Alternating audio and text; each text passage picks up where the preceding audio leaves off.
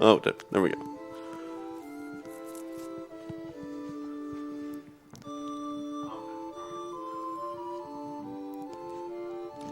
There we go. Hi, Zephyr. Trollbear. Yes. Hello. Hey, guys.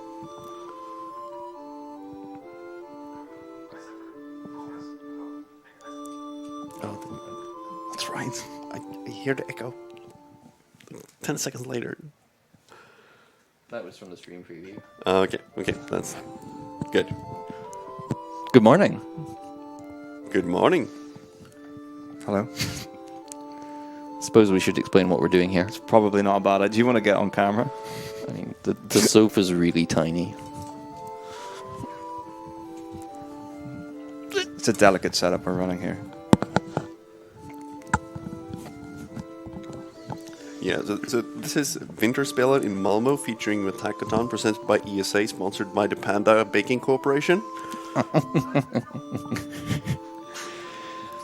Don't let him near the screen. He's coming now. Hi, Panda, come say hi. Hello. So what we're doing is we are in the center of Malmo. We are in the big square in the middle of Malmo. And they have set us up in a container with a great big glass window, and we're going to do some speedruns. Yeah, I think we have the power to actually... Well, With the power of technology, with the power of picking up the webcam. We have the power. It's because of the... Oh, yeah. Wow. We should probably have a sign saying that you may be on camera if you're here. I was just working on the assumption that we don't turn the camera around very much. Yeah, I know.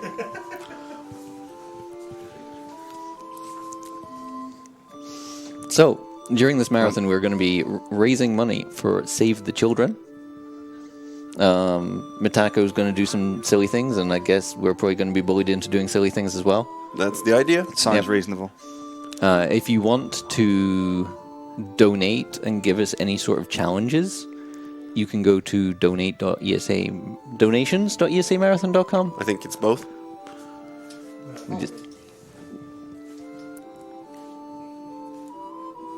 Is that better? Yeah. Yeah, donations.esamarathon.com and send us a little message. But without further ado, I suppose we should crack on with Final Fantasy IX. Yeah, let's... Yes. Right, ready? No, not really. Okay, that's fine. Okay, now I'm ready.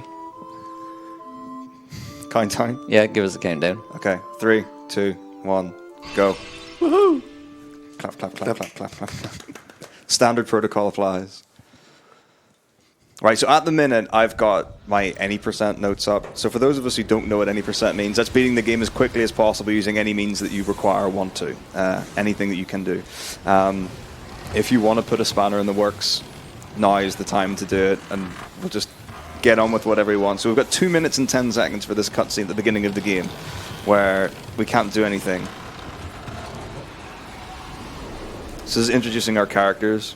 In case anyone is interested in Final Fantasy, you will actually find a solo character run of this at ESA Winter, which is going to be in Malmö on the 15th of February. Coming up in 2020. Yeah, I heard that's going to be quite fun.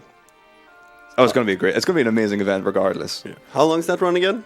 So world record's 14 hours and 14 minutes. And believe it or not, that's a very good run, considering what it is. But yeah, so that's really nice. And it's one of those things as well, just like adding extra challenge to the game. And it's not necessarily that any of these games are easy, and a lot of them have got really cool tricks and things that you can do with them. But to do it with one character when conventionally you have 4 in this game is really interesting, good fun. And then to do it with a white mage, because Final Fantasy IX kind of reintroduced the original character roles from early Final Fantasy games. So in Final Fantasy 1, you choose your character class, so it can be like a white mage, a red mage, a black mage, a fighter, a thief, and things like that.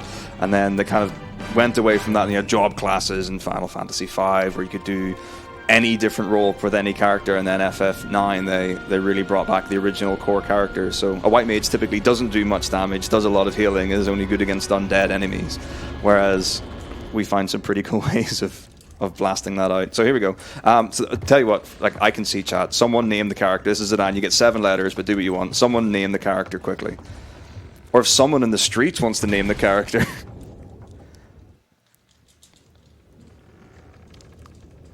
And if anyone wants to donate between changing the text from grey to blue, we can also do that. Grey is definitively better. Okay, it's going to be Vinter. Thank you very much, Excellent Ninja. Decided.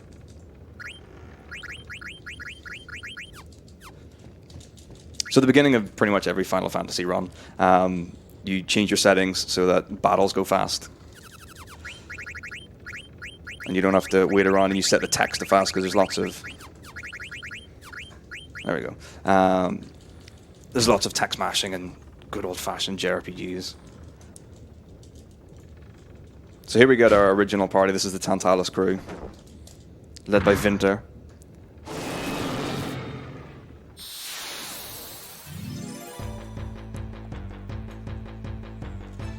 And then we've got Blank Cinna and Marcus. Feel free to argue with yourselves in the chat who's the best Tantalus member. Right, so in this fight, the most important thing I need to do is steal a particular item, which is the Mage Masher. Now, if you get it first try, you can get this split in a normal run in like 3 minutes and like 13 seconds or something, very fast there, but we'll see. It can take a long time. Wrist is fine.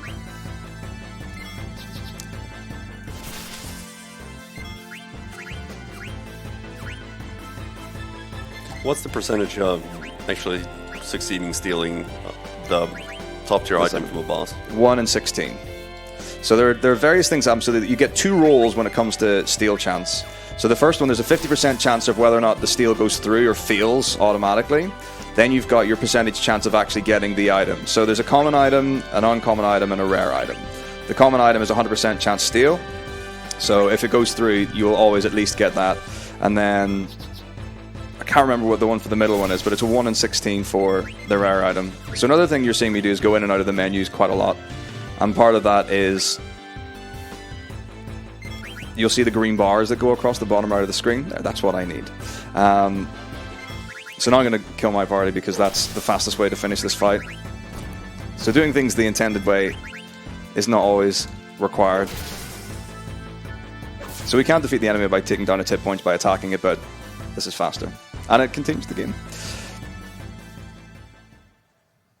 So yeah, going in and out of the menu in the battle. So that green bar fills. What happens is when you go into the menu, that bar freezes. That's our ATB, or active time battle system. And what can happen is if I've got a character that's faster than the enemy, if I freeze the ATB while an action is happening, then that means that I can get 2 attacks when the enemy gets 1. So I can actually get 5 goes in that particular fight at the beginning when the enemy only is going to get 1.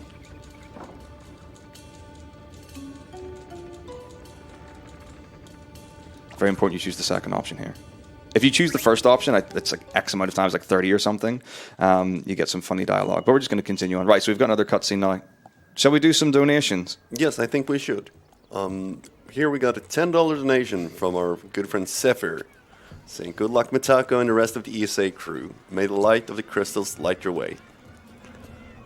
Thank you so much, Zephyr. And if you want to donate, you can do so at donate@esamarathon.com. You can find a link in the Twitch bio, and you can make us say other things during these 2 days. Oh yeah, we're all up for that. So yes, as Trooper said rightly, this is not the HD version. So the original version was for PlayStation 1.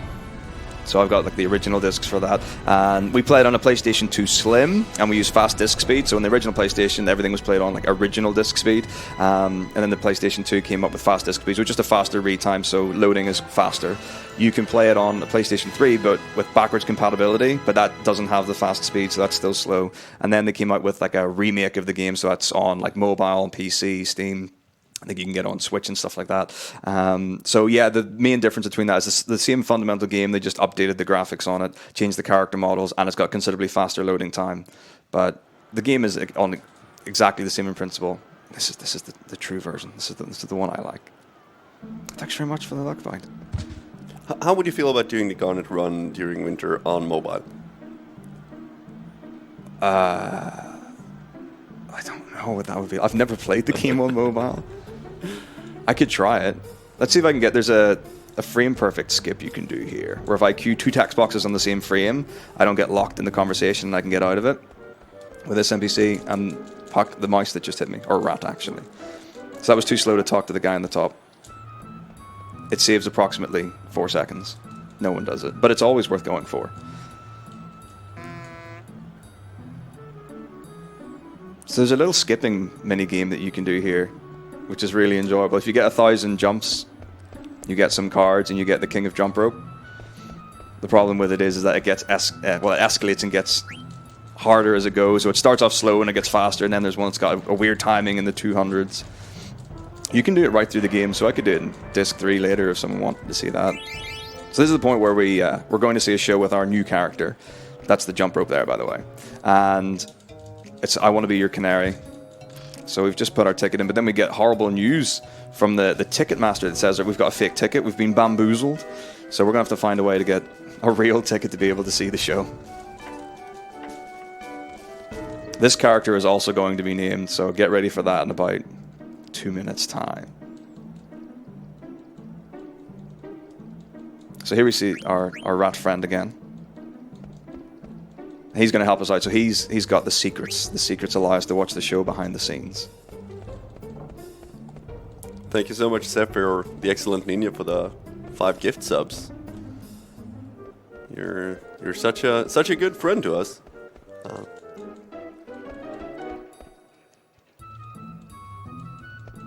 Where's the explanation of fun percent? Every run is fun percent. So it's any percent with whatever people want to put money towards. Just look up stuff in the game, like add in modifiers, things, whatever. Change the party if you want, I don't mind. I'll find a way to beat the game.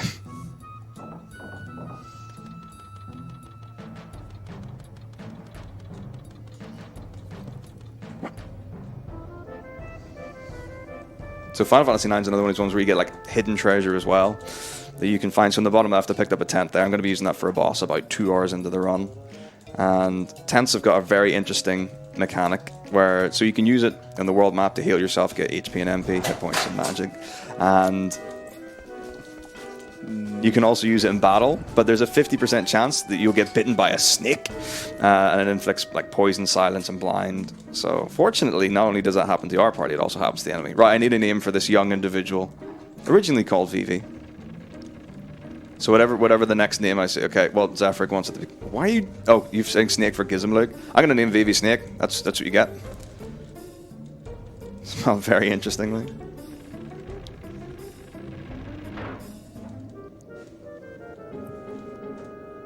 Here we go. So in these like chimney pots, there are money and gil and things I can get. So this is how he spelt it. So this is what we're doing. There it is. Solid Snake, the Vivster.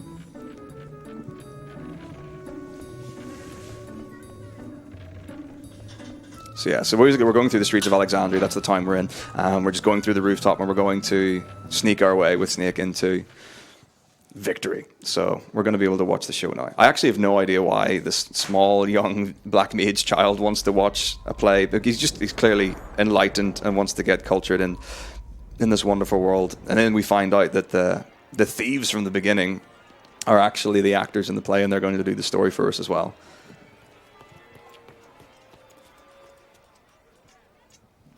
Name Aiko Matsuki. I will. It has to be done. I read that one as Elon Muskie. Oh, that would be great. Yeah, so unfortunately for FF9, you only get 7 characters of space to be able to name the characters in the game, and it's like one of the shortest ones of all the Final Fantasies, which is really, really annoying, so you have to be quite inventive to fit things in. But for those of us who don't know who Matsuki is, he's a well-renowned Final Fantasy IX speedrunner, one of the OGs. It was like him back in the day as Krob16 and Webster 141, and they were really like 2 of the pioneers of speedrunning Final Fantasy IX, along with people, of course, like Quaxel and Spike Vegeta. But they did a lot of work into it, and he classically has an absolute love for the character of Aiko. So in honor of the man himself, it's only fair to be able to list and label and call the character of Aiko Matsuki in his honor. In fact, I actually designed a graphic for him to have that. I will send it to him. Is it Final Fantasy 9 that's going to be played during Games Done Quick? Or which one is it? That's going to be 8. 8, yeah.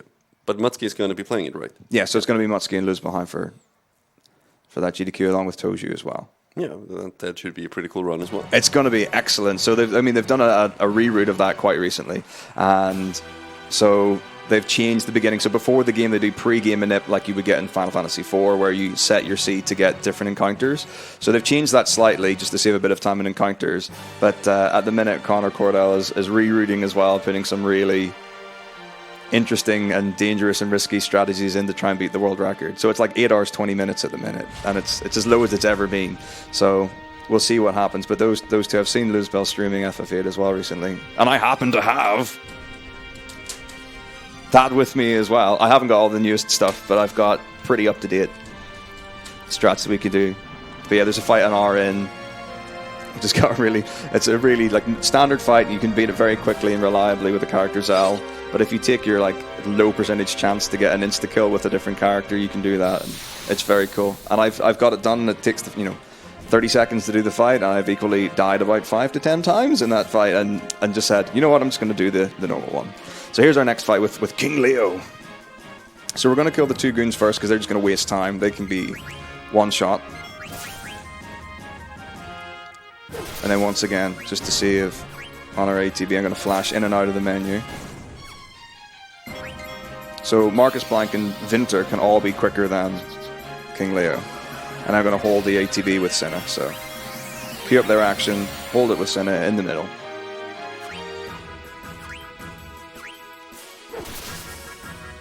So you can see the green bar is now emptied. And then those bars will fill before Leo's does. And I'll be able to get those attacks. So you see them filling. And you can see that clearly like Vinter and Blank are faster than Marcus is.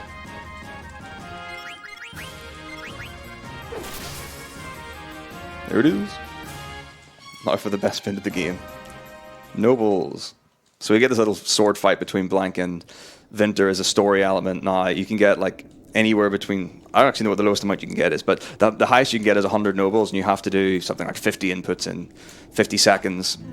You get marked on accuracy, how quickly you do it, and there's a really like complicated like system to how it works in terms of calculations. But the idea is you just go for it and get it right. That can be done without getting 100 nobles, but it's not fun if you don't get 100. So we'll see what happens here. It's all about just getting it right. So I'm actually going to focus for a bit. For a change.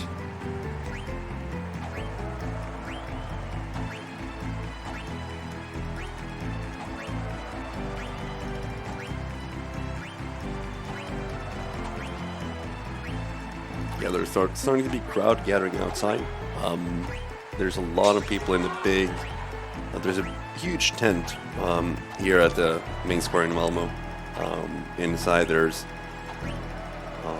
console games, there's Lego, there's VR, there's a big booth for Just Dance, board games, cafe. It's pretty darn cool that they've taken the time and effort to put this all together. So if you're here in Malmo, if you live in Malmo, please come say hi to us. All right, let's see how we did. What? No! Okay, let's do it one more time. It's worth seeing. I was just too slow.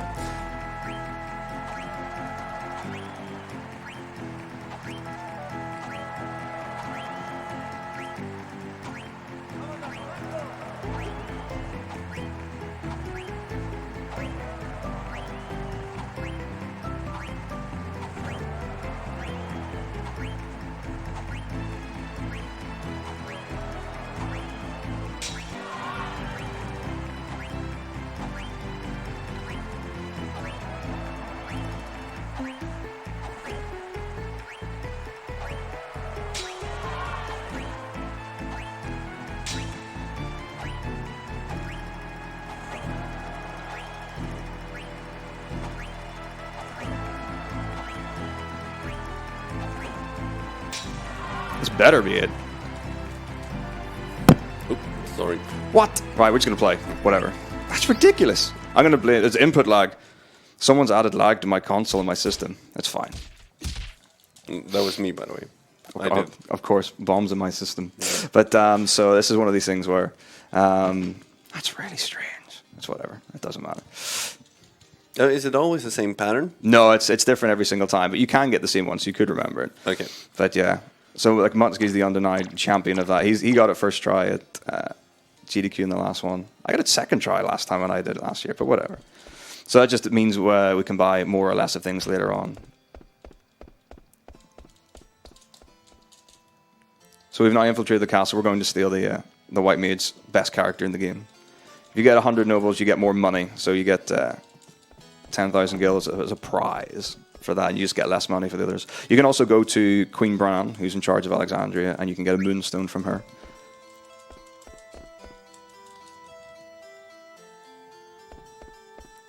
So how much money did you get now? I didn't see you were. You get like hundreds. Oh, so okay. it's quite a big difference. It's like nothing in comparison. Yeah. So yeah, it hardly matters on that. But there's easy ways to mitigate the money from that. So then we've come to capture the princess Garnet, and she's like, nope. So she nopes out of there. Then we get the two best characters in the game, Zorn and Thorn. Yeah. So these are the gestures of the moon. There's a lovely image of Queen Bran with some crazy cat thing in the back in that painting. Kind of looks like Heath Ledger's Joker. Yeah. A very fetching young lady. So they've got this weird double act together where one speaks forward and one speaks backwards, and kind of the comic relief of the game. So they're going to tell Queen Bran that Garnet's run away, and this is what's going on. So we've come to kidnap her, but it turns out she actually doesn't want to be there anyway. She's trying to get away on her own. Yep. So they're going to report that. But the problem is that these two young gentlemen are big wussies, so they're too scared to tell the prince. Like, I'm going to tell the queen. It's like, no, you can't tell the queen. But more importantly than that, we get our next character. So someone needs to name this. This is Adalbert Steiner, the most noble of knights in all of Alexandria. And then you've got Beatrix on the right, who's the cool one. So she's there. Yeah, you know she's cool because she's got the eye patch. Exactly, that's what it is. Really, Harvey? Stein is what we're going for. Okay, that's fine. Stein it is. We can do that. That's not a problem. I think he was named Bob in my last round, which is why Akko was saying that. Oh, it should be Spelen. So we've got Vinterspelen. That's such a good idea. Yeah, sure. Right, we'll just change the order of the party leader. I just realized that Harvey gave me an easy in. All I had to do was hit backwards twice, and I was like, no, I'm going to write the whole name myself. Yeah, I see Karudu here in chat asked, what are we doing? Instead of Weekend Marathon. Yeah, this is the Winter Games, or Vinterspelen, featuring Metako presented by ESA, sponsored by the Panda Baking Corporation. Yeah. That's the official name. We can't say Panda Express for legal reasons.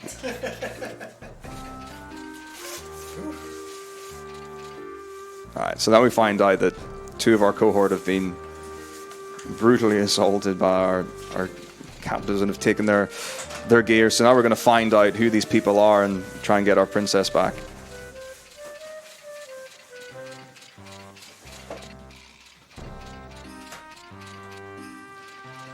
The Marathon Legend is the Iron Board. If we do Final Fantasy X, we have to get Titus to be named Iron Board. The one run that was done on an ironing board. Wait, what?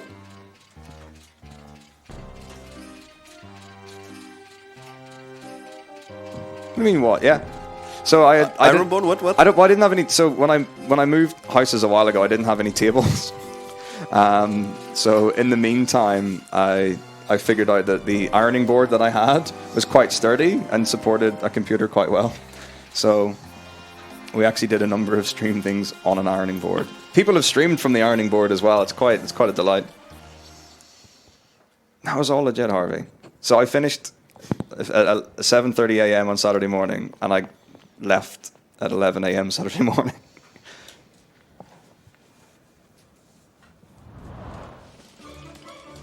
So this is where we find out that not only is Beatrix very, very cool, that Garnet's also very, very cool, and Steiner is scared to go on the little wire. Zidane's going to save the day.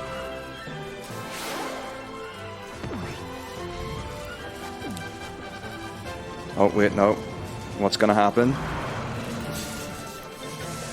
That's not gone well. That's not gone well. Wrecking shop. What's he doing? What's he doing?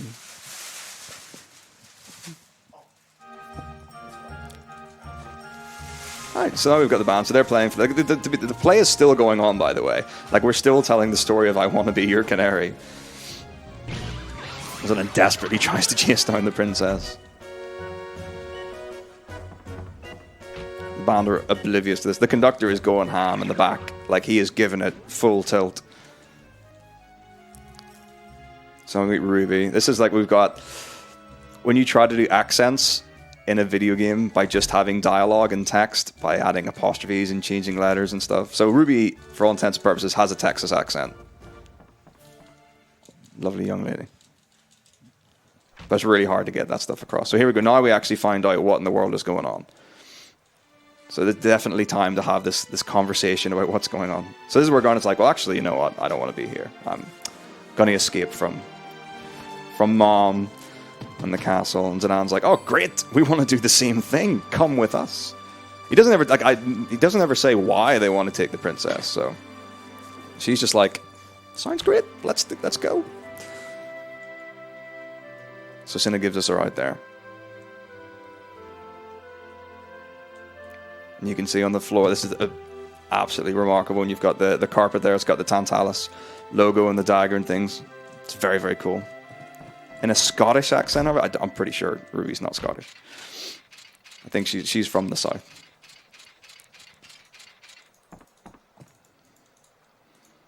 So Steiner's always, again, just a little bit too late. And he's like, where's she gone?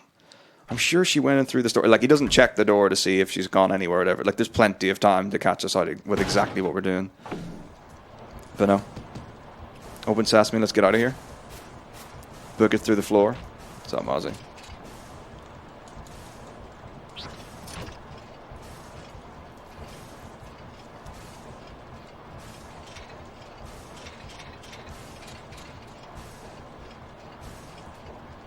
So fortunately, we got really, really lucky. And well, hang on, the Pluto Knight. The Pluto Knights are on Steiner's side. How does that manage to happen? I thought it's very suspicious. Why would he be blocking Steiner? Anyway, so now we're in the engine room. So we're going to do a small menu here and equip the Mage Masher that we stole from Mask Man earlier on. So that's going to give us a bit more damage. And this. Oh wait, what? Where was the pole all the time? And who's the knight? Well, it turns out that we've got people on the inside. So this is, you'll remember earlier that Blank and Zanan stole the outfits and from the Pluto Knights earlier. So he's on our team, and we're going to try and sort this man out. So he wants the princess, we don't. Let's see what we can do. So it takes 2 attacks to kill this fellow. So what I can do again, I can ATB wait with Blank and Vinter because they're faster. Unfortunately, my ATB wasn't fast enough to pull it off. Now, the problem you get is that you can do it with 2 attacks from Vinter, but if he does lowest damage rolls, 84 and 84, it doesn't take 2 hits because he's got 1 more health than that. So I got the Silk Shirt Steel. That's really nice, so I'll be able to do that to mitigate some damage later on against the boss.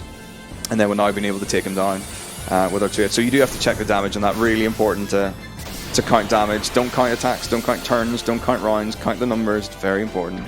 And what a minute. Oh, so that's why the suit was itchy earlier on. So this is where we get convenient plot device again when we find out that Steiner's terrified of these small creatures called Oglops.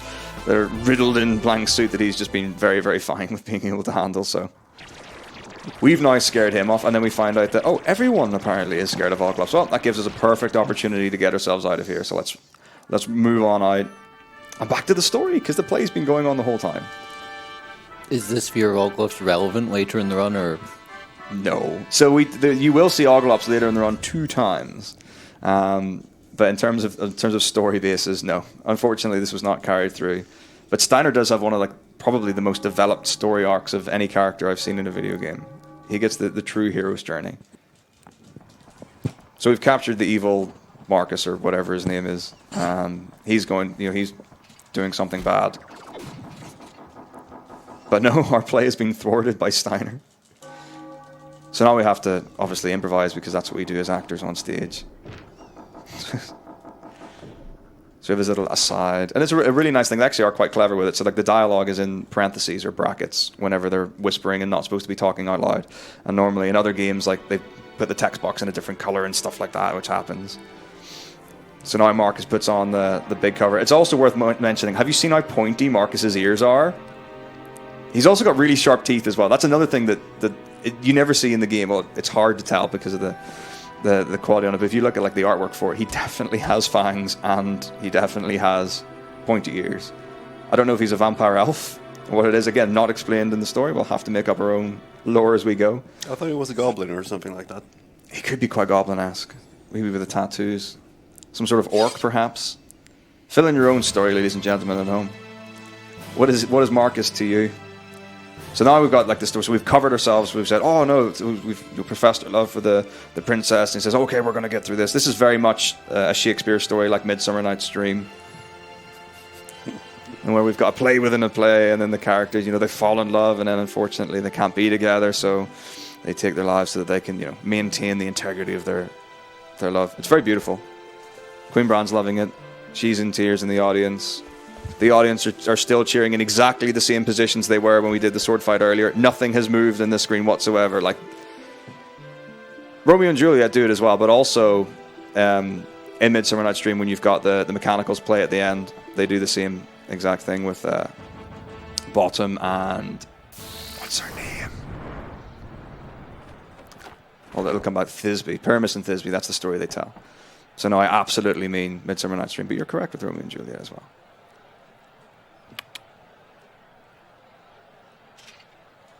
So now it's time to make our. We've been completely thwarted. Where everything's been done. Vivi has been captured. Everything's bad. We're gonna have to get ourselves out of here. So let's be moving with the getting out. So this is our second fight with Steiner. So once again, this is one of these fights where it's quicker, generally speaking, to suicide the party and then move on from there. But if I get a certain ATB and Vivi goes very quickly, I can actually take the three of them out with a fire spell. So I'm not going to do that. Now, this is so important, right? Garnet has to survive. If Garnet dies, it's over. And one of the things that happens is that when you're targeting characters, so I can target Marcus before he actually queues up his attack, but as soon as that goes through, then that target automatically adjusts to the next available person because that character doesn't exist in the battle anymore. So if you're not paying attention, you're not doing things quick enough, or you just don't notice, you can miss-target people. And I've definitely had like runs end here before. It's like, oh, I'm just going to queue these people up, and then, oh, well, there goes Garnet, and if she dies, that fight ends, and you lose, and you game over, and it's back to the start again.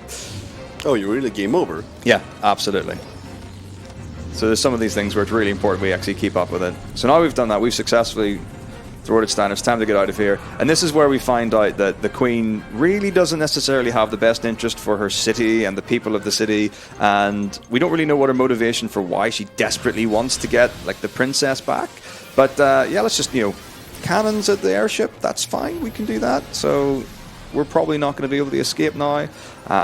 But not only have we got 7 or 8 chains that are now anchored into our airship, just got a little backup as well, just in case. Just in case. Just imagine being prepared with 7 cannon chains. That's a defense system that every castle really needs to have. Yeah, I believe. So, she came prepared. She knew something was going to happen, and she's all for it. So there's one more cannon. They're just hidden in that. Absolutely incredible. And the cannonball is a bomb. Here we go. So that's going to be our next fight. And again, it's very clever interplay in the game. So Steiner's going to be still trying to capture Garnet because he desperately wants to do his knightly duty. Like, he is absolutely bent on doing the right thing, and he's going to do it. But the bomb's behind him, and he has no idea. And there's lovely dialogue options where we're like, "Yo, dude, there's that thing. It's behind you. It's behind you." So again, we're just going to take her because Steiner will not attack Garnet at all. So as long as I just leave her, I don't have to do any more inputs in the fight. And that bomb's getting bigger. So there's dialogue where we're like, the bomb's there. It's behind you. It's getting bigger. You might want to watch out for it. So you see? He's just trying to be... And he's like, no, I don't believe you. What are you talking about? He's not very bright, unfortunately. So let's see what happens when the bomb grows.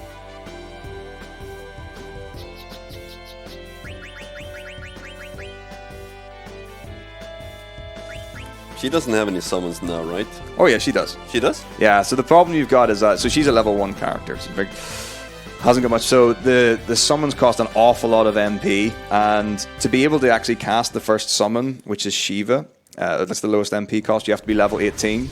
So one of the things that we're going to be exploring when we use Garnet as a solo character in the solo run when we get to ESA Winter in February, we're going to have to get to level 18 some way to be able to beat a boss when we use her on our own.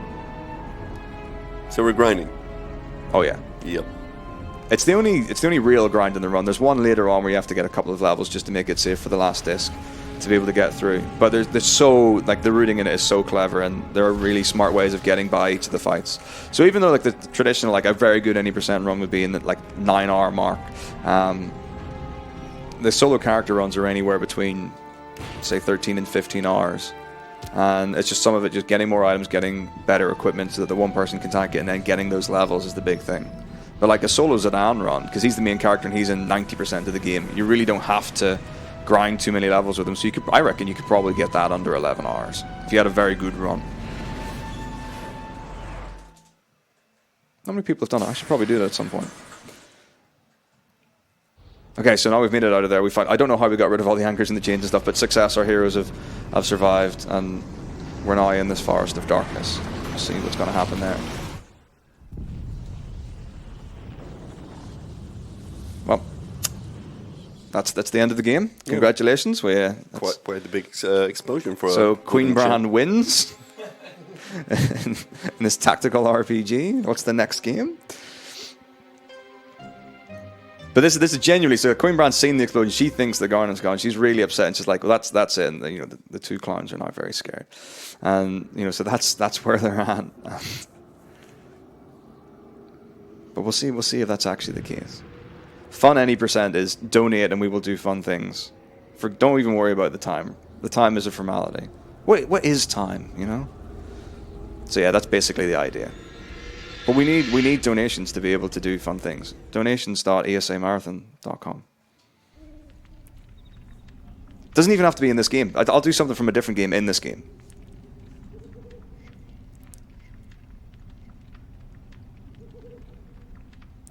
So yeah, the great thing is that this is an indestructible ship, effectively, is what's going on. So everyone's fine. No one's been harmed in any way. Yeah, I'll take real life donations. That's fine.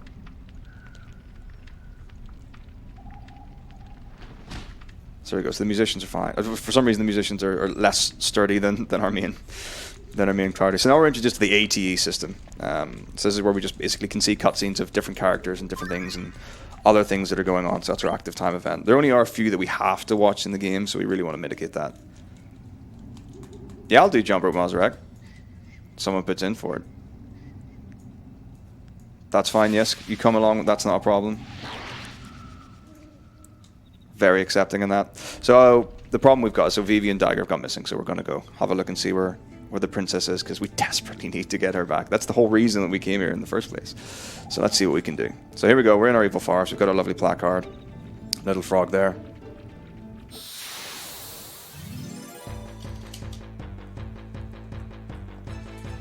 There you go. Maybe people will understand the category a bit better now. I'll just change it to $20%.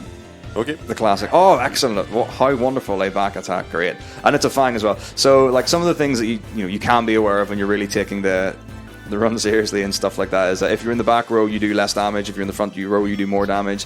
If you get a back attack, you're put into the back row.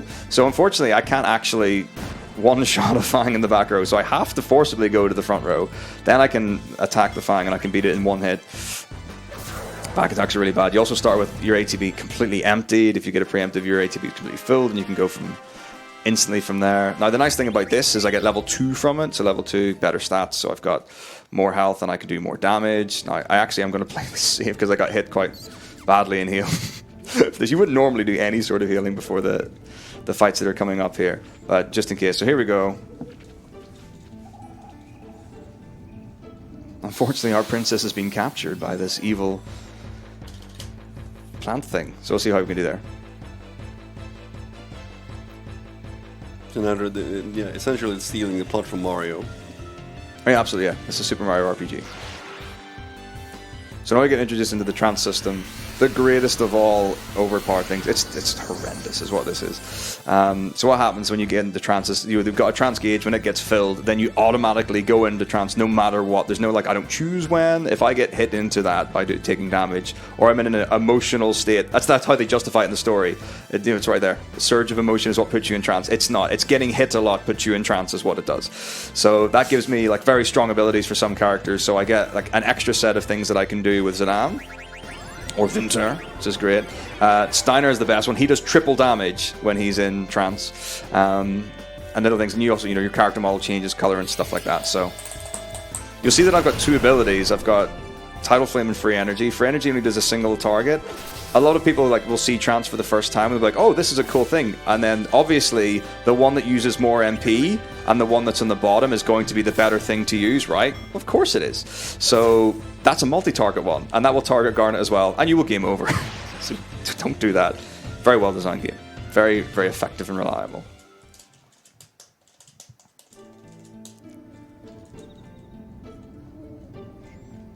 Man, there's that boss in Final Fantasy VIII that has that, like, if all you've done is cheese through the game with GFs and multi-target attacks, then you get to Adel? Adele, yeah. Yeah, Adele. Yeah. And then it's like, oh yeah, you can't kill... Yeah, you can't. You're not going to do that because that's another Princess Renoa that that's your game over there. And that's past the point of no return, so you can't really go out and fix your party. No, you're committed at that point. You're locked in. It's pretty rude of the game. This is great. So I can steal a leather wrist and I think it's a broadsword or something from the second prison cage fight. So if I get the broadsword, that's really nice because Blank, who we remember from earlier, has got a pretty nice sword. He's got an iron sword, way better than this broadsword. And then I can switch that out later to do more damage with Zidane because they share their thieves' weapons. So I'm going to try and steal that so I don't have to buy one later on.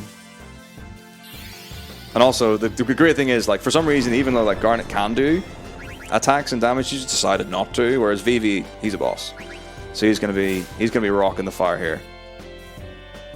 Nice. Very good. Now you don't want the leather wrist. You can get it, but the problem is that when you optimize your equipment in the menu and you go into that, it automatically puts on your strongest or best gear. So it will put on the leather wrist as well, and that's great because that puts up your spirit. And when you've got higher spirit, that means that you can have a higher chance of doing a crit.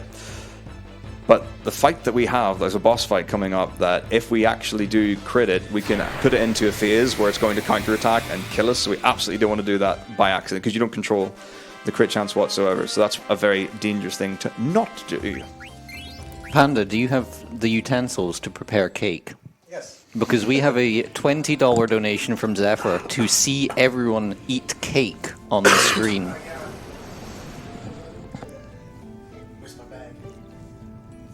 Yeah, Your bag's here. we've got cake.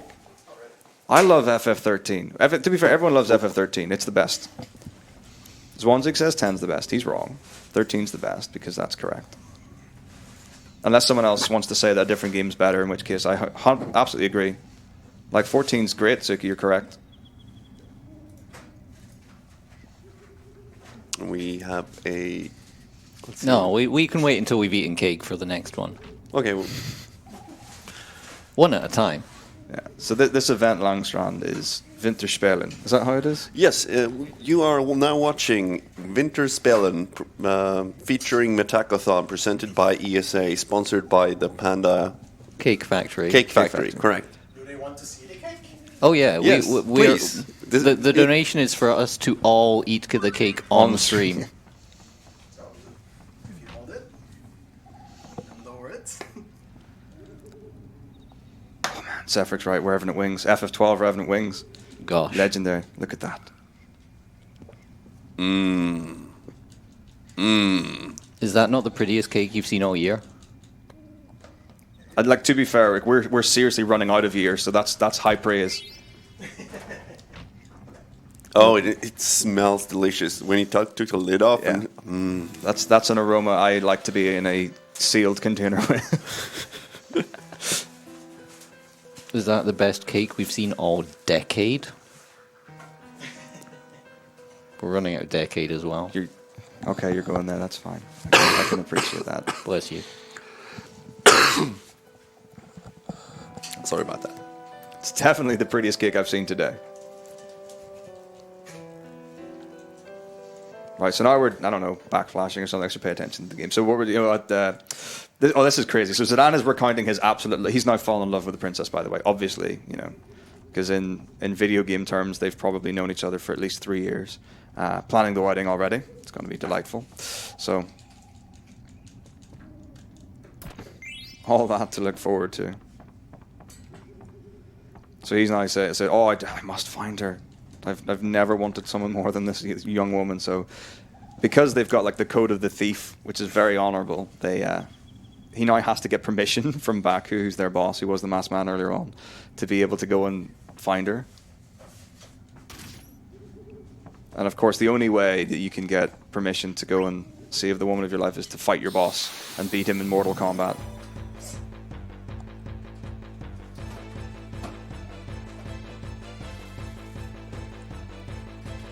I can't wait. My focus is somewhere else right now. I can't mess this up because people have died in this fight. If I'm running, by the way, I take 50% more damage from enemies. So if I'm holding L1 R1 to try and run away from the fight, I will take more damage. And it's one of those things like runners will do passively sometimes, just because the ATB fills so slowly. So I can just do it for fun in between turns, but for every time someone's done it for fun, someone's also accidentally been hit and taken more damage than they should have. There's also like a little tear in the carpet there that Baku falls in. Great attention to detail. So 3 hits and he's down. Oh, and that's why he's falling. I thought he was just clumsy. He is clumsy, because yeah. he was falling. Oh, this is not the same room where they were fighting before, is it? No, it's not. Yeah, this is the same as the start. Yeah. Okay, so that's fair. Oh no, wait, is it? Well, that's the carpet. I think it is. Yeah, it is. It's just roughed up a bit. Transformed by a massive explosion. Not a problem. I hate it when that happens. Yeah, nothing ruins my day more than when I'm traveling on an airship and I get anchored by the princess. But the good news is that the bass drum in the top left has been unaffected, and the snare drum in the top right unaffected. The band can continue and carry on. So you've got little Garnetall there from earlier that you might remember that Baku had. Steiners gets a bit of a problem. He's like, oh, it doesn't actually look like her at all. You're like, all right. I mean, it wasn't like we're not going for like lifelike accuracy here. Ether gets me some money here, so I'm going to need. Let me carry on. So I'm now accruing my team to go on and then save the princess again. So we're going to recruit. What did I call Vivi again? I don't even. Snake. We're going to recruit Snake. Snake is going to come and save the day with us, and it's going to be wonderful. And this is really interesting. So we know that like Steiner is really, really about saving the princess, doing his honor duty, and being a knight and stuff like that. And he's not very bright because he couldn't see a massive glowing red orb behind him. But for some reason, he actually is quite clever. So he doesn't have smarts, but he's got intelligence. And he has a little whisper there with Snake, and he's like, I've got a thing that we could do. You do magic. Yes, I do magic, is what Snake says. I do sword, is what Steiner says. So let's see what happens when we put magic and sword together. Planks first? Yeah, go for it. Yeah. Sorry.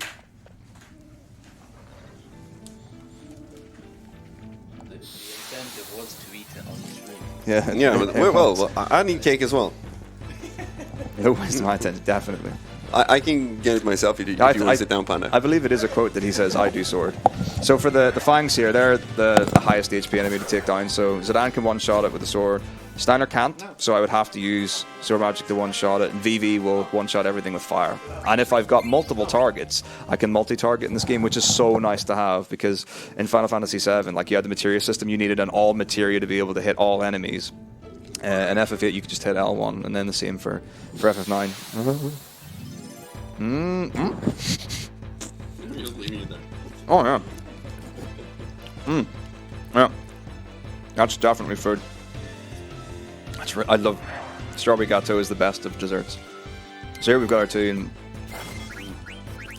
So even though like Steiner and Vinter's ATBs filled faster than Snake's, because Snake can kill them both in one attack, that's going to ultimately be quicker than taking the 2 rounds. So you have to be mindful of how long the animations take and your decisions for what. Oh, that's really nice.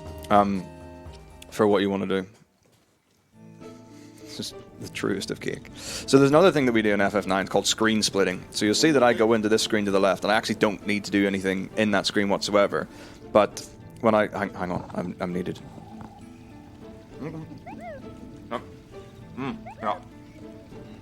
Yes. Kate, by the way. Only here live at Vinterspelen. So, as you go through the screen, your threat level goes up, and you get an encounter check every...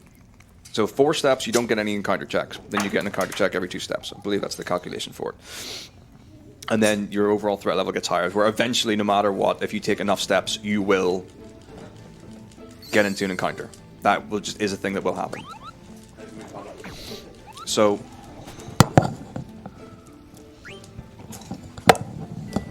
splitting the screen resets the threat level. Oh, look, there's Bob! That's our legendary previous character.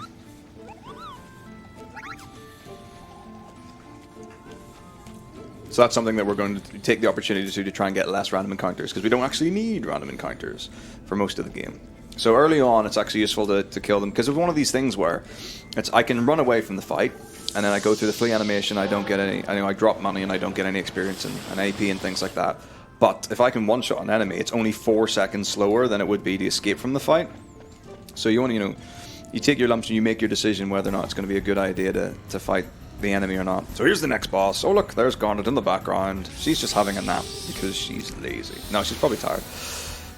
Although the thing is, we don't you never see the prison cages again, like the little enemy that you were fighting earlier that had captured her. So we have no idea where they are, how they got her to this little tree cave thing. So the multiple ways that I can do this fight. The fastest way is getting Blank in. We need Blank to be able to beat this fight. That's basically what it comes down to. So the first thing I'm going to do, instead of just taking down the HP of the enemy, is I'm going to get rid of Vinter. Now, we're blinded by the move Pollen, so that's not going to be very good for us. But once I get rid of him, then suddenly our hero comes in. Someone's talking about Ozma. I'll fight Ozma. Easy. Right, so now I can actually deplete the hit points of Plant Brain and win the fight. So you see I've now got Sword Magic with Stein, so we're going to be able to implement that, and that's combining Vivi's magic with Stein or Sword, and that's going to do a lot of damage because obviously fire is good against plants. And there's a plant boss later in the game, so obviously I'm going to be using fire to beat that boss. Thunderer is quite bad. I think if you donated $20, we could definitely arrange to fight Ozma. Okay, I just want to say right now, adding an Ozma adds on about 2 hours of gameplay. Oh, is it? Yeah. Oh. So it's an hour and a half of Chocobo Hot and Cold. That's more like a $200 percent. Yeah, for sure. Oh, so our monitor's just gone out. So the things that entails to beat Ozma is that I have to unlock a golden Chocobo. So to do that, I need to go and peck the earth in a Chocobo forest, basically. And then I upgrade my Chocobo, so I got like the land Chocobo, the yellow Chocobo, then I get river Chocobo, light blue, then I can get a mountain Chocobo, then I can get a deep sea Chocobo, then I can get one that flies. And the one that flies can take me to the air garden. Chocobo Air Garden? Chocobo Paradise? Something like that. Some flying place anyway. And that's where I can fight Ozma. I think that sounds like fun. It's super fun. So I'm taking all the equipment off Blank, and I'm giving him the weaker things. And I've got my silk shirts that I've now put onto Zidane and Vivi. Or speaking of donations, I'm just going to run through a couple of donations here. We got a $25 donation from Karazim, and it says, "Thanks for this decent entertainment. Have a good Sunday and a smooth run." So thank you very much. And then we have another $20% donation from Ura. "Heya, it's me, your girl Ura. To make things more interesting, I'd like Metako to do his best or worst impression of an Irish accent. Cheers and good luck, have fun." So that's going to be an Air accent, which is a Southern Irish accent, which would be frankly offensive. So yeah, I mean, for those of you who can't tell where I'm from the north of Ireland, and the accent is quite strikingly different between the north and south. I wouldn't want to do a Southern Irish accent. Let me think. No. You've agreed to do this. Oh no. Yeah. I appreciate the things that I have set forth for myself. How How does one speak with a Southern Irish accent? Hang on, let me beat this fight. There's a 1 minute, like 30 cutscene after this. Best case scenario, Blank gets hit by the spider, and then I'll defeat the spider with Vinter. The reason why I'm getting rid of my party again and only keeping Vinter alive is because experience gets split evenly among the party. There we go. So if I got one character, they get all the experience. If I got 4 characters, it gets divided by 4. And I want to get level 4 for the next boss. Just makes it easier. Level 3 is fine. Level 4 is better. Oh gosh. So here we are. Actually, I don't know what it sounds like. What is that? So here we are in the forest. How do they speak? It's literally miles. It takes 1 hour for me to get from the north to the south of Ireland. You got this, man. I'm genuinely just thinking, hoity-toity-toity. So here we are, and you've got the. This isn't Southern Irish at all. What is this? You've got the little black mage, so you do. And there's the thief running, and everyone wants to know why does the knighted armor carrying the princess somehow charge ahead. Actually, this is like the biggest thing that everyone gets really mad about. Is like, so how exactly does the guy that's in full plate mail and carrying a princess run past the small child and the thief, who's definitely should be the fastest runner? Taco soft in chat. So this is where we lose the greatest character of all time. Steiner is like, the other thing that's really amazing is that even though Steiner's got like full plate mail, you know, he's got like the chest piece and the leggings and pauldrons and whatever. Look at his ankles. He has got no ankle armor whatsoever. Like genuinely, just look at his bare ankles. Like in medieval England, he would have been brought shame to the family. It's the little things that make the difference when you speedrun games. So unfortunately, the whole forest has been petrified because reasons. Because we beat the Planbury and that just petrifies the forest. Same with Maleficent or something like that. So unfortunately, Blank has sacrificed himself to save us. So we can continue on, fortunately. It is Rust the Army. Rust the Bird.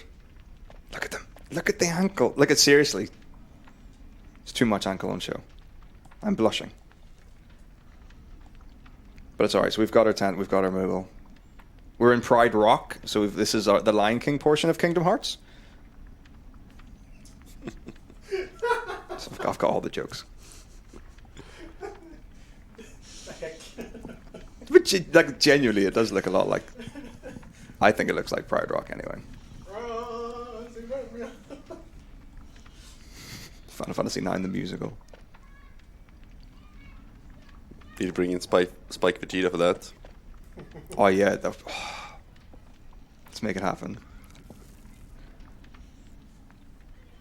So basically, now we've got our problem here, in that Steiner wants to get Garnet back to Alexandria and to the Queen, and we want to get her to Limblin, which is a different place. Are we going to make some lore here? Is Steiner Scar? Long live the king. I don't know. I mean, this is only one run's movie. 10 hours is like a light warm up.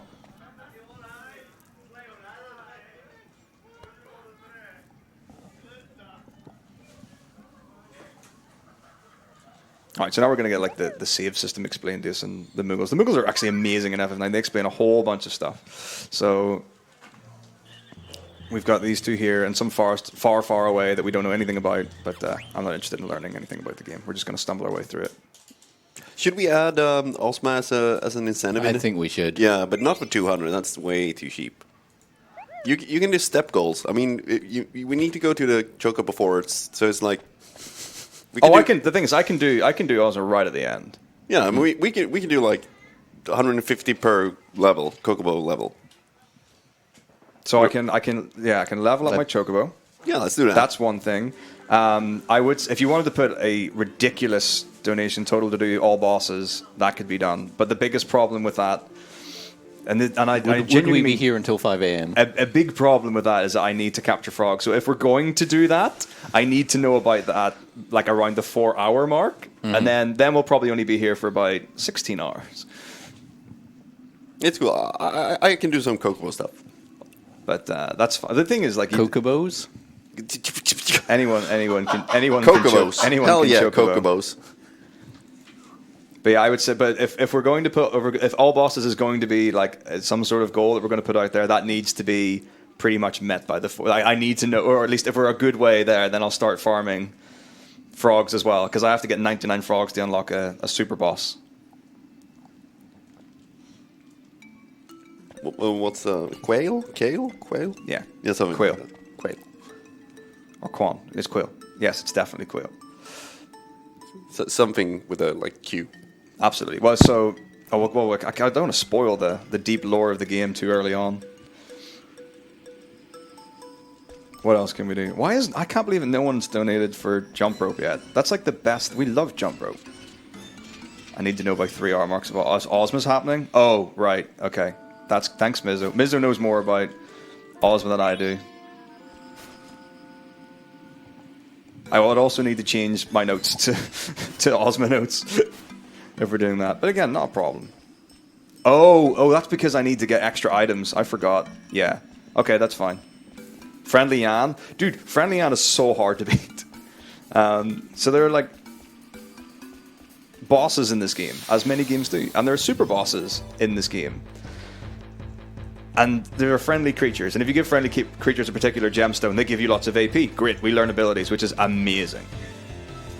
So that's a really good thing to have. But the problem that you get is that one of the friendly creatures, like if you attack them, they will fight back. And they fight back hard. And they are the hardest enemy in the game. So like the Yans are definitely harder than any of the bosses in the game. Definitely harder.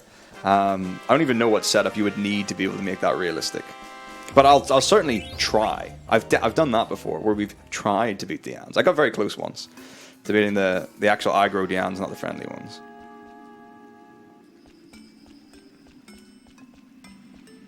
So this is the obligatory ice cave. Just do a little save in here. There's a little Moogle trapped in ice, very tragic, but it's fine. We're going to save the Moogle because we've got the power of fire. And there's a dynamic scenery as well, which is really nice. So there are bits where they're like little icicles, and if I go up to that and I confirm the text box, Vivi will use fire, and that'll move the icicles away so that we can free them up and get new items and stuff like that. All right, I've added a donation incentive at donations.esamarathon.com, $500 to defeat Ozma.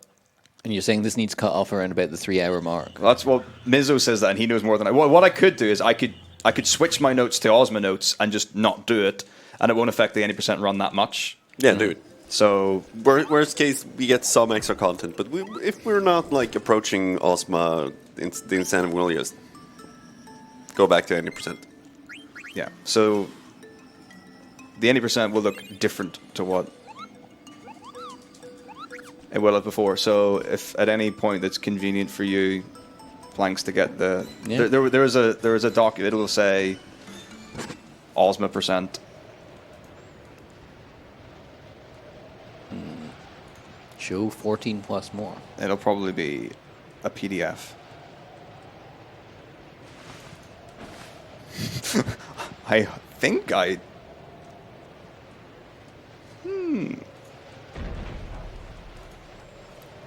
It should be there as Ozma %. If not, I do have. Let me see if I emailed it to myself, because I have brought backups. Right.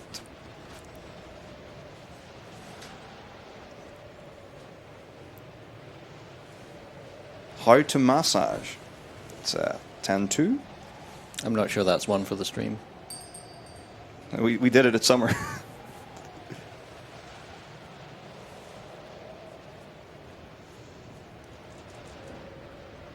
Right. Let me see if these are them. Okay, yeah, so I've got, at worst case, I can go into my emails and they're there. We have a $20 donation from Horizon SP. He just says, this game is one of my favorites. Good luck with the run. Let's remind you, everyone at home and everyone outside, that we are raising money for Save the Children this weekend. We are speedrunning from the big square in Malmö. We are in a shipping container with a big glass window. So if you're in Malmö, come by and say hello. Or wave to us from outside the fishbowl. Yeah. So We'll be you can use that link to get things as well. So they should all be there if you want to put it onto a browser, and then you should be able to get access to them. So this is the Black Waltz. So this is where we find out that not only are there good black mages in the world, there are also bad black mages in the world.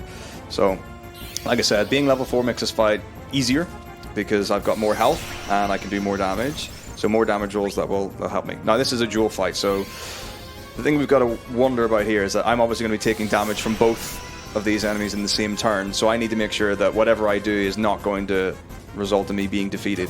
So the first thing I need to do is get rid of the Black Waltz. So there's a Black Waltz 1. That's going to be the imperative thing, because if I attack the Sea Lion, Black Waltz is just going to use Ice Magic on it and he's going to heal, which is not what we need at all. So that's not going to be very good. So we want to take him out first. So the most damage that the Sea Lion can do is 36 with its Blizzard spell. The Wing's not too bad. It does physical damage, so it's going to be fine.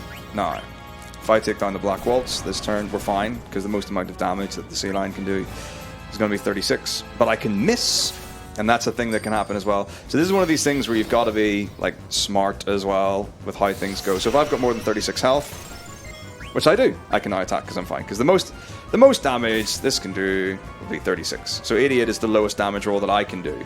So I can get a quick kill on this fight. It's just one attack less. So I'm going to heal after this. Oh. Maybe there is.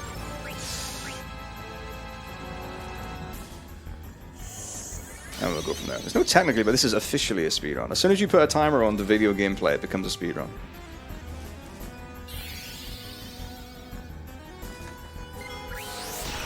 So now with my second attack, what will happen is Sea Lion's going to counter. So you'll see that the core in the middle has gone from blue to being yellow. So that's like the second phase, if you will. So it counters with Blizzard. That's not its turn. That's its counter attack. Then it will do its attack after that. Now I want to do one more attack if I can. So again, I've got more health than I need, which is great. So I can do this. 100 is max damage, so that's 2 max and 1 minimum, which is great. So then he'll attack me again. Like I said, worst case scenario, I've got 2 health left. Lovely. So I heal one more time. Now if I use a high potion, it heals me for 450, and if I use a single potion, it heals for 150. So now when I do this attack, you'll counter with Tsunami instead of Blizzara. So you see that the core now goes red, or pink.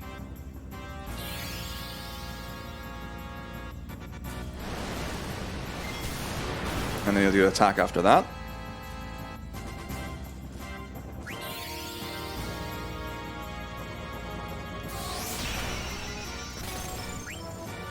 So if I get really good damage rolls, this is where Sea Lion will die. Oh, and three max damage rolls. That's all my luck for the run. I've now expunged all of my luck for the run. So good job. We did it. All of us together, the collective we. Thank you everyone in chat for that. Which PlayStation game has got the most discs? Probably one of the Final Fantasies. It's got 4 discs. I don't know if any. I don't think there's a game with more than 4 discs. I haven't seen one with more than 4. Although I really like something I would love to have seen, because originally Square were going to go to like the Nintendo 64 to do the PlayStation Final Fantasies, and they were trying to come up with technology where they could stack cartridges on top of each other instead of having discs. And then once they were given the disc system for PlayStation, it was like, oh well, that's a given. We can just switch out the discs. But they were going to have stacked cartridges in the same way that you can like stack systems for. Sega, for Sega. Knuckles. I had no idea that was the thing. Yeah.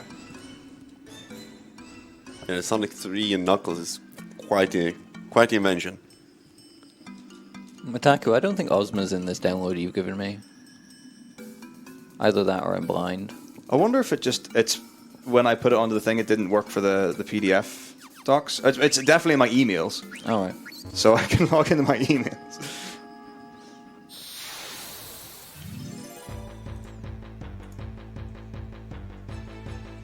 But yeah, it must not be there. Unless I accidentally dragged it into one of the folders, but... This is one of these things where I would like offhandedly say, oh, we'll just wing it. Not a good idea. Shall I just pull up the any percent notes for the meantime? I'll be fine for a bit. Alright, we're past Plant Brain. Ice Can't Cavern. do it there. Of course. Yeah, it's fine. So we're this is the bit, but we can adapt.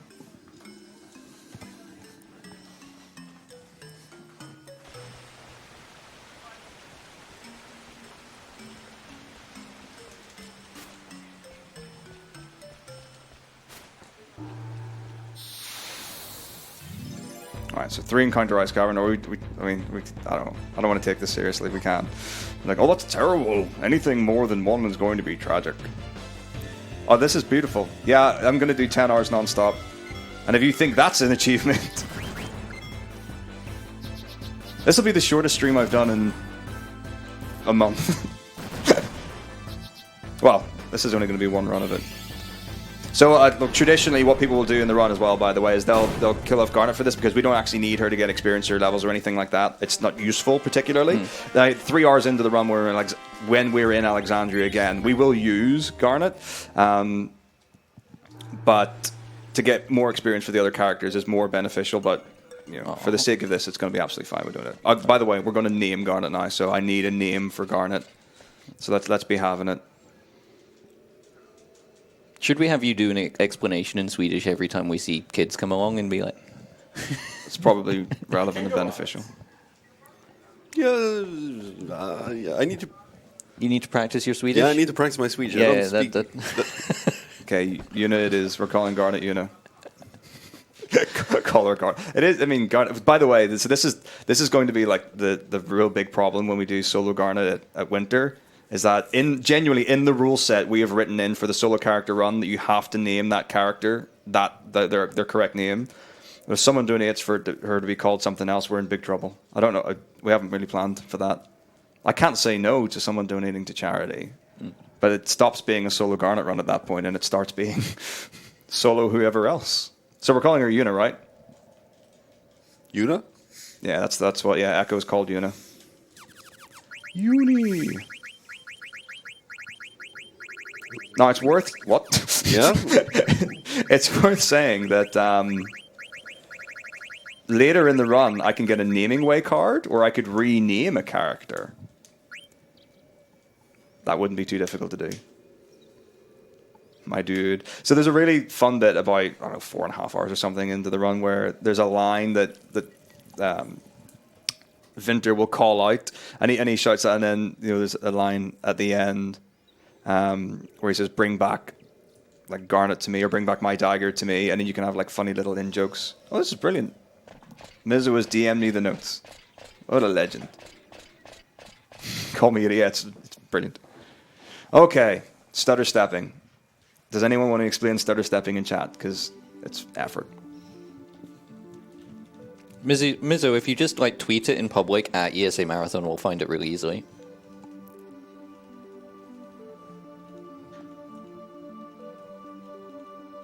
Oh, it'll be a direct transfer rather than a link to it. They'll not be online. All right. Right, stutter stepping basically stops you getting encounters in the world map. That was the world map. Now, you might be thinking, but when you went to the world map for the ice cavern, you just ran along the screen. So when there's a marquee on the screen, you cannot get any encounters in the world map. But when you've got that disappears after an amount of time, then you have to stutter step. So the reason for that is it increments your threat level considerably less than if you run fully and you don't do any stuttering. Olé.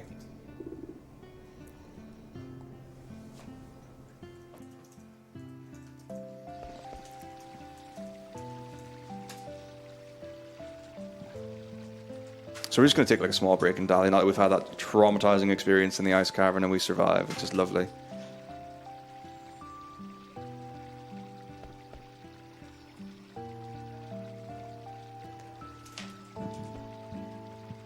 Ooh. There's some of the really cool things as well when you look around. So on top of the fire on the left there's a little kitty cat that's going to come back later in the run. The reason for not doing the remastered version is because I need to do a bit of decoration maintenance. For all intents and purposes, I like the original a lot better. The white one's really it's just faster, and the character models aren't as nice. The interface isn't as easy to use, but I mean, for all intents and purposes, it's just faster. When you do the run, it's ostensibly the same. The encounter rate is amazingly lower, though. That's crazy. So you actually reroute the remaster around having way less encounters. So not only do you need less to do the menus and learn abilities and stuff like that there, but you're going to be lower level and bits and pieces like that. So yeah, that's the thing. It's a mobile port. It was designed to be used on phones. And then they just put it across the PC and were like, yeah, we did a thing. Yeah. It's fine, but I don't have the version to do anyway.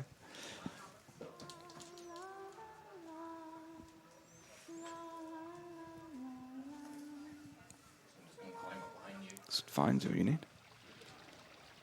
All right, so now that nap time's done, we can advance with the story. It's nice to point out the different foliage. And like each of the beds and the footboard has got a different image on it as well.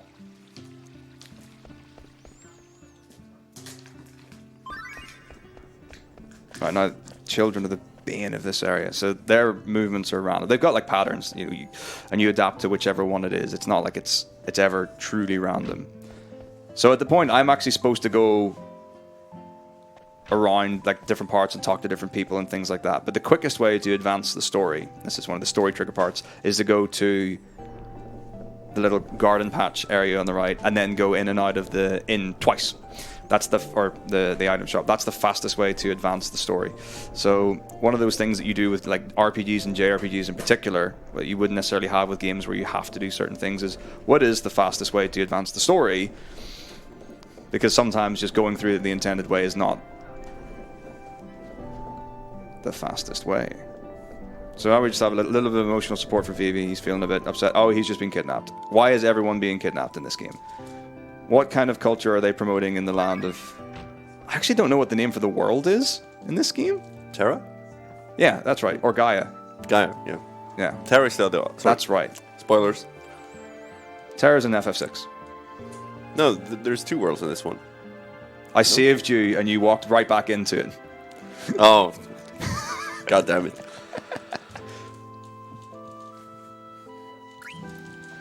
Again, knowing which text options are fast is good to know as well. So like whether you have to choose the first, second, or third option and stuff. And the most recent TAS of this, a TAS is a tool-assisted speedrun, where you can like reset points and have a computer do inputs and stuff to have it be as fast and accurate as possible.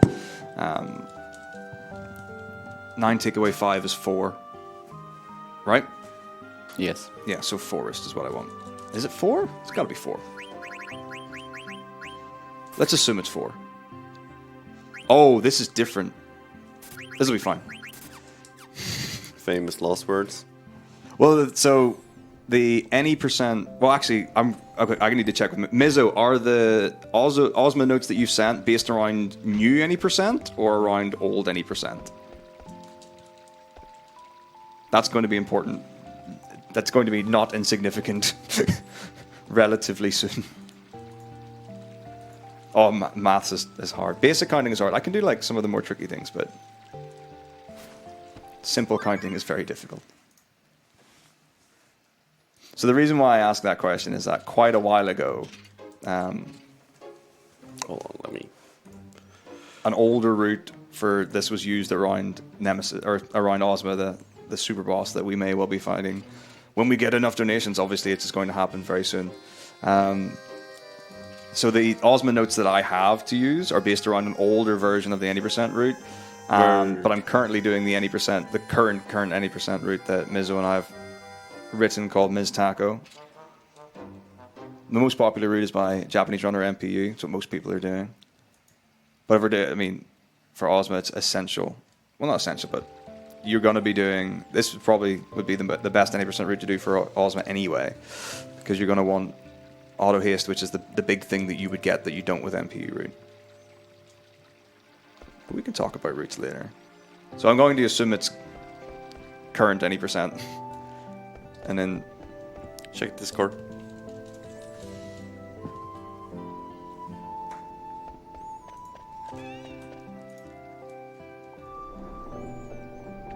The PDF is entitled Old Route.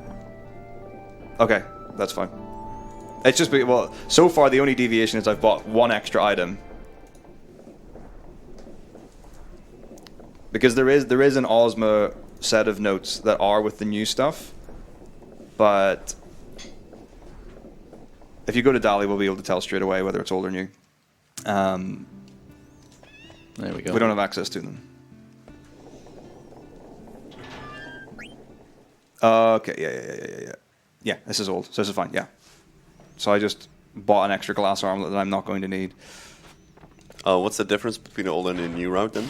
So the route that I'll be doing, so it's called any % nightless. So basically there are the deviations that we've had. So there was old route, which is like 2012, 2013, where you didn't fight any of the optional bosses. And you would just go through, and it was quite suboptimal because there were certain abilities that you would learn depending on whether a character was alive for a boss or not alive for a boss. And then there's a little amount of deviation for in that. So it was quite inconsistent when you got to the end game, because you would get to the final menu and say, okay, what have I learned? Let's equip all of that and go for it. But it was quite good. Then there was a big reroute that was done, and that introduced fighting Tantarian, an optional boss, and that gets you the running shoes, and the running shoes get you auto haste. Auto haste is really nice because it means your ATB fills considerably faster, and with that means that you can get even more attacks in compared to the enemy. And also, when you're trying to run away from a fight, your ATB fills faster, you can run away and get the flee action off faster. So that's really nice to have. So that was deemed to be the fastest way of doing it. And that was, again, without getting any extra things other than that. So that was called any % nightless. Now I need to pick up the leather wrist here. Yeah. And then we're fine. We're back on exactly where we should be. So then there's an ability that you can get called Night, and what Night does is put everyone to sleep. Puts your party to sleep and puts all the enemies to sleep. It works on some bosses, so we figured, okay, well if we do that, then that means that you can have an ability to stop you falling asleep, put the enemy to sleep, and when an enemy's asleep, you do more damage, and they don't get any attacks. So that was like, okay, so then we had any % Night. And then people started playing around with different variants of getting Night, not getting Night, getting auto haste, not getting auto haste, and there was like a big mix-up. So there are several very good optimized routes that have way less encounters than the old any % route, needing way less experience, needing less levels, and getting different abilities that have good and bad things. So at the minute, so the most up-to-date routes, so there are two that would be like the most optimized depending on what you want to do. So it's pretty much agreed no matter what that Night is a good thing, and that's going to be a fast option. 2, 3, 4, 5, 6, 7, 8, 9. What? There's definitely input delay. Doesn't matter. So you'll see like at the end of that thing that Zidane or Vinter slid along the ground. If you walk instead of running on that little patch, then he'll not do the slide, and he'll just do the conversation box there. So after 9 steps, you hold circle to stop you from running, and you start walking, and then that should work. But it's whatever. Maybe there is a little bit. It doesn't matter. Oh, it's definitely going to be some input delay because we're running it through the ice scan. Right, okay. Yeah, this isn't our normal lag-free setup. This is our little travel setup that has a bit of... Oh, so that might got like 2 frames in it. Yeah, that might actually explain why I didn't get novels then. It might have been delay. It's fine. It's like 2 frames. Yeah. Sometimes it just takes... success is only 2 frames away. It's often said. Doesn't matter. It's whatever. No need. Don't be complaining about that. Look at the wonderful, joyful thing that we've got and the opportunity to share together. Who's worrying about 2 frames of lag? I mean, it is Final Fantasy. I'll not be worrying about 2 frames of lag in 10 hours' time. I'll be worrying about what am I having for dinner? Right, so I have to wait for this guy to come down to that step, and then I can go in. If I go too early, he'll just keep walking down the stairs and not follow me in ever. Then I have to go out and then come back in, and it's a hassle, so wait for him. So anyway, as I was saying, so if you want to do Tantarian and get auto haste, the route to do is Metako, which is Mizo and I put together. And if you don't want to do auto haste and you don't want to do Tantarian, then you do MPU route. Now, massive amounts of controversy and arguments or whatever amongst community members what to do and what not to do. So you make the decision on what you want to do. I do auto haste, that's what I prefer. World record currently uses MPU route. There is anecdotal evidence but not substantial evidence to prove that one is faster than the other. But we know that both can actually be equally as fast depending on how well things go and how much luck in that there. It's easier to get a better disc 2 time without doing Tantarian because you save that fight and everything that goes into that. So it's easier to get a good time and continue the run in. So you could say for consistency's sake, that would be a way to go about it. And then you're banking on getting as good a time with fighting Tantarian and then having a really good disc 3 and 4 to be able to balance up the time that you would lose from not having that. So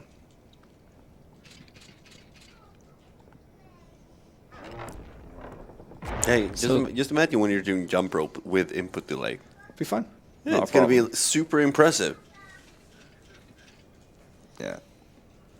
There has been a $10 donation towards the Ozma boss fight with no comment, or no, the comment was comment. It's good. With a comment. Quality. Yeah, that was from donator Oh No. Yeah, if someone brings me a ghost pepper and donates $20, I'll have a ghost pepper. That's not a problem. Ghost peppers are fine.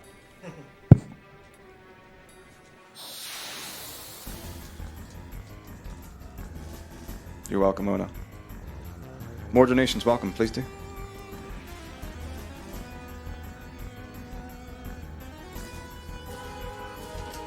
So we are now $470 away from the Ozma boss fight at the end of this run.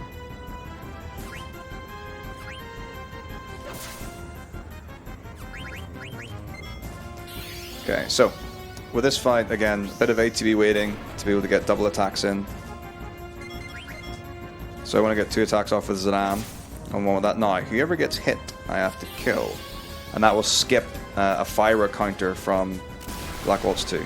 So, ideally, Vivi's great because I don't actually need Vivi for the fight. Now, I need to do damage to Black Waltz 2 before a certain amount of time has elapsed in the fight so that he doesn't counter me.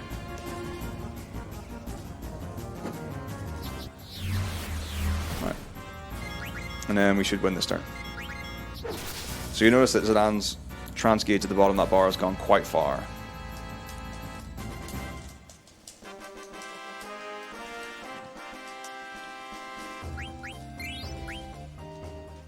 That's Black Waltz 2. And it is a different one from the first one, like they are separate.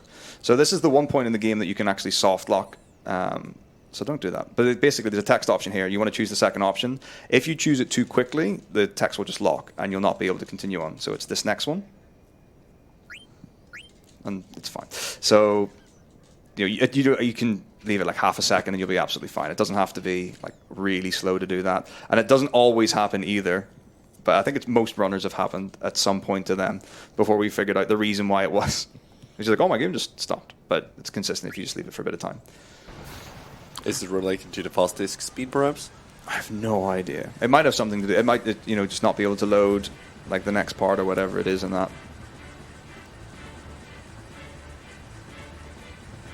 So now we've got ourselves another airship, and it's going to take us back to Alexandria, is what Stein wants to happen. But we don't want to. We still definitely want to get the princess somewhere else. We want to get her to our hideout. Oh.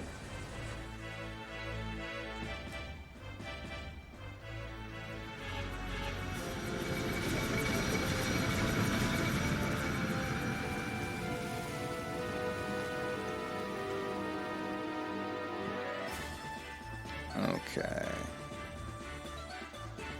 So I'm thinking what I probably want to do is sell that glass armor that I bought, and then my notes will be like we'll match up everything to exactly what they need to be. Just don't sell the thing that says do not sell. That What? seems like a pretty important no. Depends if I get it or not. Although the fact that it's in capitals and in parentheses of new is always interesting. Well, the thing is, first world DF, when it comes to like optimizing the run, so in theory, like there are things that you could neglect doing. So if you got like if you could manipulate perfect ATB on every single fight and every single random encounter, then arguably there would be no reason to get auto haste because you're not going to get enough of the benefit from it like throughout the run to be able to use that. But we're not at a point where we can rely on that in the same way that there's an ability which is alert, which stops you from getting back attacks. Well, if you never got a back attack and you always got a preemptive, you would never need to get the alert ability, so you would never need to even use that, and you could route your AP and items differently around that. So in terms of the most optimal route and the most optimal path, I mean, you could optimize your routing around a theoretically perfect circumstance that may never even happen. So it's one of those things that you have to make concessions for. And that's one of those things, and there are games where you can just go flat out and say no matter what I'm going to do the best possible strat because there is enough of a chance that it's going to work.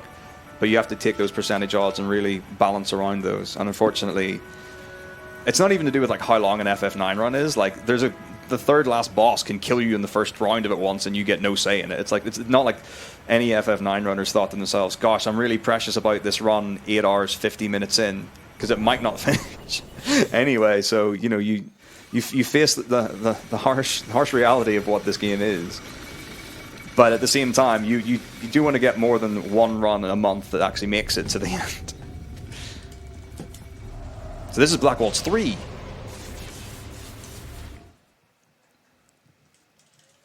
And he's brutal. Like Black Waltz 3 is a nasty piece of work. So at this point, Vinter is like, you know, I'm just going to take over this. No one's stopping me. So he's now directing it to Limblin, which is going to take us to the town where we want to take Arda to, or Una to. And Stein's like, he ain't having it. He's like, no, we're going back to Alexandria. I'm going to take the princess back to the queen. But we'll see. Now we're surrounded by black mages. So we know there are good black mages and we know there are bad black mages. We have no idea what these are. They haven't even said anything. There's no indication. They look a bit lifeless, to be honest. And we saw them in a box earlier on. So we don't really know what their motivations are.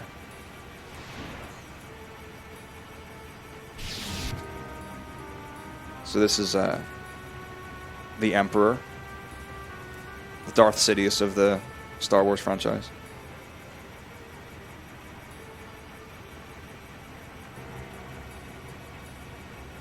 So yeah, this guy just wants to kill everything. He's not interested. He has been sent by Queen Bran to get the princess back to Alexandria. He'll do it with any means necessary. This is a difficult cutscene to get through, so let's all be strong together.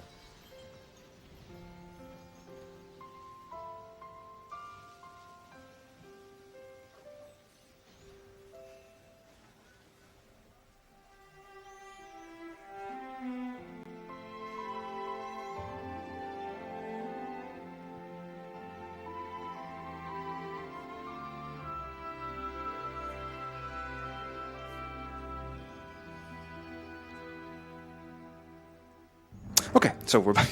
But like that is such a powerful moment as well. It doesn't need dialogue. It doesn't need voice acting. It doesn't need anything like that. And like when you see like the barrels like burst open and you've got the black mages that are there, and they've got like then like the lights go out in the eyes and stuff. It's tragic. So I absolutely need to have the silk shirt on Vivi for this fight. I'm sure I've got the silk shirt on Vivi for this fight, and we're just gonna go for it. When she nods, I can move. Boom.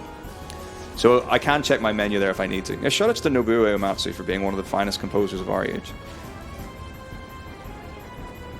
So a reminder that we are raising money during this marathon for Save the Children. And there are two big things you can donate for just now. We are doing $20%. That means you can donate $20 and Metako or somebody else in the room will do something really stupid to your demand. And we have a $500 goal just now to beat Ozma at the end of this run, which needs to be met in the next couple of hours. It can be met whenever now. Oh, right, okay.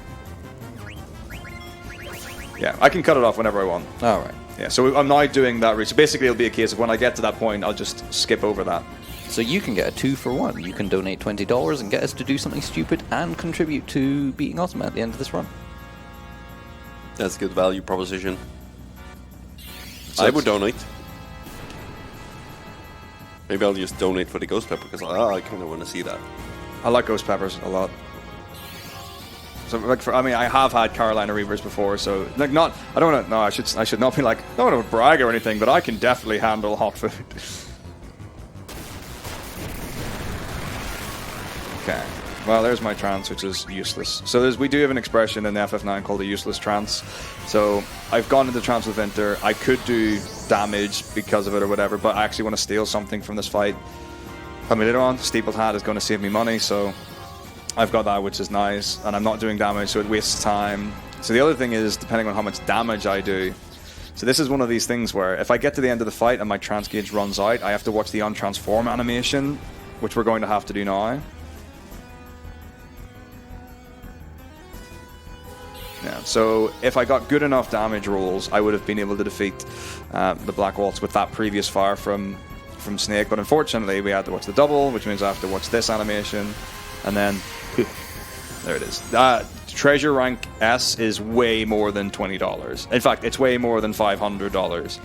To get treasure rank S, we're talking like $2,000.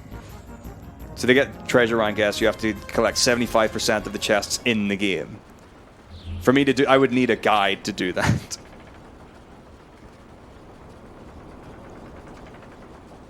So yeah, we got to watch Zanan's trance animation happen, and then we had to watch Vivi's trance animation end. So that's slow. Great things that you can't impact on or affect on their own. But it's okay. So yeah, we're gonna move on. Yeah, just waste my money on the auction house in Trino. No.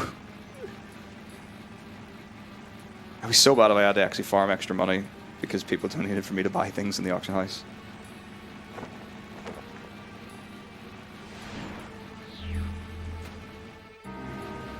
I'll do 1,000 jump. Well, I'll do 1,000 jump rope attempt per $20. I'm not gonna like guarantee it. I've got my success rate is very good, but if someone, I'll give it a shot if someone wants to donate for it. No, I think the next time I can do it is disc 3, which is quite a while away, but I'll definitely go for it. Oh, Barrett date scene in 7. I can do Barrett date scene. There's time yet. We've got 2 days.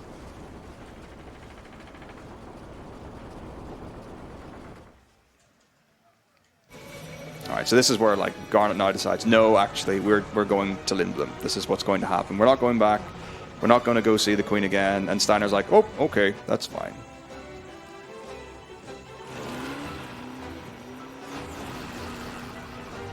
I'll take that challenge for a hammer. I'll take that challenge.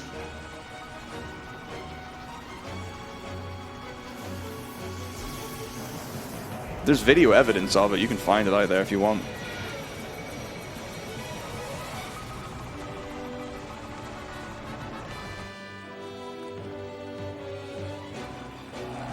There's so many great character moments in this one. So like already, you know, Steiner's the clumsy hero, comical character, and then suddenly he becomes this righteous knight that's going to save and do the right thing. And Vivi's gone through the arc already of he doesn't know who he is. Oh gosh, there are actually other. You know, there are other black mages in the world, and they're good mages and bad mages, and Zanan's just trying to do the right thing and get the girl and stuff. Oof. Those two frames are going to add up over 1,000 jumps. If there is a time difference for it, because there's a range that you can actually do the input to do the jumps for, so it doesn't necessarily have to be perfect on it. But I don't, in terms of my timing for it, I don't know if I do it near the beginning or the end of it. There's only one way to find out, though.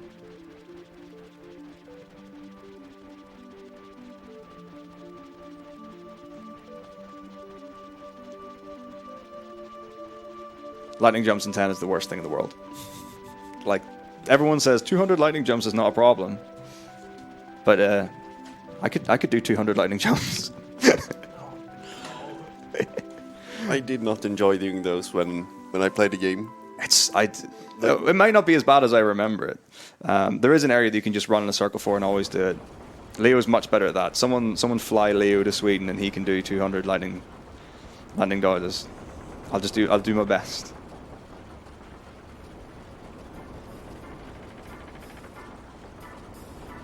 Oh my gosh, imagine if it was an Onklop in Vivi's hand. That'd be crazy.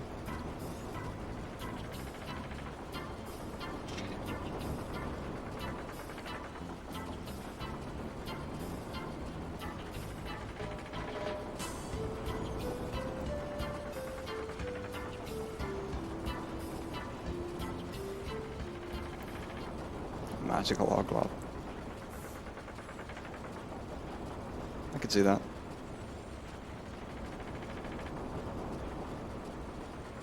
Ogdalop cosplay. Oof. Oh, that would be terrifying. Like, it's not a very aesthetic creature. That would, like, people would really act like Steiner and just be... Yeah, it would be justified. Like, if you saw one of those critters running around in real life, you'd be thinking, I don't want to be near this creature. This is not a petable animal. Alright, thanks very much, Mizo. I shall. Yeah, thanks, Miss, for sending the notes. We'll keep you updated on the progress. There we go. There we go.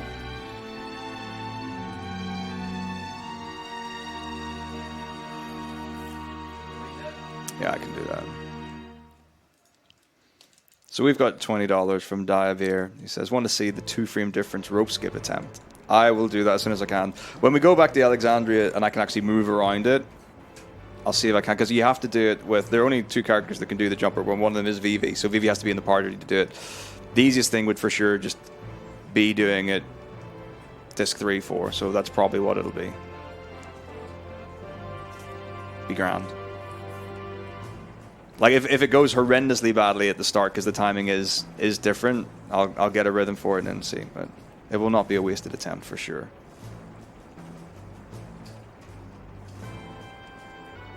I'm going to start a little tally in my book of how many jump rope attempts we're doing.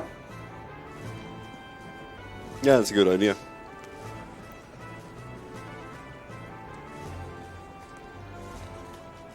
Yeah, one of the nice things about 9 is it really took like character moments and inspiration from like earlier ones like 5 and 6, which is really good.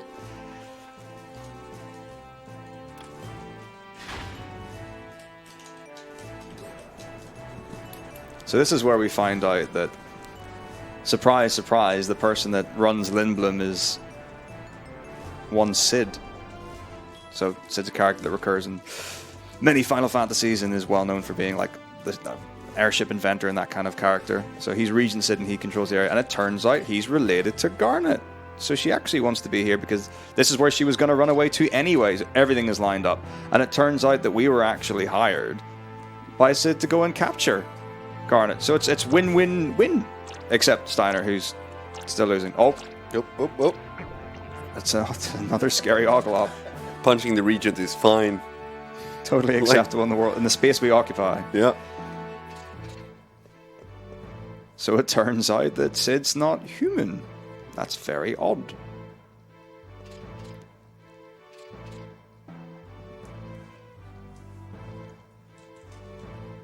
This is quality. So, I mean, well, now we've fulfilled our requirement. So we've brought Garnet to Sid. We win. And Garnet's gone away from home, so we win. What's nothing left to do? That's 2 times we've beaten the game now and fulfilled the story. Oh, by the way, I need a name for Freya. Like, right now. So we're going to name her very soon. She's our new rat friend. So we met, like, Puck earlier on, who was one of the rat characters, or rat folk. And then we've got our second one here. Let's see if the chat can come up with a good name. Well, Aura says Freya, so it's going to be Freya. No, we've got to have a better name than that. Yeah, can't do Freya. Okay. Freya with a J? Freya. Freya. Good pronunciation. No, I mean, I think we should just call her Jumpman. Jumpman fits. Yep. Or Jump. Okay. Yeah, there we go.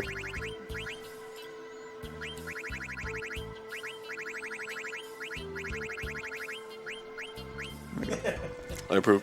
Everyone wins.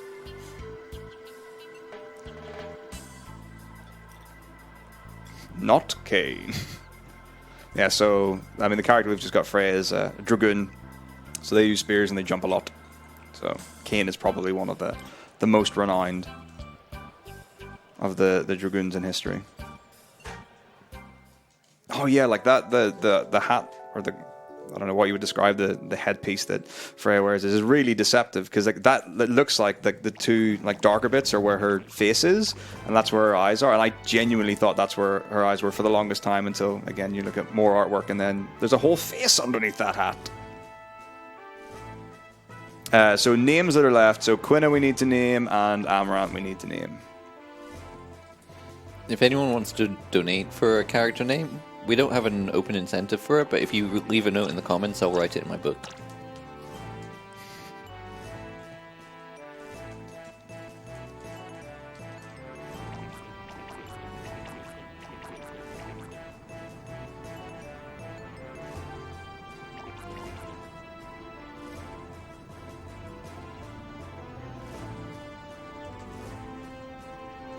Oh wait, no, yeah, Aiko's another one as well. But Aiko's going to be named Nutski. If no one else donates for it, I'll donate for Aiko to be named Nutski. It's canon now. Speedrunning canon.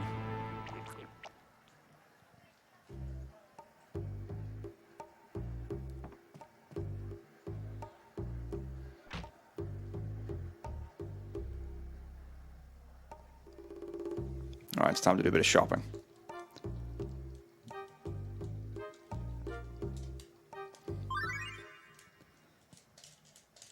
So we're going to try and get a lesson from the Muggles in this marsh again, which we've never been to and can't see. It's just so weird, like, to have the tutorial like this. Like in FF6, the Moogle literally just appears out of nowhere on a screen and is like, would you like to know more?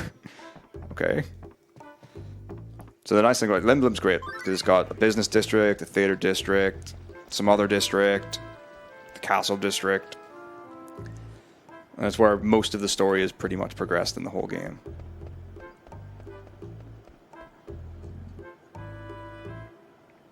So what are we going to buy? So if I stole Linen Curious from Black Waltz 3, I would be keeping that because I want to have that for Freya later on. But not right now. Oh wow, okay, yeah, that's fine, not a problem. Oh yeah, I want to sell that glass armlet as well. Where is it? Oh, it must be equipped. That's fine, whatever, we'll figure it out later. Yeah. 7, and then an iron helm. Yeah. Fabulous.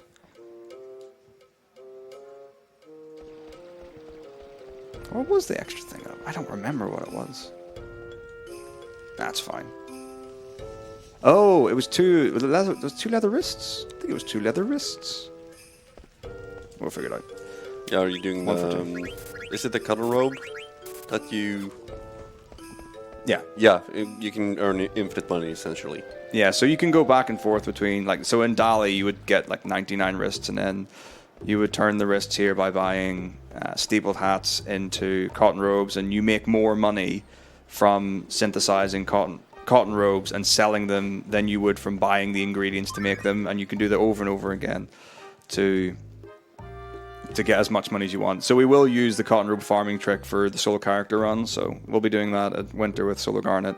Here, optimally, I get 9 if I get 100 nobles, and then 4 is the standard that most people get.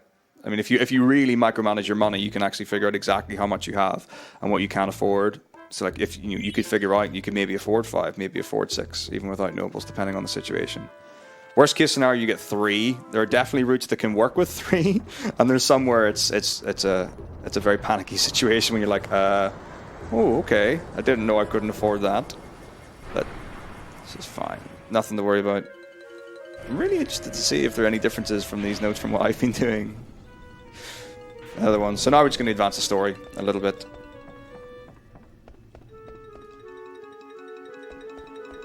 So down in the bottom left, that's where the Tantalus hideout is. That's our base of operations. That's our little thief crew, so...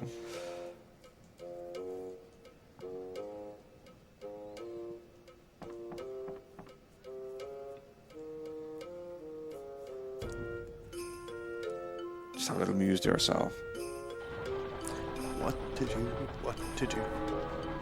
I mean, I don't know about anyone else, but having having the base of operations where like a bell tower is probably very not. You're not going to get annoyed by people, but you cannot sleep in somewhere where a bell goes off every single hour.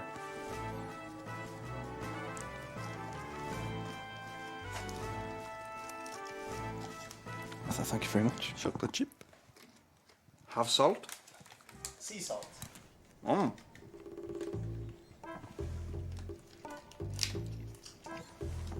Thank you, Panda.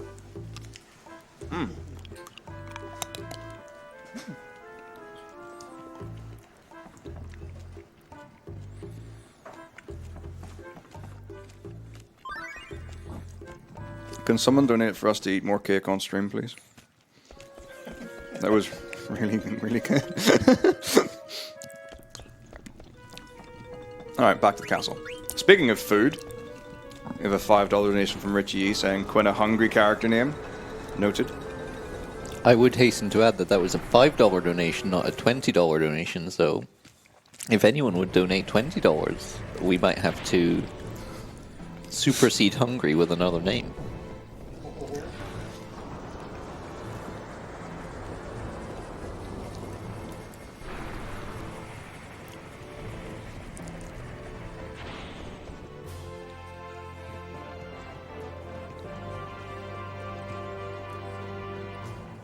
All right, I think we're going to go visit Garnet now.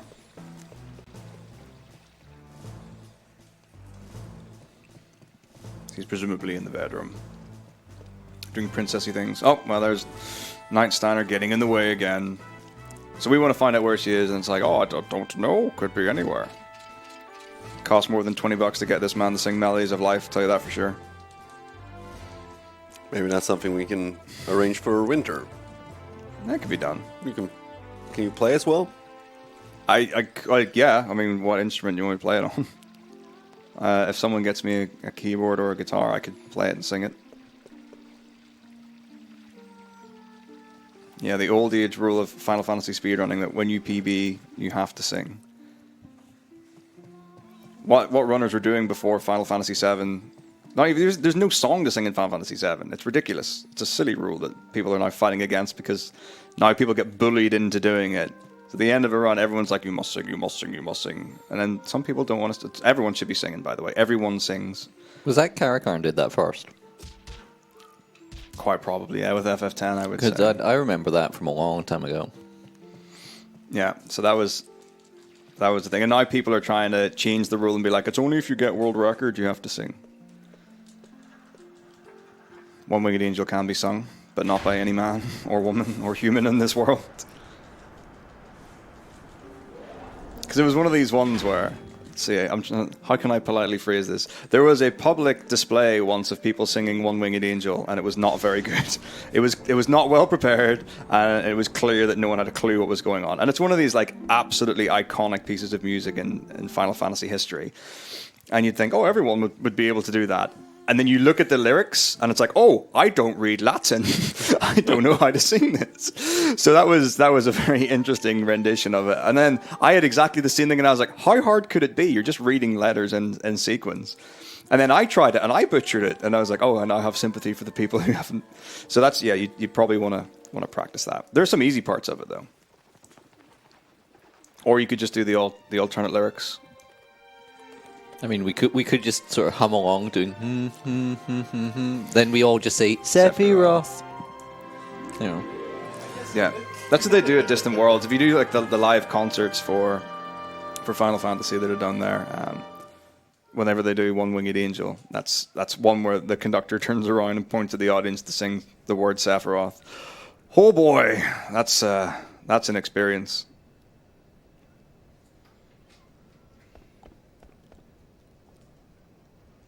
If you want like a real, like a true singing experience for your ears, find a recording of Zero Kainos doing Eyes on Me. That's something special.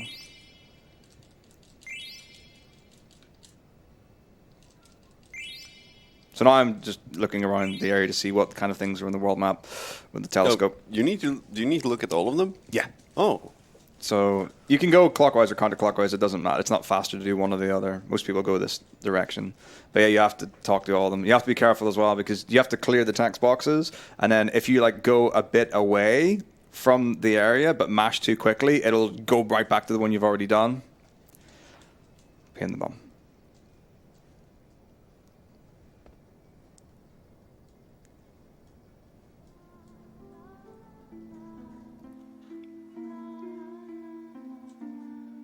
$20, I'll sing along to when Garnet does.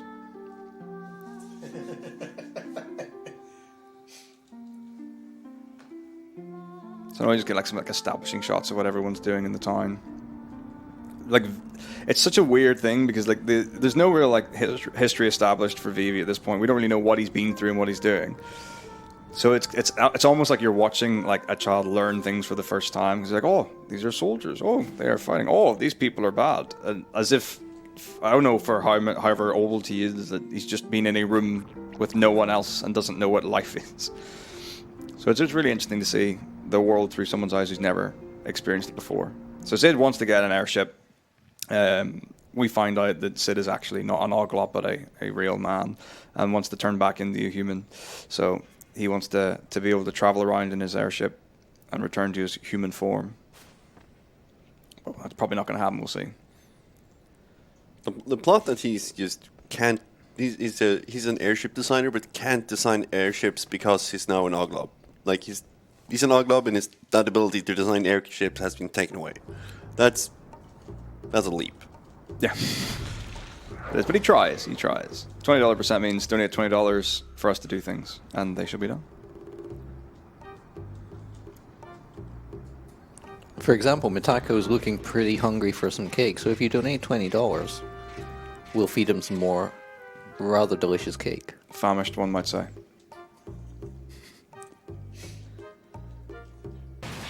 Alright, festival. Okay, I'm going to get confused now. I don't need to fight this Agmal. Because the last run I did was an all bosses run where you have to fight this bad boy here who's coming on screen. But I don't need to do that this time. So it's 5. Okay, great, fine. I know exactly where we're going. People have mentioned the Ghost Pepper like 2 or 3 times, but I still haven't seen any Ghost Pepper arrive at my door. Alright, so we're not going to engage in Festival of the Hunt. So this is like an exciting seasonal activity that happens in Lindblom. So the idea is that it's very odd, right? So you basically sign up to do this competition where you have to, basically get the most points by defeating wild animals that they release into the city. That's fine. But the thing that doesn't really make sense is that it's not like there's a set prize. You choose what prize you want. So, like, the person comes around and is like, what do you want? And Zidane's like, I want money. Fine. And Freya's like, I want an add-on. So she wants an accessory. Fine. And then Vivi doesn't know anything, so he's like, I want a card. It's so weird. But, so the thing is, whoever wins the hunt will depend on what item that you get, because we have all 3 members in our party. So it's in our best interest to have Freya win the Festival of the Hunt, because we don't want the money, although money's nice, but the add-on is really nice, because we get a Coral Ring. So Coral Ring's got abilities that we want, and it's got Thunder Absorb, which is going to be very useful to us in the future. For some reason, Steiner doesn't want to participate in this. He could get a pretty cool prize, but nope. Not interested. So to get Freya to win, there are a couple of ways you can go about it. Fortunately, it is actually fast as well, because we want Zidane to win. I have to go around actually getting points and defeating things. To get Vivi to win, I have to sabotage Freya, because Vivi's not the most potent of hunters. But it can be done. So all I have to do is navigate this. Great Scott. That's what the name of this enemy is, as you can clearly see from the man who said Great Scott. And instead of defeating this, I'm just going to suicide Zidane. And that's going to end the hunt for me. And fortunately, Freya's already ahead. I have so much health. Yeah, I'm level 5. I couldn't kill myself. But fortunately, the Moo can help me out here. Oh no, annihilated. Game over. We're fine. The Moo did a lot of damage. Pretty Sure, it's because you ran as well, but still. Oh yeah, it's a lot of damage. It can take you out, yeah.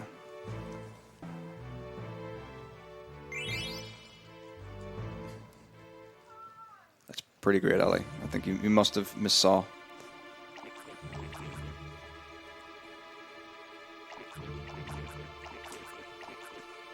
Alright, so this is a Burmesian soldier who's come in. So we've got bad news. People have been hunting the rat folk elsewhere. So of course, Freya being one of the rat people means that we need to go and do something about that. We're going to try and save the day. So now we've got a couple of different storylines that we're going to fulfill. So we need to get Sid away to turn back into his human form. We need to go to the rat city of Burmesia. And I guess Steiner and Gunnar are just hanging about. No real need for them in the party anymore. But of course, before we go anywhere, we've got to eat. And this is a pretty good spread. And I could just stop mashing and I could stop them from eating because you're stopping me from eating, but we should probably continue as normal. So it looks like a pretty good spread. Bit of ham on the right, some turkey. I don't actually know what the raised bit in the middle, like you can see like the full-bodied like chicken or turkey thing there. It does look like there's a massive sausage, like on a mount, like just underneath like Steiner's model and to the right. Wait, hang on, everyone's falling asleep.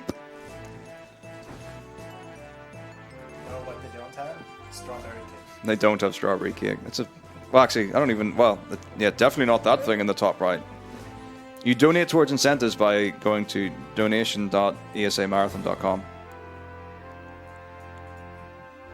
So basically what's happened is that we've been this is so silly. So Garnet's the one that it wasn't even like Steiner did it. Garnet's the one that put sleep, whatever, material into the food.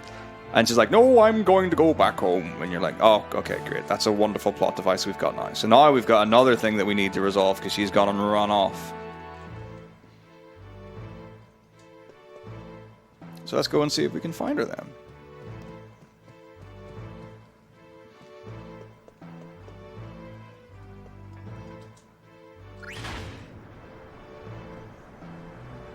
Probably gone underground.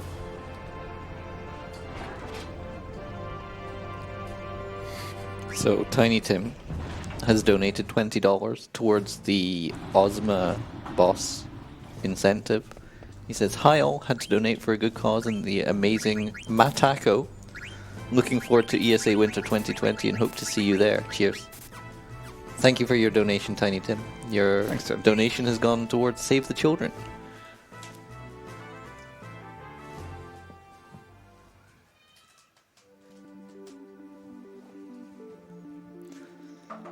Alright, this is the longest, if not second longest, stutter step in the run. There are two that are relatively substantial. So I have to get all the way across here. Now, if I go to the left, I can go to Q's Marsh and I can pick up the next character.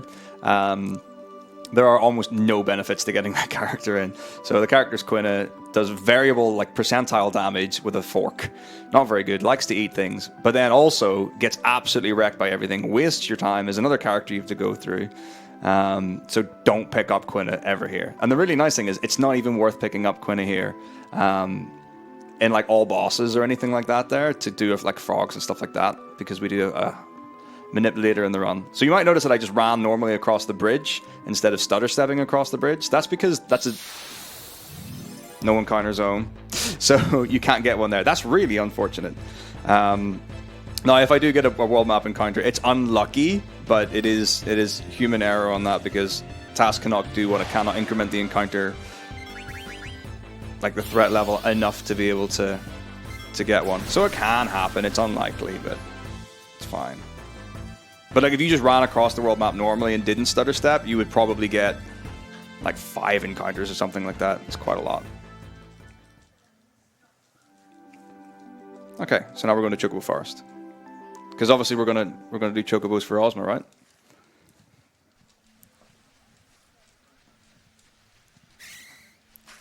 So the reason we don't actually have to go to the chocobo forest here at all. We can just bypass it and go to the next area. But when we're on a chocobo, we can't get encounters, which is really good to have. So that's going to stop me from getting any encounters anytime I'm on a chocobo. And also I'm going to be using it a number of different times in the run to stop me getting encounters and move faster and stuff like that. So that's really nice.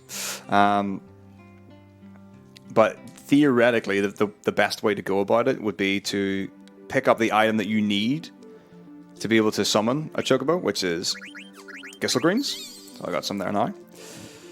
And you would pick them up in the run and use them instead of buying them here. That would be the fastest way to go about it. But the problem that you're going to get there is that you're more likely to get extra encounters because of it. And in real time, not going to be fast.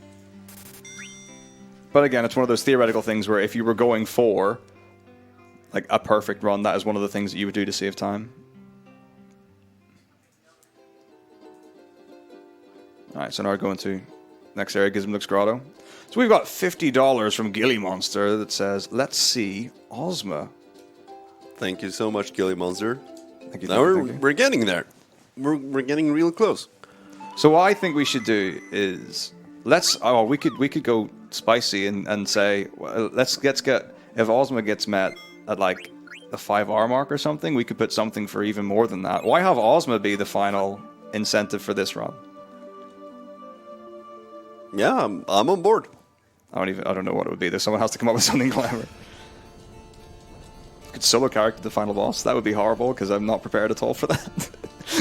You wouldn't win. So this is a really interesting screen that's absolutely horrible as far as like running is concerned. So in the first screen you get an encounter check where you can get an enemy, and the problem you've got here is that the enemies are really strong. They can wreck you really easily. They can put you in fury status so that you don't get control of what you do. You stop being able to control your character, they can only attack. So that's just really annoying in terms of crowd control. You'll also notice that every time I escape from a fight, I'm fleeing rather than running manually from it. That's because the run rate in this game is awful. It's absolutely horrendous. So flee guarantees gets me out of the area. Okay. whereas running can take a long time. Like, to manually run from a fight takes absolutely ages.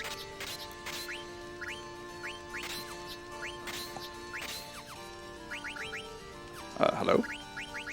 Thank you. So the other thing is that I do this menu after opening the door, because when I go up, I take the step into the next screen, and I need to have that menu done for the fight that I'm doing here. But you can get an encounter on that. So if your movement isn't perfect, and you've not gotten an encounter up until that point, you could get one. But if you've got perfect movement, you can't, because of the amount of encounter checks that you get. So it's another one of these things where it does make a difference in a number of the screens how good your movement is. But there's somewhere, even if your movement is respectable and not absolutely perfect, you're not going to get an extra encounter check that's going to make the difference between whether you would get one or not.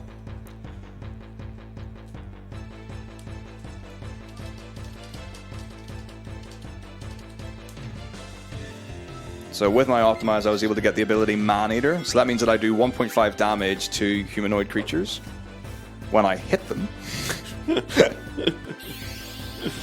It's a taco miss right there.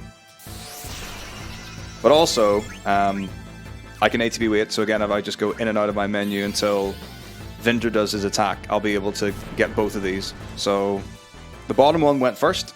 So I flash in and out of the ATB, or my menu. So my ATB is now empty, so I let that fill up, and I will go before this Black Mage does, because I'm faster than it. So mine fills faster than its will. Let's not miss. Huzzah!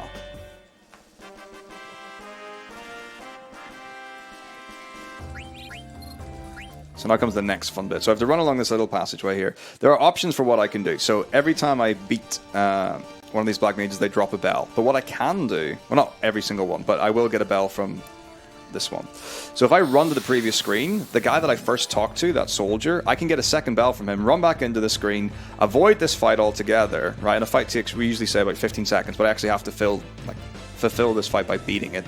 So it's going to take about 45 seconds or something along those lines. So I can run past it, and I can carry on to the next bit of the game. She looked excellent. The only problem with that, and the only risky thing about that, is it means that I've then got a lot more running to do, a lot more moving to get through, way more likely to get a random encounter that's not this mandatory fight, and I lose out on the experience and the AP for it. So it's something that, you know, you could root around. Again, one of those things where, well, optimally, you don't have to do this fight, and you could save 45 seconds by not doing it altogether. But you're way more likely to get an encounter as a result of it. So the other thing that we've got a problem with here is that the weapon that I've got on right now doesn't have flee, right? The Ogre doesn't have flee, so I can't escape from these fights. The Mage Master does. And the Ogre allows me to have the damage that I need to be able to defeat the enemies here. So that's why I can do that. But if I put the Mage Master on, then I can flee. So I'm in this really bad situation where I could just alternate between the two, back and forth and back and forth and back and forth.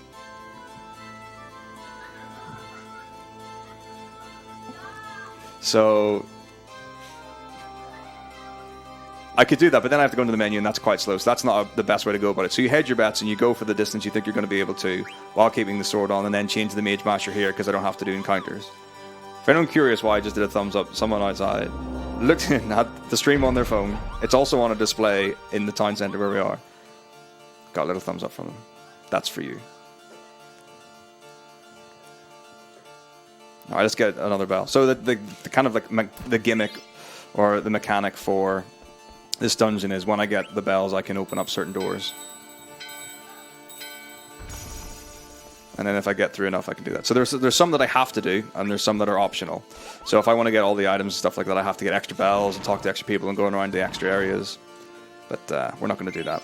But the next boss is pretty rough. It's a not one that you're going to die to, but it is a run killer. You can lose a lot of time to the fight. So it is worth saving for worst case. It's also good to save anyway. So like some of the lessons that I've learned over time, and some very good lessons, is that when you do marathon runs, it's always best to save often in case things go wrong.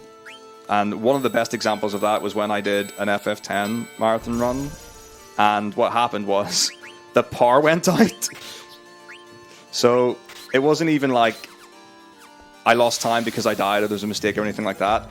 I lost the run because I didn't have it saved or anything at all like that. It was horrible, but these are one of the things. Right, so while I'm now doing this fight, which is going to take me forever to run from, you'll see I don't have the Mage Master, so it's going to be horrible. And I'm not going to beat this. Lamias have got tons of hit points. This is going to be a painful thing to run away from. So you can enjoy that. But while you're enjoying that, we've got $20 from Peroni that says, "Let's beat Ozma, thanks for the run." Thank you very much for $20.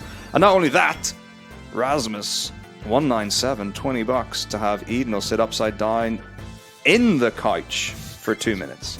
Not on the couch, in the couch. I don't know how I'm supposed to do this, but I guess. Well, I was gonna. I mean, you could. Yeah, if your legs are side on, and then you can be like head down, or this also works. Yeah. Do you need more give on the mic? That's as well. I mean, can we? Do we want to re-mic this? You're doing great. Yep. You're doing great. It looks wonderful. This is the experience that people pay good money for. This is actually not too comfortable. When the blood leaves your head, make sure we're aware. Until the timer says 2:10. Okay.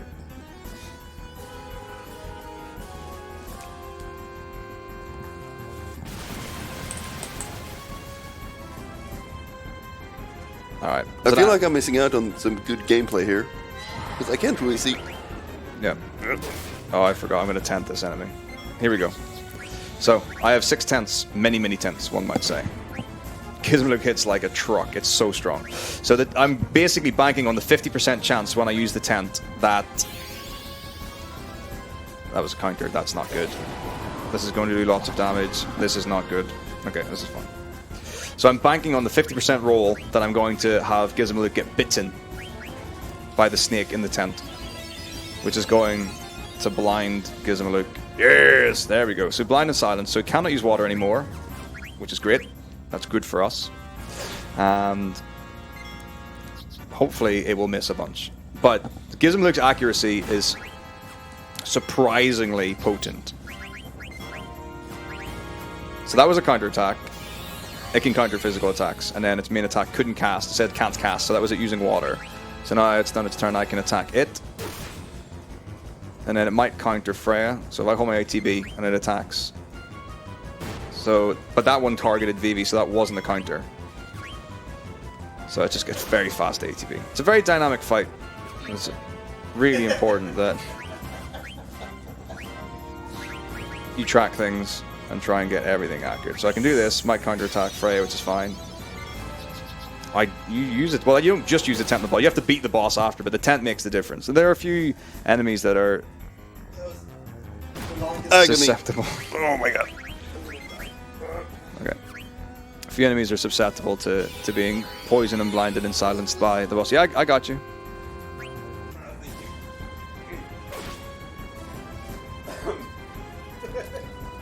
Good job. That deserves cake. Deserves cake. Yes, please. I think it does. Kinda.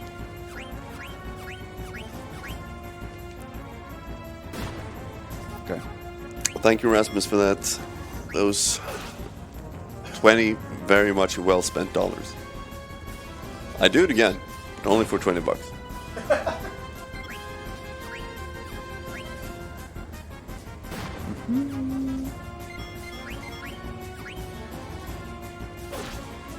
Okay. Let's get Gizmodook down. Good job.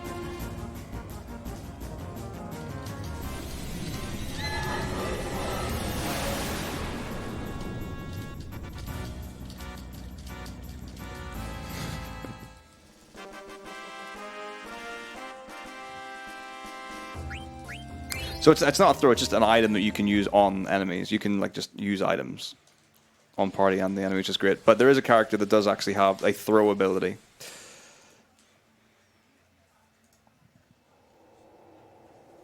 Alright, so now we've got our split party, which is great story advancement. So Steiner's going to try and sneak Garnet back into Alexandria. So even though it took us like 2 hours... 2 hours to get to where we are right now. You'll find out what's going on in this. It took them like 2 minutes to get to Alexandria from Limblum. It's crazy. I mean, now is as good a time as any. Let's see. Yeah, okay. So there's $20 from Stacy. It says $20 now from Metako to sit upside down on the couch. Kappa. Kappa. Well, it says Kappa, so that means I don't do it, right? Because Kappa just means only joking. Right, hang on. It means only joking, but actually I hate you. It definitely means I hate you, right? So am I just doing the same as what you did? Oh, God. Yes. Stacy. Right. Cheers. Okay. Upside down game. Oh yeah, because I'm gonna be doing a lot of talking here, aren't I? Really important you choose the second option there, because the first option's slow. Oh no! No. Okay, for those confused people outside, we've just had a donation for our speedrunner to speedrun for the next 2 minutes upside down. So this is what's going on right now. So you have to talk to them. The NPCs here in a specific order. It's really important. For some reason, so you talk to the guy on the left, and you don't kill him because it's bad. And then you talk to the guy in the bottom right. So we're basically doing diversionary tactics here, so that we can get Garnet out of the bag. By the way, the bag's filled with Gissel pickles, and it just so happens that the guard there hates the taste of pickles. So he doesn't want to go anywhere near. So he doesn't even check whether or not we've got anything hiding. So like the customs in Alexandria are very, very forgiving to us. But oh no, it looks like we've been fined. What a terrible thing. How can we help you, Sir Guard? Well, it's actually great. We just forgot to pick up the ticket. How silly of us. I guess that's what happens when you're trying to smuggle yourself into another town. So there we go. We've now got our ticket, and then we can carry on into this secluded alleyway so that Garnet can get ready for us to carry on with the story of the game. It's really good and lovely. There's a little box back there, and she's getting herself sorted, and we're going to keep guard to make sure that no one else comes in and gets in the way. Hello. Rock those legs, Metako. Yeah. It's not uncomfortable. I mean, this is my sized, for us. I can't even say regular heighted individuals because I'm not even average height anymore. But when I was 13, I care very strongly about this for some reason, right? And this is either this is one of these things I've told myself so many times I now believe it to be true, or actually is true. But average height in the UK when I was 13 was 5'7". It's since been upped to 5'9". So I used to qualify for average height. Oh, now that you're upside down, I can actually slide myself into the shot for the next 1 minute. It's great. So now we're in the train or something, I guess, probably. There's dialogue, and then we go back to the other party. So they're just finishing up in Gizmlug's Grotto. And then we're going to go to Burmecia. So we had to go through Gizmlug's Grotto to get to Burmecia, the rat town where the soldier was, and the soldiers that we saw in Gizmlug's Grotto as well, like the one we got the bells from and stuff like that. You're attracting quite the fan base outside. That's my target audience right there. They're currently cleaning the windows so they can see all the beauty. Yeah, it's great. High definition knees. This is what Yeah. I'm bringing in forms of entertainment. We're 30 more seconds. It's fine. My neck muscles have never felt more powerful. Oh, right, good. We're back in the grotto. So I have to stutter step here. So this is going to be fine. Right, so I want to equip the Mage Master to not get encounters. Not that matters. I also have no anchor point. Okay, here we go. You can restore yourself to... This probably looks really weird. Relatively committed at this point.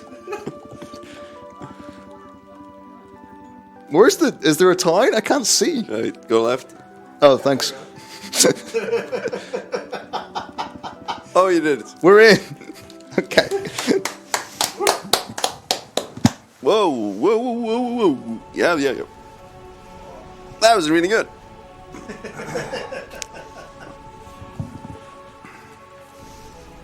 Thanks for your $20 donation. If you too would like to follow my core workout and 5-minute abs program, donate $20 more. Includes rewarding yourself with cake afterwards. Yeah, I think we've deserved cake now, right? Totally Yeah. forgot. Yeah, That's we deserve cake.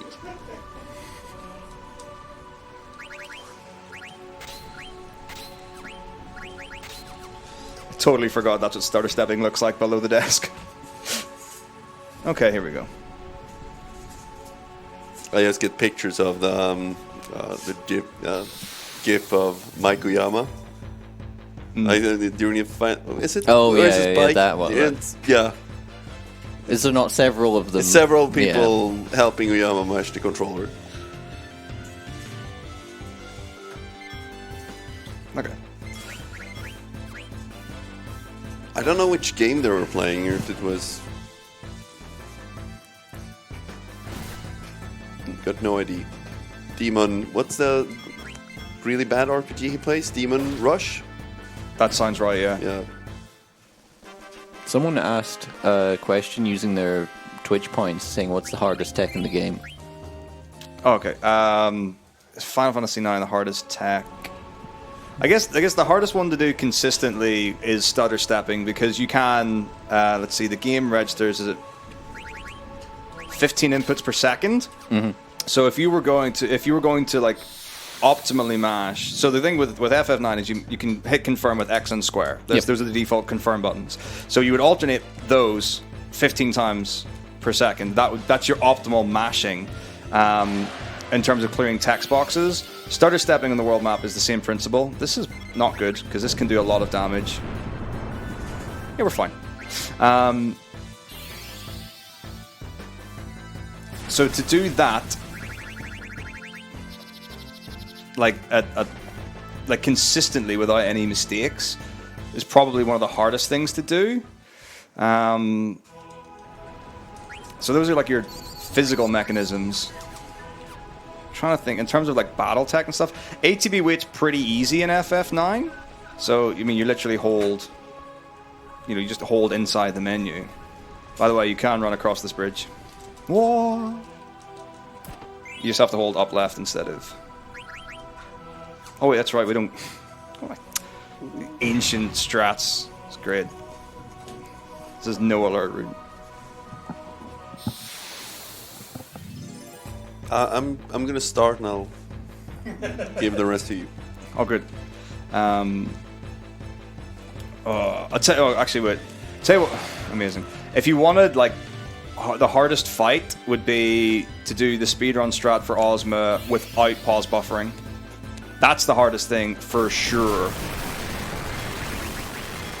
So the reason for that is that the Ozma fight, the super boss that you're all donating money towards us doing, has 4 ATB bars and they all fill instantly. So what happens is if you queue up an attack like in between its attacks and stuff like that, it just overwrites your ATB and it just goes. So what you have to do is when it's got its turn and it's doing its move, you then have to queue up all 4 of your actions before the animation finishes. Otherwise, it will get extra attacks, like in between yours. That makes it really hard. So the easy way to do it is just to pause and then get yourself ready and stuff like that.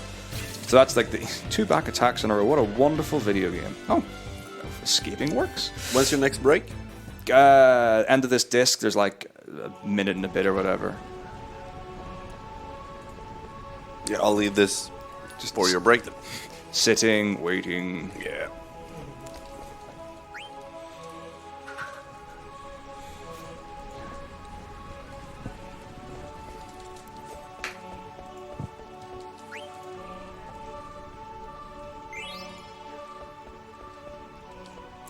Ether, hello. Beautiful. So a lot of the strats just came from people playing the game. Like FF9 is actually a really well designed, programmed game. So like, we've got all the AI scripts. Like there's public access to those. But in terms of like, there aren't like skips or anything in FF9 you can break or abuse or utilize like you would in an FF7, for example. So you don't really have to go too far to find it. Basically, it's how can I play the game the way it's intended to as best as I can.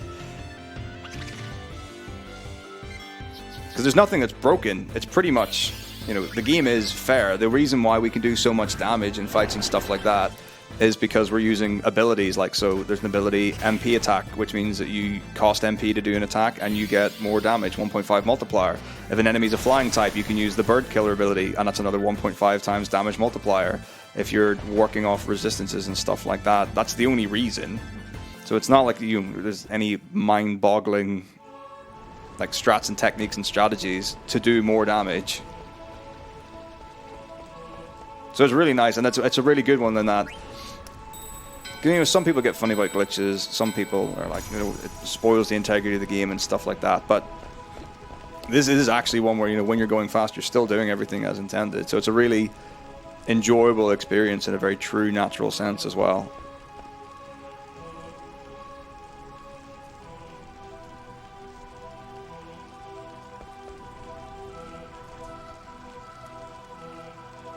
So we're now a third of the way of meeting the Ozma incentive.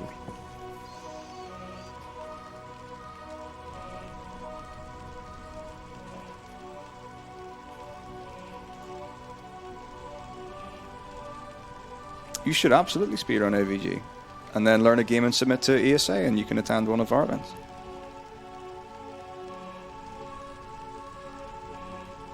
Yeah, there is a really cool thing with FF9 where, so there's a weapon called Excalibur 2, and it's for Steiner, and if you get to there before the in-game timer hits 12 hours, you can get that, but if you arrive at that screen where the chest is, it's an invisible chest, after 12 hours in the in-game time, it disappears and you can't have it again. Yeah, so, okay, a couple of people have mentioned about me holding the controller vertically and stuff like that. Because you mash two buttons to confirm text in this, it's better for me ergonomically with like my hand and wrist positions to hold it like this, because if I do that, I have to put like an increased bend in my right wrist, which is obviously not physically beneficial to me, you know, on a physiological level. So that's one way that I do it, which is better ergonomically. Because you can, there are ways to make it work and things like that there, and different people do different ones. So like, you can like double over like that, and that's quite easy to keep a flat wrist position. Or another one that's very common is double thumb. In fact, quite a lot of people do double thumb, and that's if I was really going ham and putting, that's the only way I can get up to like that 15 hertz mashing to be able to do it. I'll show that during the next texture. This next boss, amazing. Beatrix fight is really good. You basically just have to survive for 10 rounds. You can do what's called jump skip, where you can beat it after 8 rounds, and then what you do is you just buffer those last 2 rounds by having only Freya alive and jumping into the air, and that skips those 2 attacks. So because he's got no one to target, he just attacks no one very quickly. Alright, so here's when it goes to double thumb. I don't even know if that's on camera. That's what double thumb looks like if I'm going for it. I mean, I could do it. The entire couch is vibrating. Yeah, I could do it. Like I can go like faster than that, but that's how that technique works. And the idea is that, I mean, there's really good science behind it. And if you're going to do stuff like this properly, I mean, there are really important things that you should have in terms of preventative and measures and well-being and stuff like that. Because the last thing you want to do is rock up to a 9-hour, 10-hour speedrun, having not played a run of it before, and then just mashing 2 buttons with very small digits with very small muscles and expect everything to go fine. You know, so if you're doing like with your thumb like that there, or whatever, you know, you're going to be absolutely knackered by the end of it, and you can be in pain before the end of the run or the next day and stuff, and you don't want to do that. So, you know, you should be stretching and doing dynamic warm-ups and treat it like that you would sport, because it's as serious and deserves as much attention and time, you know, as competitive sporting does do. Speaking of competitive sporting, you might have noticed that there's a little logo or little text on the stream about an event we're doing about a month from now. That's called Break the Record Live.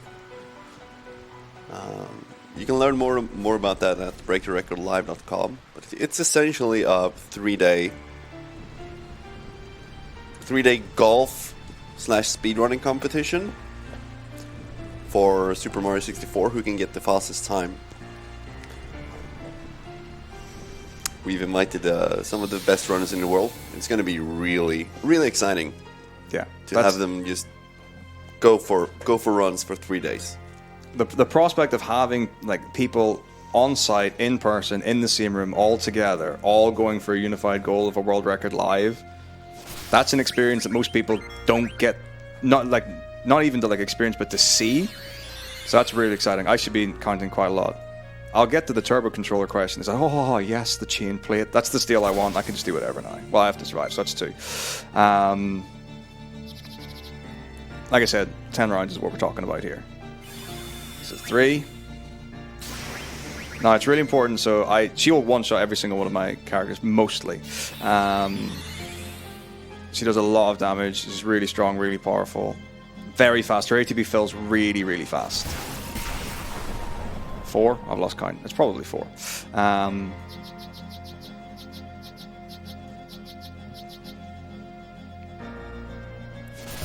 That one heals. Thanks very much, my Jama.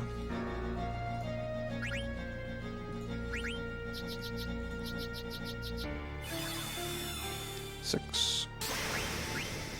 So if I keep like taking extra turns and in between and stuff with her, she can get like 2 attacks easily in the time that I get 1 because of how fast she is. Right, let's see. 7.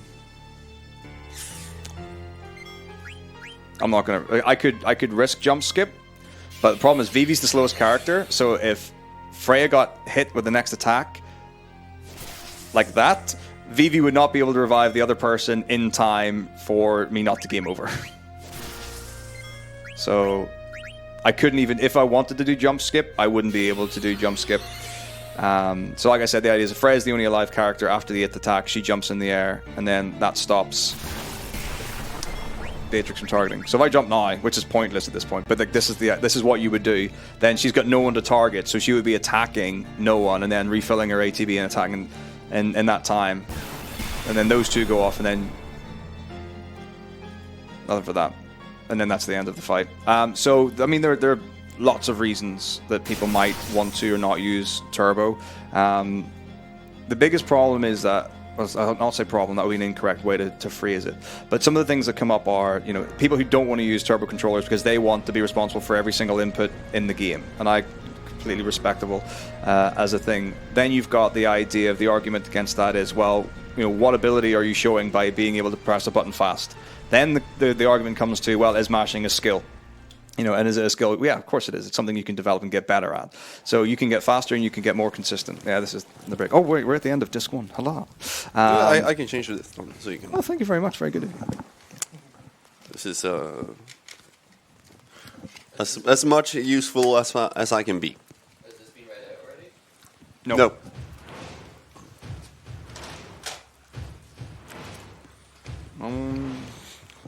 Nom nom nom. Well, we have a $25 donation from Glam for Us, which is $20 for Metako to eat cake. Another slice of cake. Well, this is the cake in progress.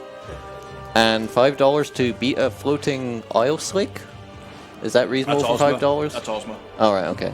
You'll see when you see the animation for it.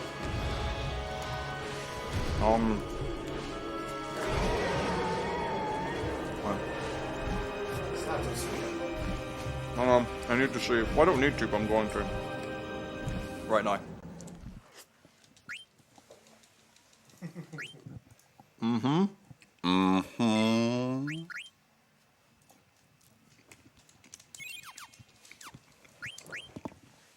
No, wait for it to type. Okay, go. This one, right? Yep. Yep. Take your time. Dum, dum, dum. No hurry. Brilliant. Split. Okay.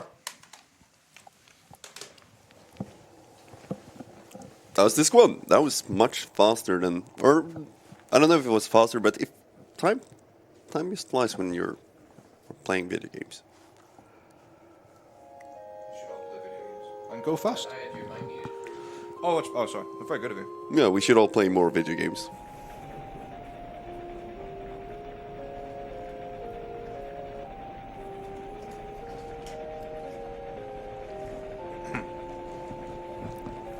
Right, I'm back. I'm back. Yeah. So those are some of the things for using and not using turbo controllers and whatever. But it's because it's a point of contention and because some people will actively argue about it. And it's not even a case of, okay, should we allow for turbo controllers or should they be on the same leaderboard or should they not be? And it's because those are the kind of things you get to. That's why it becomes a problem and that's why it becomes like a hotly contested thing. Because people have got strong opinions and they don't want to agree with other people and they don't want to make a reasonable adjustment because of it. So a lot of games and a lot of runs will split, a turbo and non-turbo leaderboard, depending on what it is and stuff. And people get really, really iffy about it. As far as like my personal take on it, it's very simple. I'm a physically fit, well able-bodied person. It doesn't affect me negatively to be able to do that. And people who put the argument over, you'll get carpal tunnel or you'll get repetitive strain injury. Well, no, you won't if you do it correctly and properly. Then you get the kind of questions, okay, well, what if someone can't actually physically do that because of like a medical condition or something like that? Well, that's absolutely a concession that should be made. But then, is that any more reason for them to be on the same leaderboard as someone else? That's up to the community to decide. So it's something that you need to be realistic and reasonable with. But there are definitely reasons for and against, like anyone using or not using. But yeah, if you don't take care of yourself, of course you're going to get injured and hurt by doing something. It's just, physically wearing. Okay. Carrying on with the speedrun now.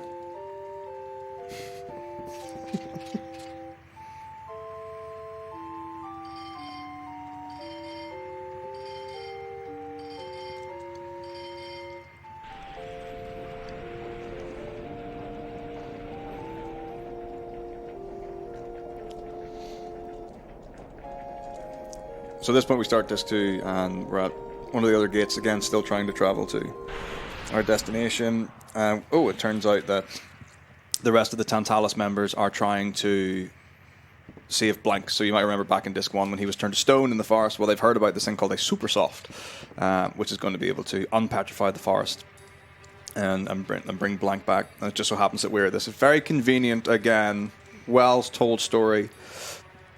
And what? That's Black Waltz 3 as well? So Black Waltz 3 has come back from Disc 1. Still going. His airship's probably gone. But as we know, when your airship blows up, everything's fine. You don't get any repercussions because of that. So yeah, now we're going to take him down again. So this is an interesting one. Because the first time you do like Black Waltz 3, of course, they know that the Black Waltzes can't attack Garnet because they're sent to get her back. That's what their job is.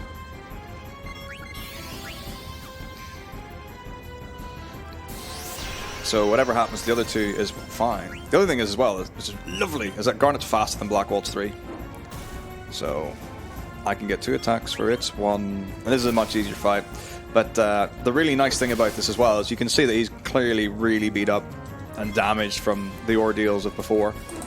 And a cool mechanic is that if Marcus and Stein actually both die in this fight, the Black Waltz 3, instead of attacking or doing anything else, actually cracks its neck and takes damage.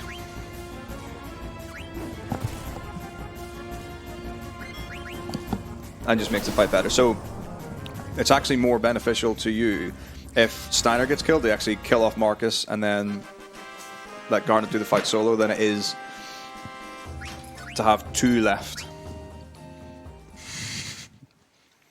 How are your tipping skills? Planks is going to love the donation that's come through when he gets back.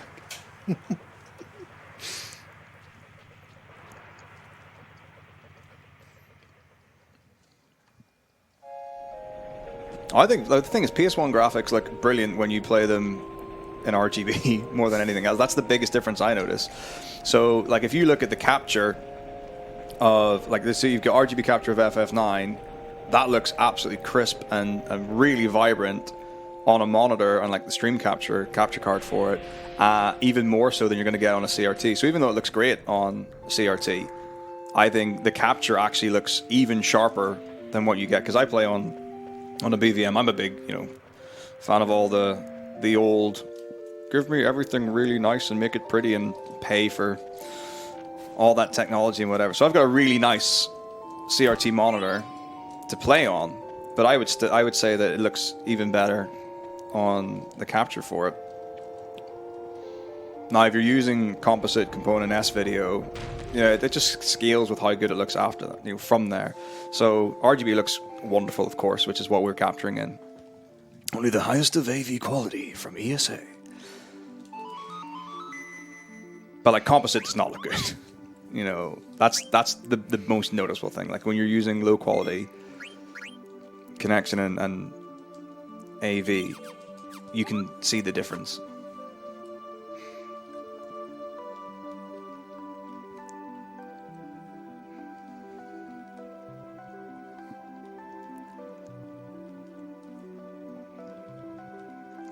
But I genuinely believe that the PlayStation 1 Final Fantasies all look better than the respective remakes for them. I find that the remakes look really like shiny and plasticky in comparison, and I'm not a fan of that.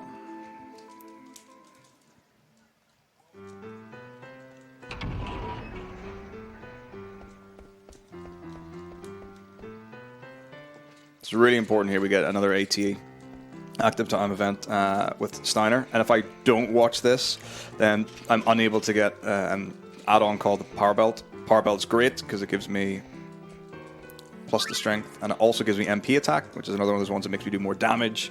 So it's really important that you watch this. If you don't mash here, you lose 1,000 gil, but if you do, you get 500. That character is Gilgamesh, also really well known and popular in Final Fantasy lore. But in this one, it's a real bummer. He's like heavily underutilized, I think. And he's basically just a thief and is in charge of like treasure, basically. He's part of like the treasure hunter thing. So there's my power belt. But I guess he is, he's a bit of a funny character, but he's not a boss in this one, which is a bummer. I think the games where you actually fight Gilgamesh as a boss are the best uses for him. And he has got the best theme in the history of video games. That does help.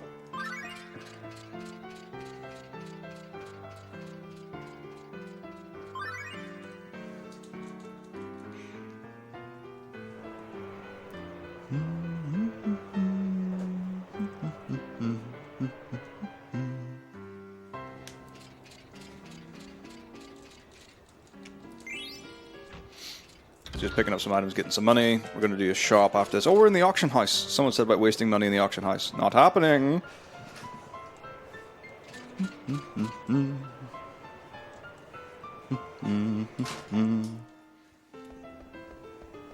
So for whatever reason now we've collected garnet and we can switch out.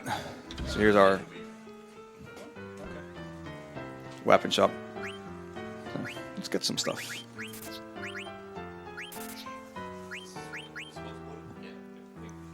Yeah, I gotta get the ice stuff, yeah. I super did get the ice stuff, okay.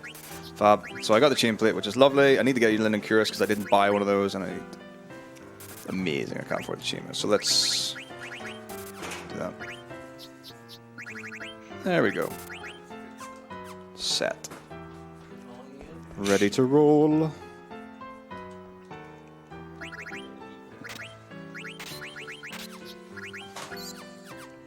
Good.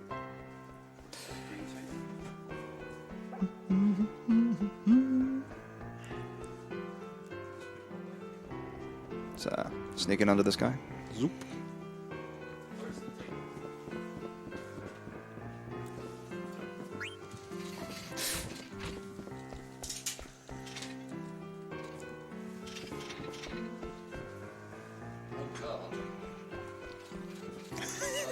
What's gone wrong? Oh, that yeah. But the thing is, I don't really get it. Like, that's not for them. That's for me on this monitor, right? Yeah. But what? Can you even do that? Yeah. Is it? I mean, is there anything that's going to be like aesthetically relevant for the stream to be able to capture on it? No. So, well, I mean, money is money.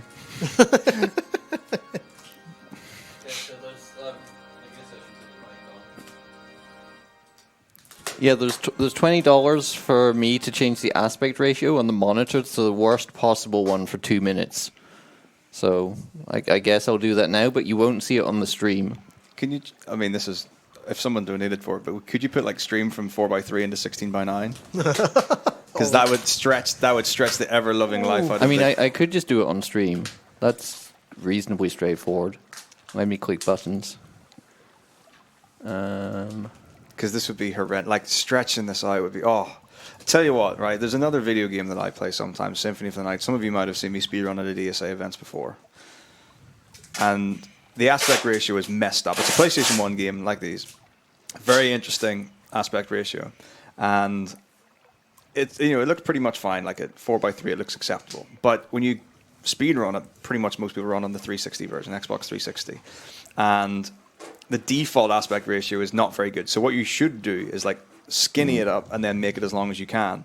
And sometimes, just for a bit of fun, you will stretch the width out and like crush the height for it. It looks horrible. But there's some people who've got like a real bee in their bonnet about having everything like displayed at the correct resolution. And I care an awful lot about it, right? I genuinely do. So like in terms of aspect ratio, this idea of you have to stretch the video game out to take up the whole screen, well, absolute nonsense. You want square pixels so that people can see the highest resolution image correctly as possible. That's what you want, within reason. Because obviously a 2x4, or sorry, like a 240p window is very hard to see and it's very small. Anyway, the point is, people when they play Symphony of the Night, a lot of the time will stretch it to like full screen, and oh my goodness, it is a horrible viewing experience. Do not recommend. So that's basically what we're preparing for, a horrible viewing experience. You're welcome, everyone. Who was that big nose goblin thing? What goblin? There was some with a really big nose. He looked like a nose goblin. I don't think he has a name. And I don't know. We'll have to speak to him when we get back here at some point. Is he important? He looked important. I mean, this is pretty horrible. There we go. You've got this until 2 minutes, 2 hours 46. Okay. It's like basically Square's Game Boy resolution. Looks great on my screen. Yeah, we need to change that as well. Oh. Uh-oh. Here we go. Looks fine. So thank you for your $20 donation, Rasmus, for this. And my screen is green. Oh no! It's poison. Someone take a photo of my monitor and post that on Twitter. Yeah, there's the nose goblin. Oh, Dr. Tot. Oh, Dr. Tot. Yeah. So he's when Garnet was growing up, he's a professor. He's like an educational man. So he would read her stories and tell her things and stuff like that. There's more story-related things we can go into later on, but he's basically her teacher when she was growing up. So he's a very influential character. But the other thing is like Zidane knows who Todd is as well. It's one of these things where like all the characters conveniently know everyone, as it was. Yeah, the viewers at home can't see, but They will. I mean, you could swing the webcam around quickly. It's beautiful. this is like Kermit threw up on the screen. Double feed.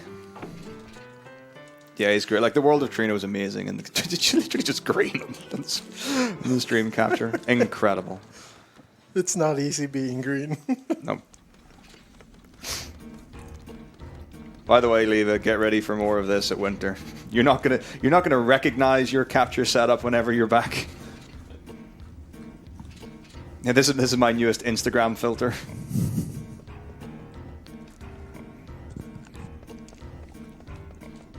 Of course, I haven't learned about the story of FF12, 13, and 15.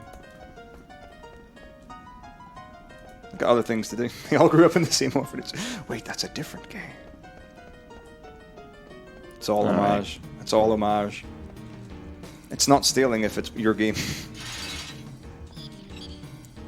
Alright, so we've got like this is like a little underground area, Garganroo, and these are the roos. Right, I'm putting it back to normal for the stream now. Okay. Thank you for your $20 again. Yeah, we'll leave this for another minute. Yeah, leave my screen. That's fine. Don't worry about me. I'm just the one playing the game. It's fine. Okay, so we've got the next boss. So there's actually like a snake creature, Ralvi Rava, that's hanging out in the underground here. This is where you don't realize, you don't remember where you were at. What were the settings before I ruined everything? That's nice. That's pretty. This is a really good looking game. You should all go out and buy it and then speedrun it.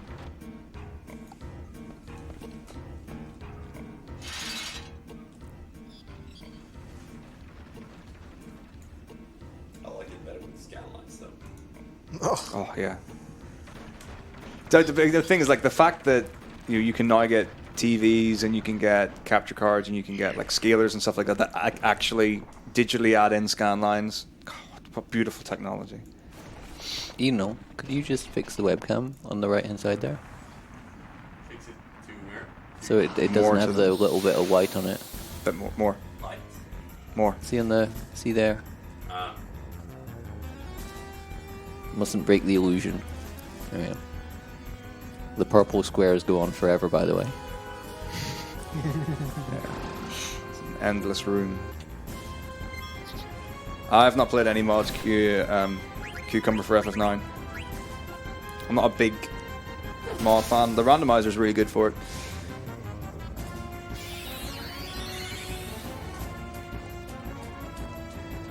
But I haven't played any Final Fantasy mods now. But people really like them. I mean, like, New Threat for FF7 is one of the most popular mods, I think, of games. As far as I'm aware, anyways. But yeah, the randomizer for FF9 is really good. The randomized sphere grid for FF10, super cool as well. Highly recommend. Nice. So in this fight, basically, Stanner's doing all the damage thanks to MP attack and bug killer. And then the other two, when they're not reviving and helping the others because they can get one shot, are helping out with that. So I can attack with Steiner and then revive with the others. Now that attack poisons my team, so if I was higher level and I could tank that attack, my characters can get poisoned. If two characters get poisoned, then you're in big trouble because Ravi Rava will then use Night. And Night, like I said, puts everyone to sleep, but Ravi Rava is obviously immune to sleep. So that's, you can game over to this fight if you're not paying attention. And again, it's another one of these things that you should never lose a run to, but people lose runs to. It's worth saying we've got $10 from Oh No that says Pog.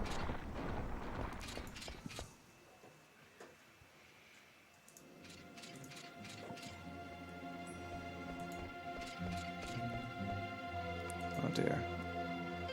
The Northern Irish are out in force in chat. Yeah, I'll get Excalibur 2.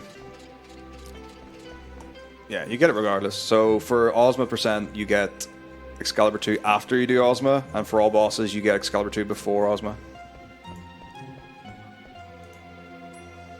So we have an update on the Ozma incentive. We are $215 towards the $500 donation goal to beat Ozma.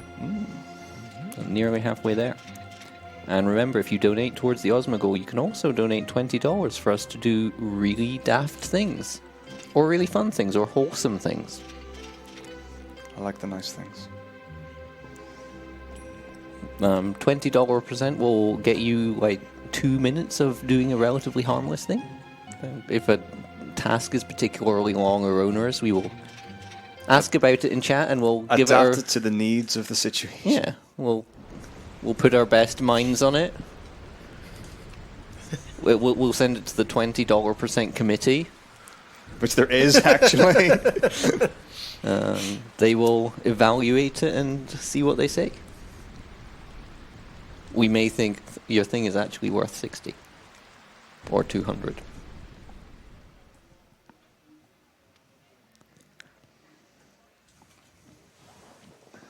I mean, nobody's donated to get Metako a hot pepper yet. We do have somebody here who can do a little run to the supermarket and get Metako a hot pepper. They actually have hot peppers, like, commercially available. Like, what's the hottest pepper you can buy at a store in Sweden? Depends where, but there is a store nearby that sells pepper, but it's a weekend, so I don't know if they're open. Who's local to the Malmo area who can get me a real pepper? Tell you right now, the ferry flute from Hilgagars is more than $20. That's a $200 donation right there. That could take forever. So we were talking earlier about steel rate. So it's a 1 in 16 chance of getting the rare steel from any enemy. And there's a boss later on in the game called Hilgagars, and the rare steel from it's the fairy flute.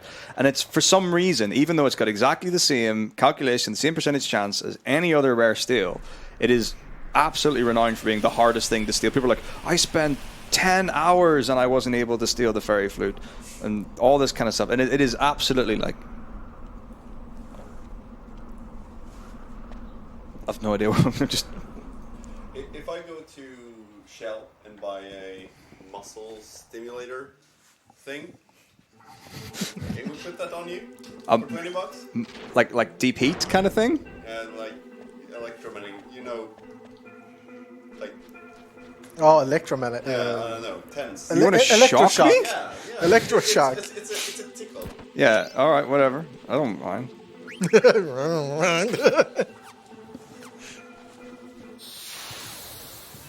You heard the answer. I don't mind.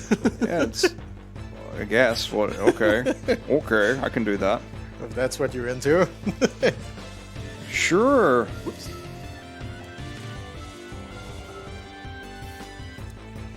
Okay, so generally speaking with these fights, you've got different options. The options include fleeing from the fight if Zidane goes first, killing the fight with Blizzara if Vivi goes first, and that's pretty much it. But for a run like this where I can, not lose too much time by using Blizzara and everything, that's what I'm going to opt to do. But generally speaking, you always want to go for the fastest option. Also, if I get the levels for Vivi here, I can get a nice doubling up where he can do more damage to the next boss antline and guarantee that I don't have to do any extra attacks to make up damages.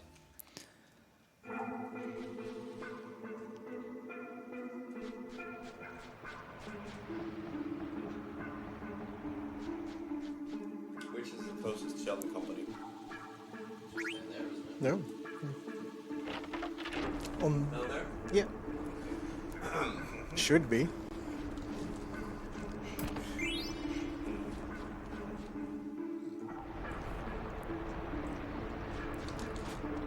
Don't know how potent the shocks are, that's the thing. I think they're quite... I think they're very straight. Well, we could have like $20 for the lowest setting and scale the percentage up from there. Yeah, you do like... No, we could do like a $5 tier and a $10 tier. So the thing, I can't help but notice that no one's donated for this yet, and Eden is actually about to leave to the shop to get the tools required. Yeah. To make. Who's the person? It needs some setup. Who behind the scenes is planning this? Actually, I want to get that money. The chest above has got 1,000 gil in it. The man has left the building. He's off to get something to electrocute Metako.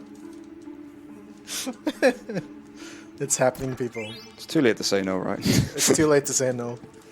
It's happening. Here we go. I hope he buys the strongest one. I don't know what anything could happen. But like, still about those chilies, man. Give me the pepper. Because the thing that I notice is for some reason I have no idea why, and I'm sure there is a good reason for this, but the cost of peppers as they get hotter grows exponentially. So it's like you can get something from a normal supermarket, like a bottle of hot sauce that's decently hot in terms of spice for like $5 or whatever. But if you want to get a seriously hot sauce with like Carolina Reapers and capsicum extract and stuff like that there, it goes into the hundreds of dollars. That's insane. That's just because they know the only people who are buying this stuff are the idiots who are doing it for clout. Basically. But like it's like for me that's I want an excuse to try that stuff. Should I? Someone should donate $20 to do the tour in Clara because no one's ever seen the tour. Should I go home and get my spicy barbecue sauce? I'm not putting spicy barbecue sauce on cake. No. I don't know what you're thinking. Okay. Do we have food to put spicy barbecue sauce on? I don't see no... I mean, we have a... There's a Max Burger right outside. Yeah, there's a That's KFC. True. That's true. There's a KFC right across.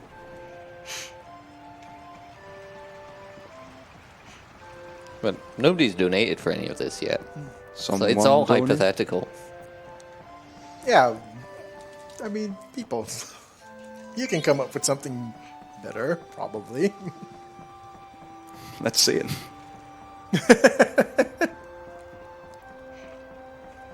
Someone donates for me to have cake with barbecue sauce on it, I will be really annoyed. Oh, Oh god.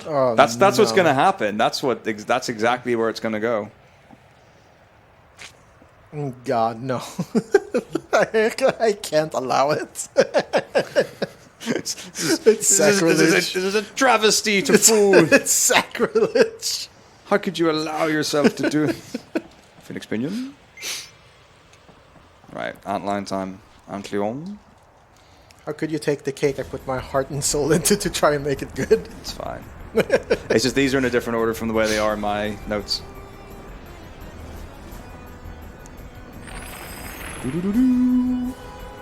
Antlion, right? Get ready to get shocked. Well, thanks, God Mode. What are Twitch's terms of service standings on light electrocution? It's an exercise workout. Yeah, I've never used like that stimulant stuff. Although I've seen people who've got like an automatic drill type thing that's got like a repeating action on it to do like muscle warm up stuff for workouts. All right, we've got our first $20 from Chris Godmode 1991 Kuhn saying "shock the runner." We certainly will shock the runner when the runner comes back from the runner. Yes, let's shock that person. That's a different type of runner. The runner's going to get the runner a shock thing. Yep. Yes, the land runner has got to get the video game runner. Yeah, it's a runner without the capital R. So, lowercase r. For anyone who's watching outside, we are European Speedrun Assembly. We're doing a charity stream here online at twitch.tv/ESA Marathon. We are raising money for Save the Children, and we're doing silly things in return for money. So, someone's on their way to Shell & Company to get an electric shock exercise device so that we can make our speedrunner here do cringy maneuvers. It's gonna be weird, yeah. Can't wait. So when that boss Antlion uses Sandstorm, its ATB is slower for some reason afterwards. So you can actually do ATB waiting with VV after it does that. But before then, some of the attacks are quite dangerous. So Fire will one-shot one of your the party members. Mucus isn't too bad on it.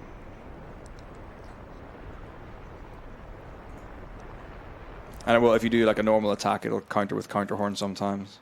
So that's why we use magic on it instead of doing physical attacks. You can get abilities for Frey as well, depending on her equipment. So you can use like a Lancer ability instead of doing a physical attack, and then that won't be counter attack. So that's something you can do as well. How do you feel about someone in chat equating chili chocolate to spicy barbecue sauce on cake? No, I support chili chocolate. It's quite nice. Yeah, I'm about it. But this is just a sponge cake with cream. It's not even close. Oh. If barbecue on cake is way worse than heat and chocolate. Barbecue sauce on cake is basically just sweet and sour sauce. It's obviously the same thing. Sweet and sour cake.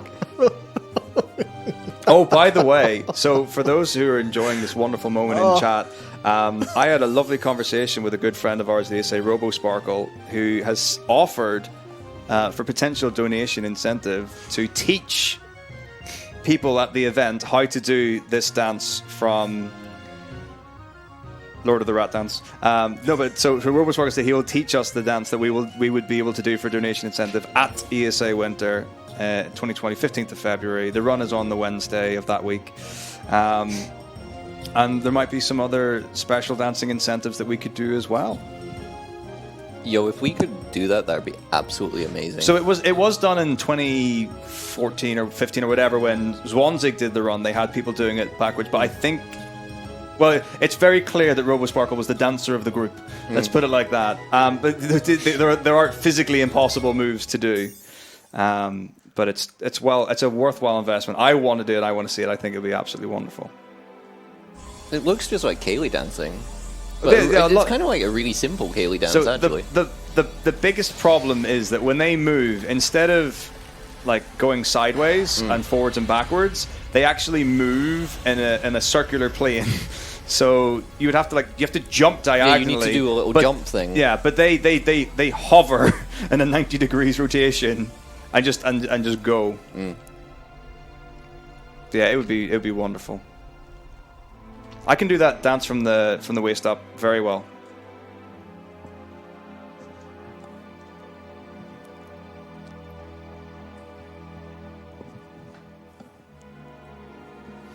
Although there's one moment that was absolutely beautiful. There is video footage of a streamer doing a Final Fantasy IX run, doing that dance on their bed and breaking the bed frame when they did it. It was so good. That person, until they moved house, like some years later, did not have a bed frame. They literally just slept in a mattress after that. It was amazing. I'm not going to tell anyone who it was, but it's another Final Fantasy IX runner. I'm going to have to remind the anonymous donor who has donated $10 with the comment, bring the cake with the spicy barbecue sauce, that this is $20%. And that another $10 minimum will be required to sample the cake with the spicy barbecue sauce. Should I go get it? How far away is home? Depends on the bus. Alright, but it's a bus ride. Yeah. $25 to cover travel costs. Well, I could get started. See you later, Jet. All the best. Yeah, North Fever, this is 16-hour runs, no big deal. It's just like a normal working day, right? 16 hours is a hell of a long working day. It's fairly normal for me. But thank you, anonymous donor, for your $10, starting the spicy cake train. That's right. Well, never mind. There it is, right there. And there's another $20 from Chris Godmode 1990. Chris Godmode 1991 Cooln. For $20%, Metako has to eat a strawberry cheesecake with barbecue sauce on it. Hang on, a whole cheese. This isn't cheesecake. No, Can you? No, we'll just. No, but the thing is, so Godmode said that he's in America. I'm pretty sure I read that earlier. Can you like send us the cheesecake? Can you order? Can you? I mean, if we've got to get extra food, No. We'll do it with the existing cake. I think he maybe just misunderstands. This is a cream sponge cake. Yeah, delicious strawberry it's close sponge. enough. Strawberry gâteau, if you will. That's whatever. I will do it. So it is worth saying because one of these things that we firmly believe in $20%. We don't want to alienate or exclude anyone from it. So if you want to work together as a team and have 4 people put $5 each together towards a $20 incentive, you go right ahead. It's a very inclusive experience. Don't feel like you need to splash and dash with the big monies. There is no back. You don't need it. I'm not going to get a tummy ache. You don't need a backup. This body is like iron cast. I thought you were going to say your body's a temple or something, which would be I don't know why I'm coming around with this microphone rather than just using the one that's there, but it's all good. Hey guys.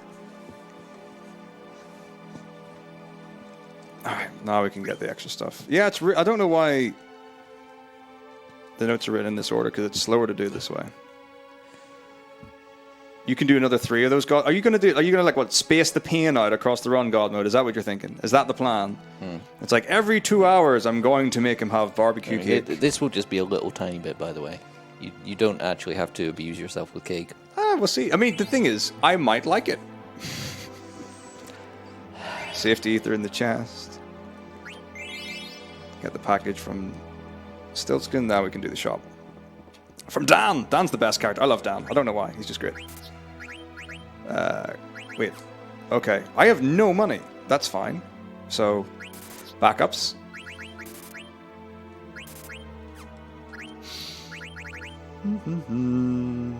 Where's my Phoenix Pinion? I don't need either of those. And I could sell the lightning staff because I don't ever need that. But we should be fine. So, 1 mage's hat, bandana, thunder gloves. Yeah. We're ready to go. Cool. So that's the last point where we can have any sort of money issues to concern ourselves with. So everything's great, and we're good to go.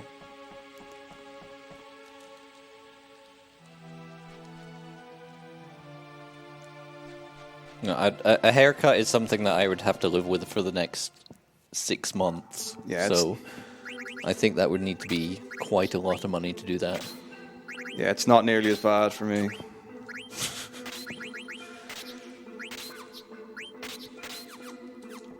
Now, if someone wants to donate for me to grow my hair out, or I could grow my beard between now and like ESA summer or something like that. Whose head are we going to shave at the next ESA event? Because we shaved Jack's at summer this year. Yep, I think we should be doing pre-records on head shaving so that it could be actually done by a professional and get some polish out. Oh yeah. Can you click through that? Yeah. If there's a moment.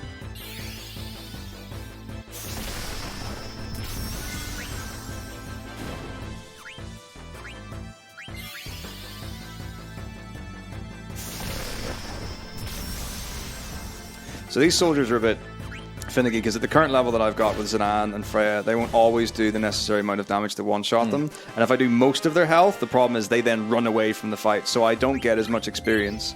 But I'm still going to get the AP, so it works out okay in the long run, but it's just really annoying when you're just short because you really use these fights to get the guaranteed levels to be able to one-shot them. How would you feel about a clean shave? I'd be okay with it. I would do that. What sort of price on a clean shave? No, nothing excessive. $30? You heard it here first, guys. More than 20. I wouldn't be against that. It would probably need to be done tonight rather than or tomorrow morning. Yeah. I'm just imagining sitting here with like shave. Oh, well, it's too long to go straight in with the razor. It need clip first. Eden probably has clippers with him. Oh yeah. Do you look a lot younger when you're clean shaven? Oh yeah. I look about 12. Genuinely. Well, I don't know what we can do with an in-person donation. I guess I can just accept it. Yeah, and then donate process it on the. Thank you very much, sir. Your donations to Save the Children is much appreciated. I guess I need to go on my phone and donate this. Somebody's just come out and donated for the avoidance and transparency 200 Swedish krona. So I actually need to go and donate this now. Yeah. On a scale of 1 to confident, I'm sure that's He does look familiar, doesn't he? Yeah, I'm sure. I think it's not hard. Why are you doing this without the mic? So they don't hear. Alright, okay. Obviously. Oh. Oh, that was Yisk. Oh, thank you very much. Yeah, for the info. thanks for working that out. I was like, they look very, very familiar. I knew then. Oh, it's that. Oh, these microphones aren't subtle, are they? No. These aren't like. No, and see how loud this is outside? Like, you can't just hear us in the square, you can hear us down the street that way. Oh wow, brilliant. Is there?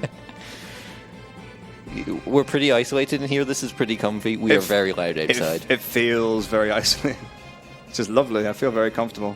Thank you for the translated dollar amount there. This will mean I actually have to spend cash in Sweden. Since I moved here 3 months ago, I've not spent a penny of cash. Yeah. No, neither have I. Thanks very much, Turnaround. The best... I think, well, yeah, one of the most fun things that we've had was when we did FF10 $20%, and I didn't finish the run. It was Wombrax. Someone donated for literally one. I think he was just like passing by the room, and they're like, "Get him to finish, like to speed run the game." I was like, "Okay." Yeah, Yisk, if you can hear us, what do you want us to do for $20?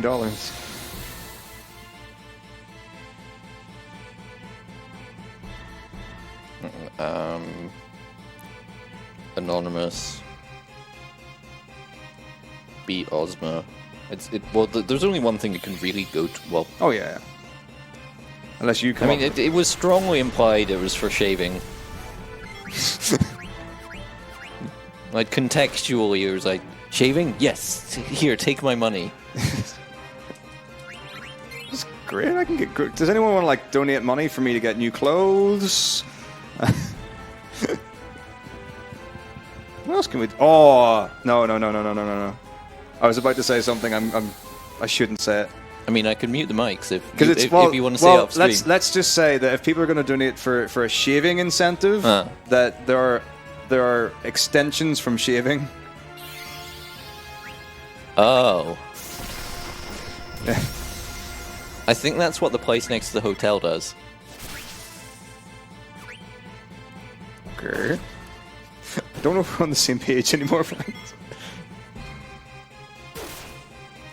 So Zidane can ATV with the Alexandrian soldiers. He's very fast now.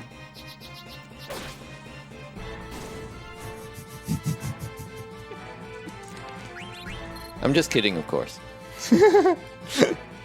Great. Okay, you can calm down right now, Arenas. Speedrunning, by the way. And this is we're serious speedrunners running a serious game at a serious event. Yeah. I should actually donate this money. Must input an amount to assign to the bid.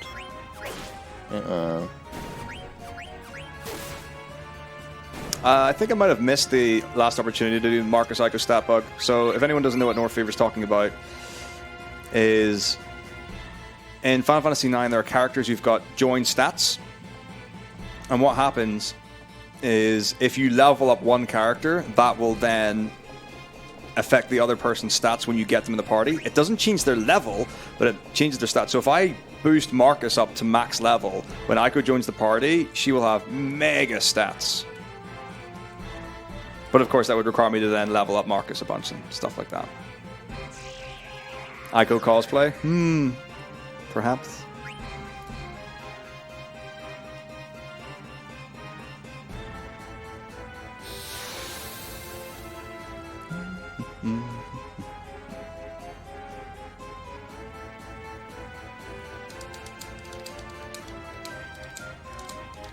You know how Ida was saying we need a way of making like quick instant donation? Yeah. Yeah, I agree with her.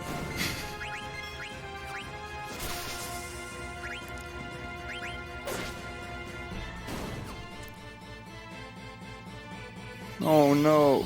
That's not you, is it? No, that's not me yet. Okay, so that's another bite That's of two. BBQ That's cake? 220. That's Because there was a $20 Yeah, that's and then two $220. tens. I think that's basically a whole slice of barbecue cake at this point. Whole slice of barbecue cake. Thank you so much, Anonymous, for your $10 donation for me to continue eating barbecue cake. If anyone would like to donate for a more wholesome incentive or something that doesn't involve eating, you know, being upside down wasn't so bad. Yeah, we can do pretty simple stuff. There's my donation. Oh, cool. That's a $21.41 on-site donation from Yisk. Thank you, Yisk, wherever you are. Okay.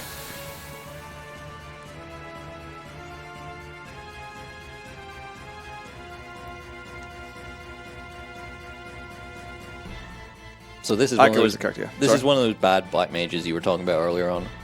Yeah, so what we find out is that there are black mages who haven't been programmed yet, and there are ones that have. So these ones have been they've been programmed to be evil. So they don't actually have a consciousness. And the ones beforehand they'd just been shipped out to be used as soldiers, but hadn't been programmed to do that. So there wasn't really anything in terms of like evil or good in them. They're just programmed to follow instructions. That's a $20 donation from RoboSparkle. Unshave. $20 for somebody to draw Metako's beard onto planks and for planks to not wash for an appropriate amount of time for $20 worth of beard. I mean, that would need to be like makeup or something that could wash straight off, Or right? a marker. Yeah, marker doesn't wash off for weeks, please. What are you talking? That definitely washes straight off. No, it doesn't. I don't. Well, we could tape your face with black tape. That's actually a pretty smart idea. Use eyeliner. What? Why are people giving us donation incentives that cost more than the donation for the incentive? I mean, if there's any black tape lying around, we could make myself a moustache out of tape. Well, I have a. What is Julmust? Is that some sort of Julmust alcoholic is beverage? a non-alcoholic beverage. Non-alcoholic. It just says It is a malted beverage. It says, how fast could I drink a bottle of it? I mean, how big a bottle? You can down it as quickly as Coke. Yeah, that'll be fine. Yo, what's up, Seven? Thank you very much. I hope you're enjoying the fiesta. Which, by all intents and purposes, it looks like you're really loving it, which is great. A white tape moustache? A white Christmas tash. Yeah, it's Christmas. It's the 4th day of Christmas. Okay, Your true love just donated $20 for you. The first word I read on that box is pain. Pain-free, it says. Oh, great. This is... Oh, I don't know about this. I shouldn't try this if it's any. No, it's way more fun to test it live. Okay. I mean, I can test stuff straight on me. A Swedish Christmas soft drink, you can get it. Probably not too long then, honestly. Oh, it's very carbonated. So. Where's Panda? Now, Panda's gone home to get the hot sauce. Spicy barbecue sauce. This is a moustache, right? Yeah, It looks just like yours. It's a mistake. And then we have a $20 donation from Rasmus. And it says $20 for Metako to pretend to be sitting on something really uncomfortable for 2 minutes. Surely the best way of doing this would be to have you actually sit on something uncomfortable. Is there anything... well, what is uncomfortable? I mean, I think sitting on the Coke bottle would be pretty uncomfortable. I don't know if that's... Oh, hang on. Wait, let me do a thing first. There's a video game happening here as well. No. I hope this is a suitable moustache for you, Robo. It must be. Right. Matrix 2 fight coming up. I mean, I think Yulmust is pretty good, personally. I don't think I've had it, so I think they'd be pretty tasty. I would quite like for someone to donate for that. It was originally conceived as like a non-alcoholic beer at a time that non-alcoholic beer didn't exist. Okay. So it can taste a bit beery in some people's opinion. Okay. Right. There we go. Okay, so that's like 322. Yeah, this isn't that uncomfortable. I have to make it look uncomfortable. Oh, this is so uncomfortable to sit on a bottle of Coke. When your posture's as good as this, nothing feels uncomfortable to sit on. I really should look at how I look with this. I tell you what, my hip flexor's like really tight though.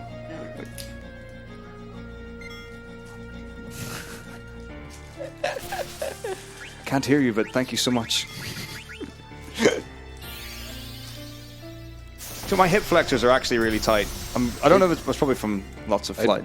Is what you're saying? This is Flying actually stuff. quite nice. No, it's really uncomfortable to sit on a bottle of Coke. But I'm wondering how I can utilize it best to like work out Don't ask chat that. those creaks. I just read something that's not good. No. Oh, actually, yeah. How structurally integral or like how structurally intact are bottles for sitting? They'll be fine, right? They're okay so long as they've got gas in them. Good to know. Alright, this is fine. FF10 Riku cosplay. We can't really do cosplay because cosplay needs preparation. Right, so we have $20 from Alfred Minis. Hello, Adam. For Riku, is there anything we could do that's Riku-esque? Like, I don't know if there's anything that we could, or constellations or whatever. She's got yellow hair.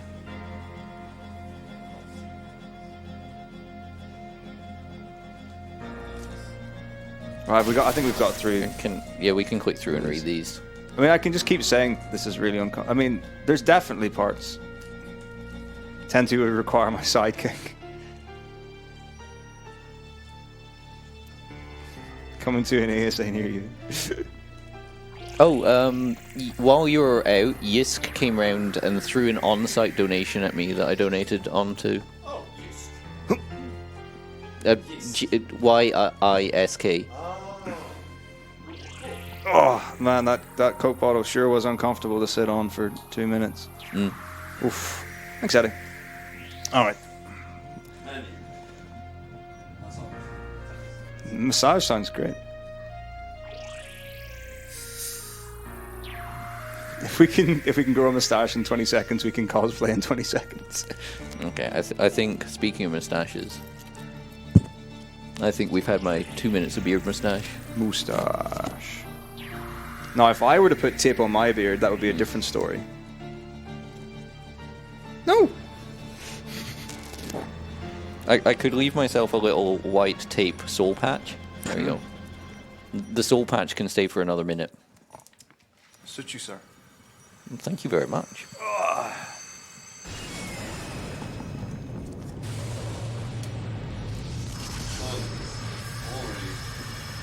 Very uncomfortable. Looks great. I'm really excited. Hey, was that genuine? It's not even, it's like on 10% of yours. This is gonna be great. I mean, yesterday when I was telling you to touch the metal, that was and you're like, oh, I can't touch it, I can touch it. Oh, if you got the same amount of nerve endings as.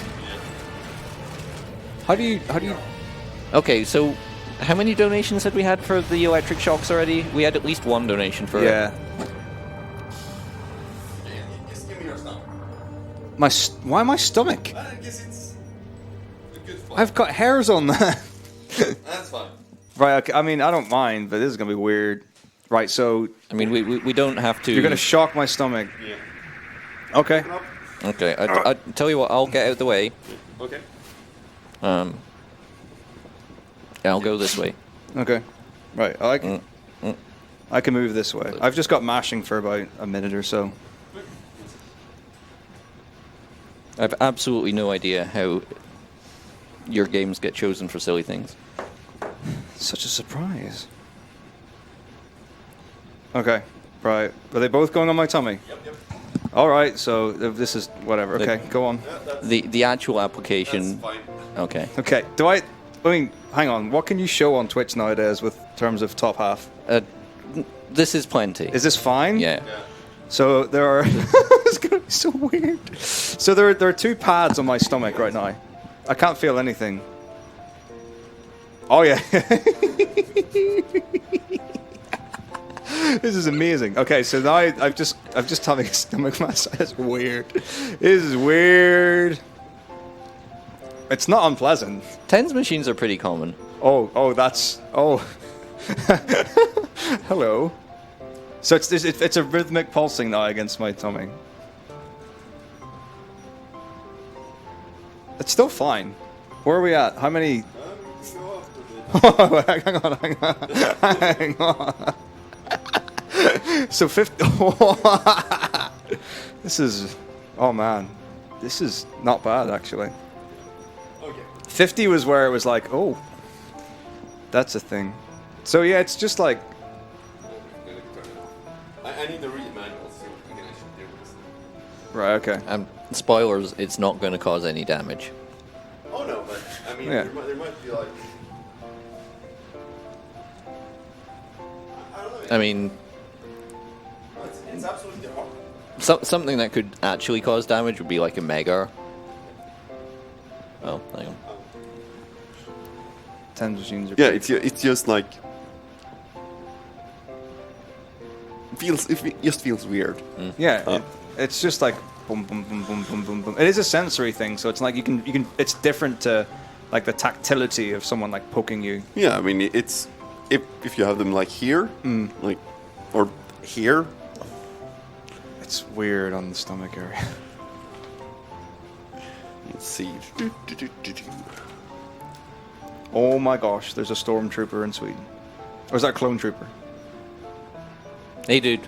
Mr. Stormtrooper, come inside. Say hello to the internet. Where? To the internet. No? Oh, It's what you were born to do. oh, can we We need to turn the camera for this. These are the droids you're looking for. Yeah, these are the droids we're looking for. Very nice. Thank you, Mr. Stormtrooper. Or is it Stormtrooper or Clone Trooper? It's because the helmet's the one that gives it away. It's Someone will know straight away. The other thing is, even though like the pulsing stopped in my stomach, it's like my fight or flight response is like ready for it to be attacked again. These are some visually graphic pictures in the manual. I mean, the clever one would be to put like one pad on like one side of the bicep and the other pad the other side of the bicep, so that when it's like, it could cause like actual. Yeah, let's actually mess up my arms at my insertion points. That sounds great.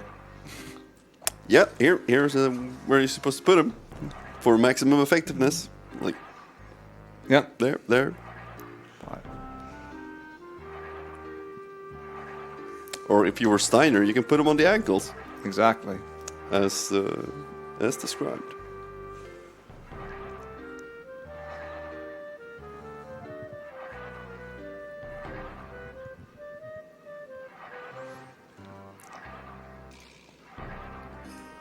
Oh. Oh, do it on my arm when I'm stutter stepping across the map. It's saying that their effectiveness increases if they're closer to each other. So if you put them... Like, Oh, great. That's what I... So interesting. It would either be way better or horrendous. All right. We are now 2/3 of the way towards meeting the Beat Ozma incentive on this run. Oh, that's amazing. We have another $175 to go. And we could meet that pretty quickly if we were to stick the tens pads while he's stutter stepping for $20. So I want to have Steiner, ideally level 8 here. That's super safe. 7's very safe. 6 is quite safe for the next fight. So the idea is I want Marcus to die, kill the soldiers, and go from there. So generally speaking, you do want to take one of these fights. You can avoid both of them. I was far too high up on the screen to do the double dodge, but I did actually need to fight one of these anyway. So I would just do a loop-de-loop around this one. The first one is considerably faster than the second. Well, not faster, but it seems she appears to be more alert in the movement. But it's quite easy to run around the second one. The biggest problem you get is that when you turn in Final Fantasy IX, if you use the analog stick, you turn slower than if you turn on the D-pad. Because when you do the D-pad, it takes you at those degrees of 45 each time. Whereas the analog stick is more gradual change, and they turn very quickly. So your best bet is to do that segment with the D-pad to be able to avoid them as best as possible. Yep. Fix what? Oh.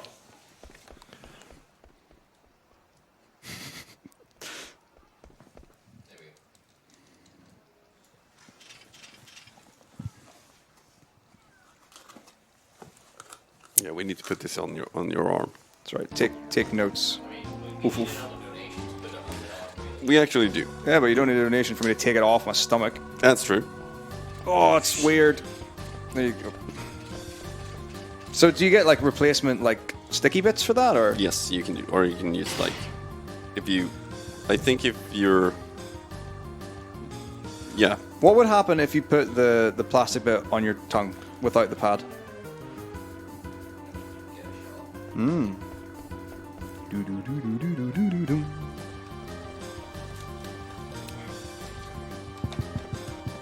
It's like that weird feeling you get in your mouth where you're like, oh, I just want to clear it.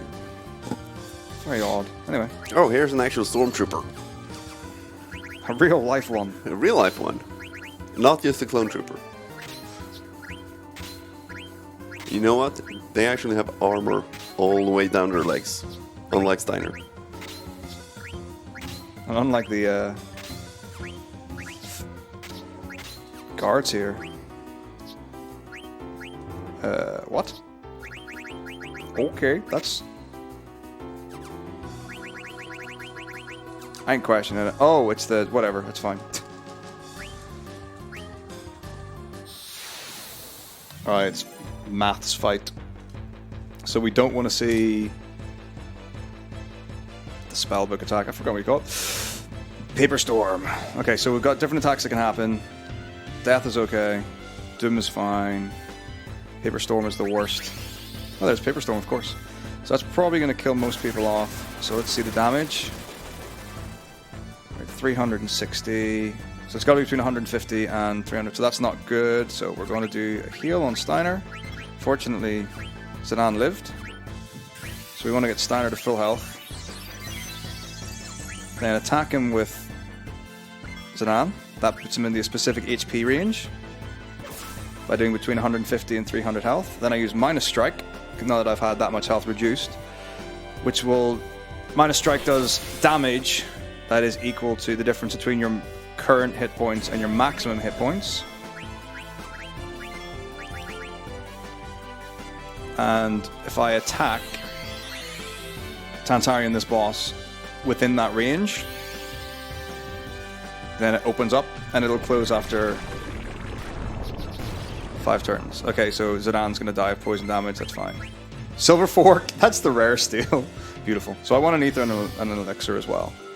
So I'm going to let Zidane die. Okay, that's the first turn for Vivi. So this is a slow Tantarian fight, but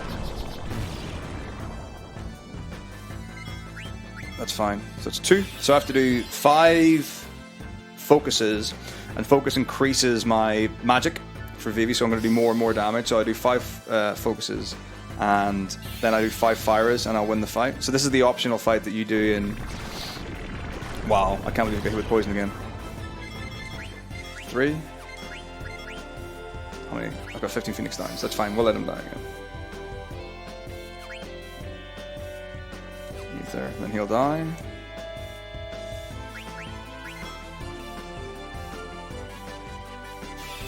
So this is the one you do in Tantarian Roots, or Auto Haste 4. There's a $20 donation from Makabaki saying, good luck, have fun. But Makabaki hasn't given us a challenge to do, but if he would like to write one in chat, he's quite welcome to. Is it towards Ozma as well? It is towards Ozma. Oh, great. Thank you, Makabaka. 5. Okay. So yeah, there are 4 steals I can get from this. So we've got Ether, Elixir, Silver Fork, and then there's a really rare one, which is the Demon's Mail, which I do not want to happen. Demon's Mail goes on Steiner, and the only thing it will do is ruin my menuing. So I don't actually want to get that steal, but the Elixir is really nice to have. The Ether is good to have. Ether restores MP. Elixir restores your HP and MP to full. And the Silver Fork I can sell for lots of money because I don't actually need it in this route. The current 90% route, we need 4 Silver Forks, which is very expensive. So you can see I'm doing tons of damage comparatively to what I would normally be able to do because I've used Focus 5 times. This is the only fight where it really is beneficial to do in the run. Why is Zidane getting... To be fair, I don't need him anymore. But I want him alive so he can, because you do get experience and AP from this fight, so I will want to revive him before Tantarian goes down. But he's the only character that doesn't have poison immunity right now. In the current 90% route, we get a glass armlet so that he does get poison immunity, because it's just nicer not to have it.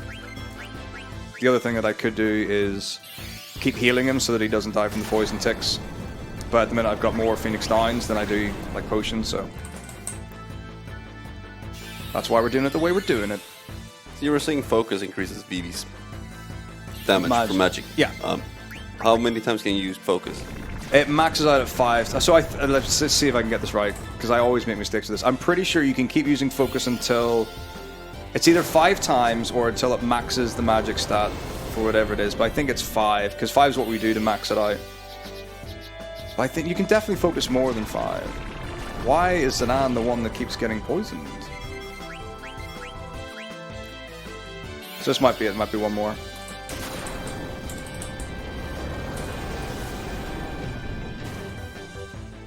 Okay.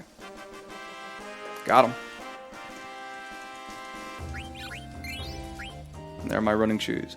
So the nice thing about doing this is that you get experience. Experience means more levels. You get AP. AP is great because it means you learn abilities. And I get the running shoes, which is great because it means I can escape from fights better, and there are fights that I can do faster. So one of the things when we did the reroute for any percent using auto haste is that we actually did a lot more work on what are the fights we can actually really maximize on using the boots. It's how many can we get extra attacks, how many can we make faster, and there were about 4 fights or something like that there in like disc 2 and 3 combined where we were able to save like a round of combat or like one enemy turn or attack by utilizing that, which is really nice. Right, so it's as many times as it takes them to reach the maximum magic. Yeah, I thought you could max out the magic with it. Tell us how it goes, Serious Mer. I hope that you win in your conquest to defeat the library books. All right, here we go.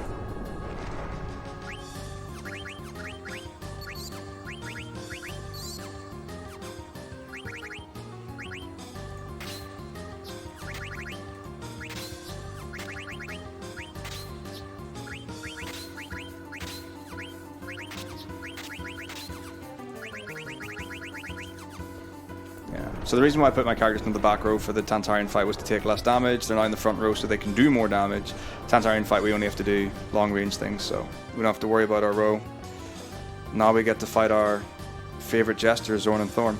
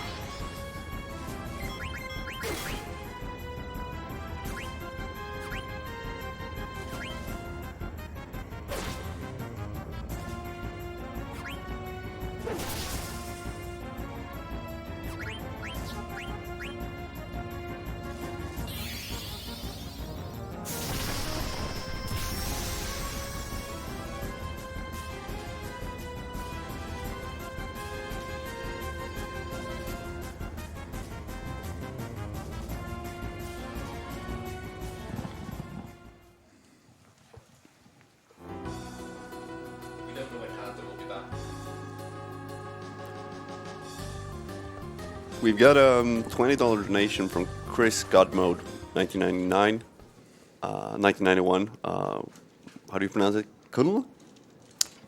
I would say Kunal? Kunal. Kunal.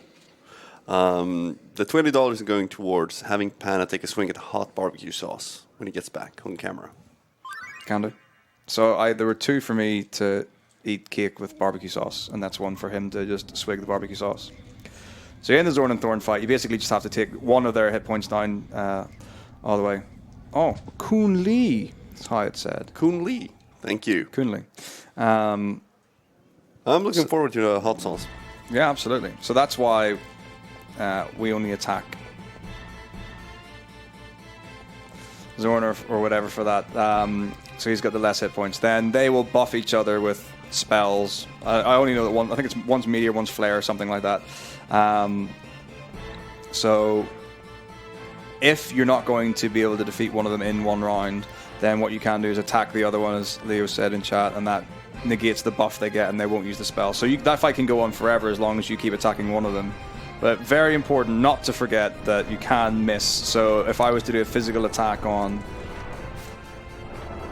one of the clowns and I was trying to negate the buff they got, and I missed, then it wouldn't work, and then they would get the spell off and everything would be disastrous.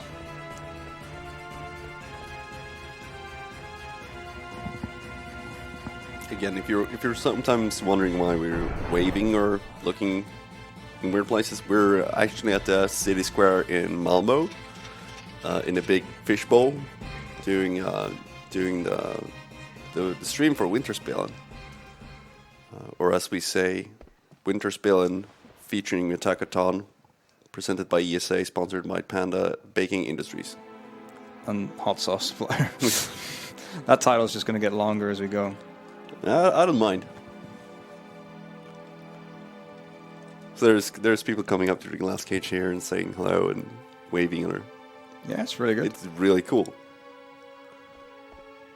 It's very much a VIP experience, and there's a lot of other cool stuff that's going on here in Malmö during the Winter Games or Vinterspelen. There's a big,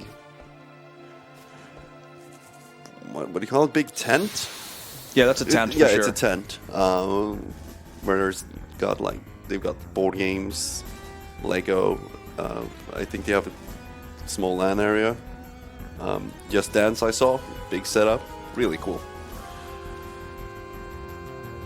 Malmö is as far south as you get in Sweden, essentially. Unfortunately, we have no snow here. But last night to us was pretty cold, so maybe we can get some snow. That would be sweet.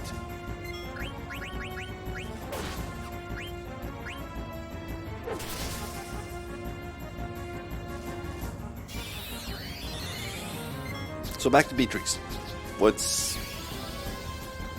So Beatrix 3 is a really interesting one. So we've got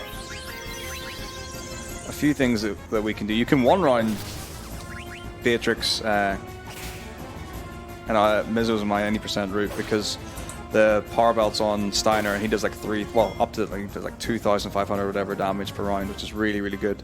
Two rounding is a little less common, but this is a really nice fight because we can now do a lot of damage very quickly. So we're able to actually take this one down. You cannot beat any of the Beatrix fights by waiting out 10 rounds. You can always do that. And in the solo character run, some of them you're banking on being able to survive 10 rounds, and that's not very easy sometimes. So that's one of the things that we want to get out of this one. So we can do a lot more DPS. We take this one down. Same with Beatrix 2, we can get Beatrix's health down and that. But this is again one of these weird things where the story takes a turn. So Beatrix has been serving the Queen, not questioning anything whatsoever, and then suddenly now she sees that Garnet's been injured by Zorn and Thorn, and they've taken all their summons away from her, and she's in this weakened state. Now she has this moment of revelation where she wants to become a good person again. And speaking of solo character runs, we've got the big joke that has been coming around more recently is about having a solo Beatrix run. So there are two things about it. So if you were to do a genuine solo Beatrix run, all you have to do for it to constitute a solo character run is that when you can use the character, you have to use the character. And if you can use the character, they have to be the only person that's alive in the fight, and you use them in the fight. So what you would do is you would have Beatrix in the fight. There's 3 fights here that Beatrix is in. You would kill the other characters off, defeat them, and then you use her one other time in Disc 3, where you kill 3 fights. And that's all you have to do for it to be a solo Beatrix run. But you can hack Beatrix into the game on PC, and there is a way of doing it. The problem is that if more than one Beatrix is in the code, like in a battle or whatever, the game crashes hard. So, and then there are some cutscenes or whatever that it doesn't work with as well. So if anyone out there is a coding genius and knows a way to code Beatrix into the game where you can use her and it doesn't crash the game horrendously, please send it to us and we'll run it. She's kind of overpowered, isn't she? Oh yeah. So it's the thing is everyone's well, you get absolutely wrecked, and the first 2 times you fight her, the third time she's still really hard to beat, and then when she's suddenly in your party, it's oh, why is she just a regular character with 700 hit points instead of thousands and stuff like that? But she's still good. Her abilities are insanely powerful.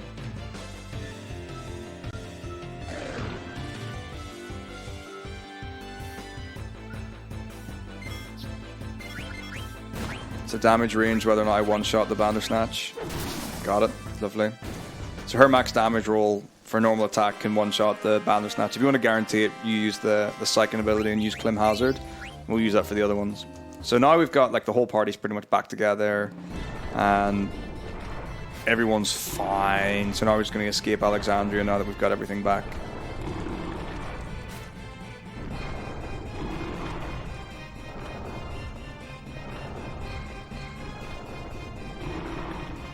Yeah, so this is what's happened to Beatrix after she went away with Steiner. So she got kidnapped. All of her summons were taken away, her magic abilities and what have you. And then we're trying to get that. And then once we get out of here, it's basically, you're you're kind of stuck actually for where to go next. So you get like some hints in the game for where to go, but That's when you go to Ramu.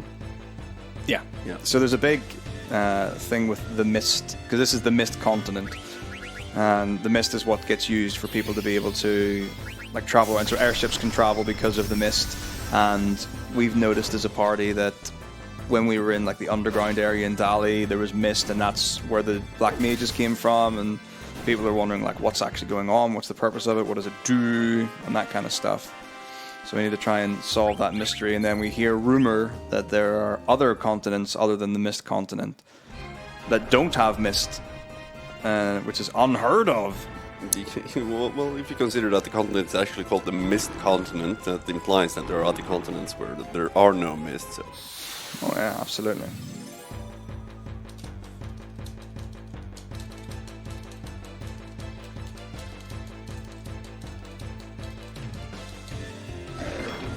So Zidane can one shot if I'm lucky. Good. Super rare for Steiner too. So the thing is, when we balance out the damage for Steiner, like Vivi's unlikely to kill. I'll just demonstrate. He does such little damage, he doesn't really offset it enough.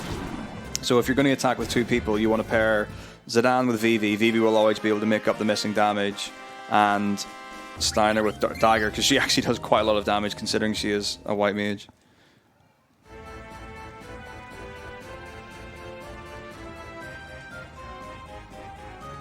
Smoke.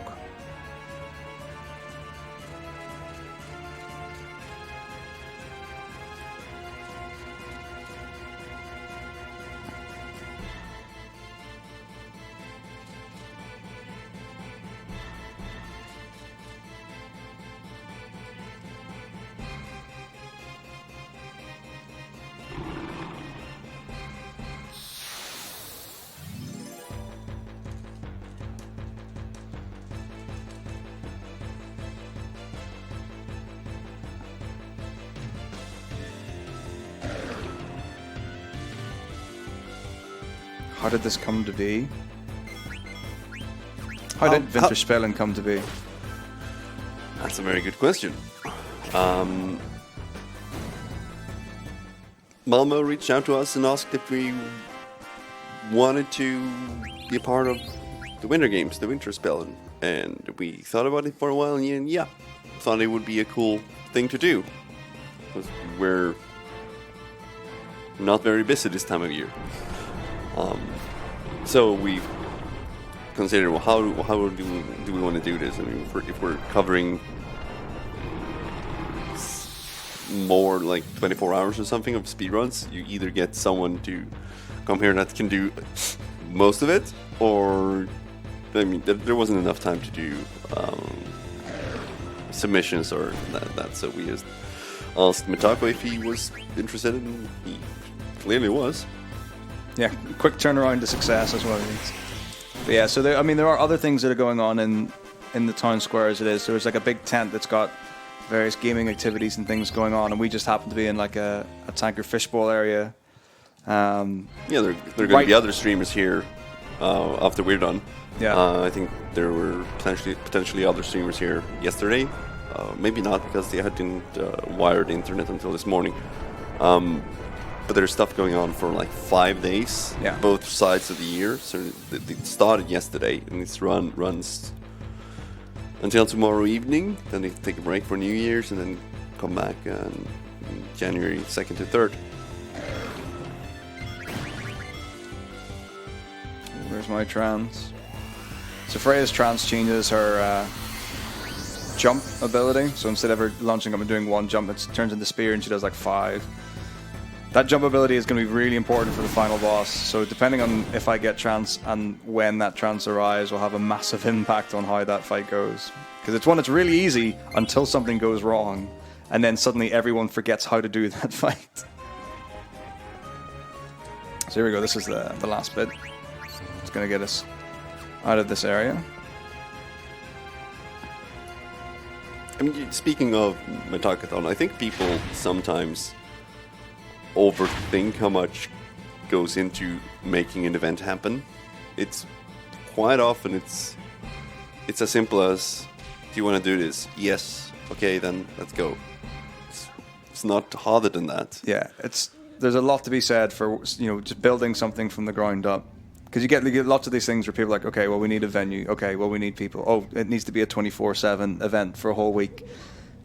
And there's so many things that go against the grain that show that if you just get people who are interested and care about what they're doing and bring them together into one place, you can, any event can start from someone's living room and build into, a hall or an amphitheater or whatever venue space that you end up arriving to. There's a lot to be said for just getting out there and doing it.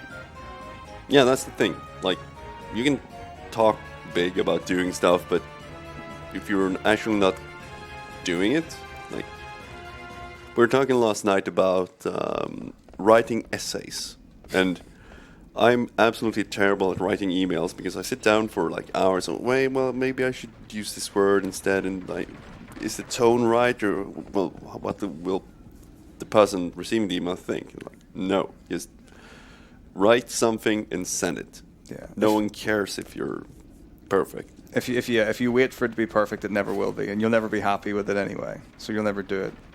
And that's the thing. There's a really nice thing that I've heard as well, is that like something's not perfect when it's the best it can be. It's perfect when it gets sent out. Because however long you've got to get something to that standard, that's what that aspect of perfection is. So it's like nothing's ever finished. When something's actually finished is when the deadline arrives for it. Pan is back. Yeah, great. So we've got Getting food.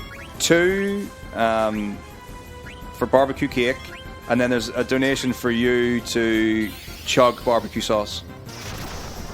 You don't have to not just like a chug of barbecue sauce, not like chug the bottle. The entire thing? No, I don't think it was the entire thing. I think it was just a big scoop. Yeah, ESA RPG. Let's go. I'm down. When? Where? How? Yeah. I don't know. I'm down. What are we not currently capitalized? Easter? Easter's not perfect.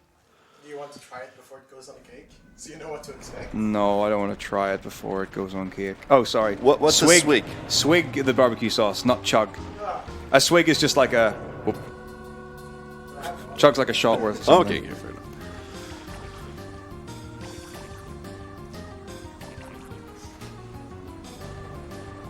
Oh, Plank is back. Oh, that's fresh outside. Yeah, it's That not felt cold.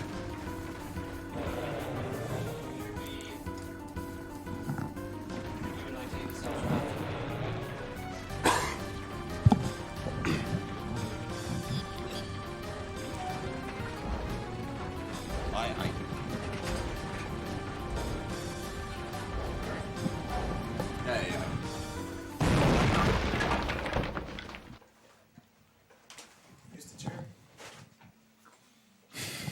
You want to sit down and That's how we do, weird kid. if you Just go and mute the second mic on the mixer. All right, so it turns out that we're back in the ruse system. So we had another snake to take on. That's Ravi Mago there. That's like Ravi Rava's older brother. So now we're just going to make our way through various areas. So we've got Pinnacle Rocks to go to, and then we've got another area. Then we're going to a different continent.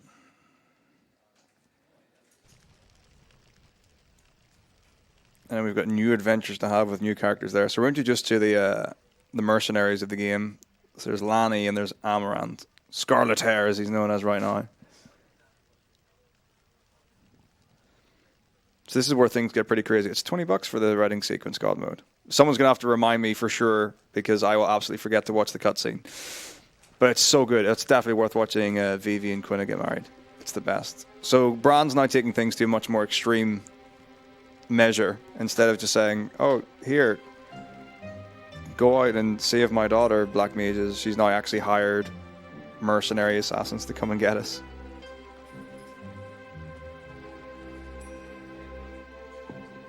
There's no canonic reason why they look nothing alike, but it's pretty accepted that Dagger may not be of birth.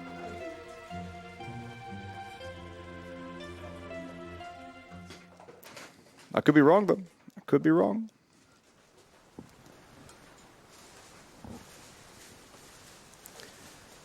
So, could I ask someone to do me a small favor? Sure. So, basically, there's mashing here, then there's a 1 minute break, then there's like 2 text boxes, then there's another minute break. I would quite like to go for a short relief break. Sure. So, if I get to the point, can someone just mash and then there's like a cutscene and then there's a bit more mashing and then a cutscene? Okay. It'll be in like 2 minutes' time.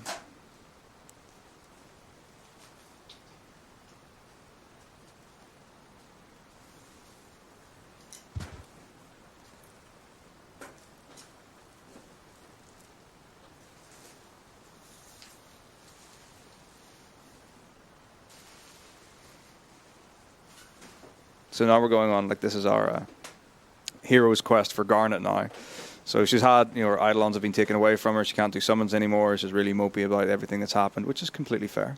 And now we're reintroduced to the summons, effectively. So now we've got Ramua. That's the first one. So we have to go around and we have to talk to, like, 5 or 6 of them or whatever. And then be able to do it. But we're not actually interested in getting any summons for Garnet because we're not going to be using Garnet for much. But in the solo Garnet run that we're doing at ESA Winter 20, we will absolutely be getting Rama and some other summons potentially. And maybe probably even show you things in the run you've maybe not even ever seen before. Really unlucky to get an encounter in the first screen. But it looks like a preemptive, which is very nice. Oh, it's not. It's just the camera angle. Oh, it was. Splendid. Straight away from that. Well, if we meet the Ozma incentive, this will be much closer to a 12-hour run. It'll be longer than that. Oh, yeah. So, let's see. My last Ozma run was 12 hours. 12 hours, 12 minutes. Is exactly what... It was 12 hours, 12 minutes for Ozma last time. But I got really bad Ozma luck. So it took much longer. It should have been sub 12. Oh my gosh, please give up. There we go. Okay, now we can move on. And we can get ourselves out of here. Right.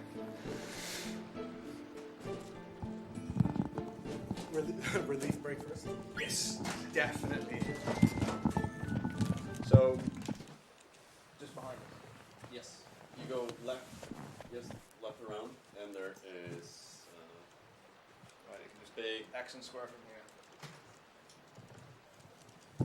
Okay, I'm on it. Okay.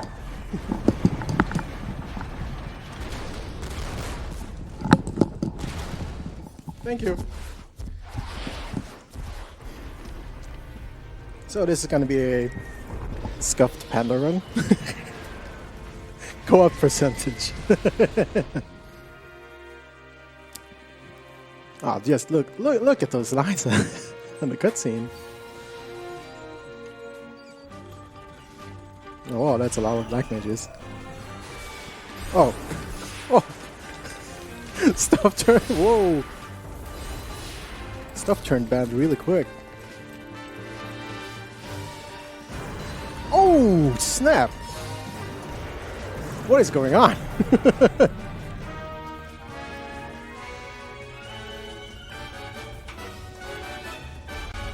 Oh, that's ominous.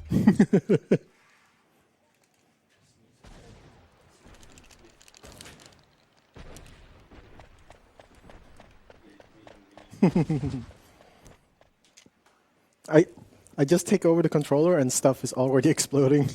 Maybe it's game over soon.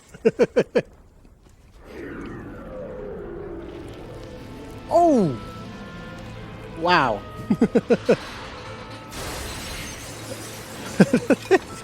What have I done? What have I done, Chad? It's spooky as heck.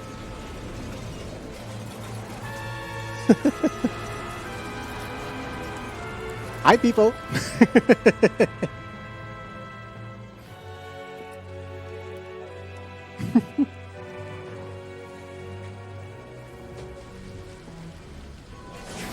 Hey, Rover, to be fair, you can't blame me for that. Why? Why do this to me?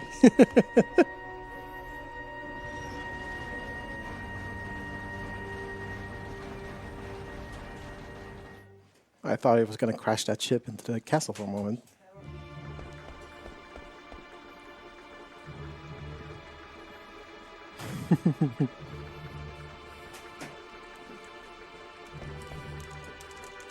The honest, I'm gonna keep breaking the game. Don't worry, your savior is back. Go up and to the left. Up left. No. Oh, whoop. more to the left. Okay, thanks. Okay.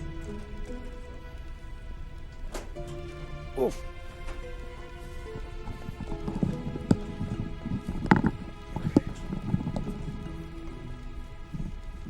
I had my job.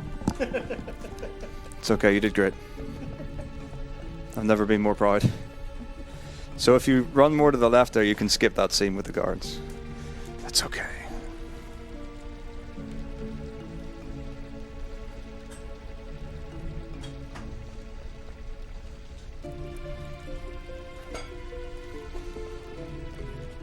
Oh, great. So, how much? That's the amount of cake I'm having? You want more? No, I'm just wondering what the ratio of cake to barbecue sauce is going to be. That's why I asked if you wanted to try. Well, yeah, we'll put on that. That's fine.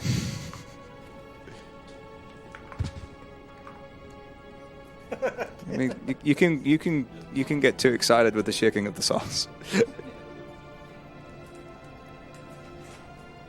This.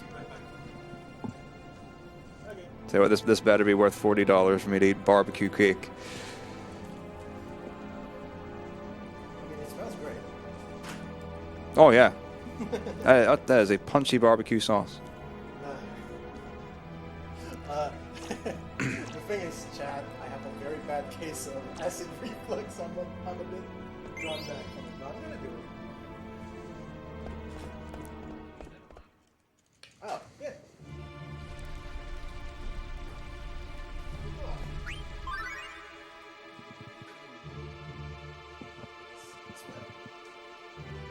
Yeah, the other headsets, I think on the DVD 50 or something behind, or DVD.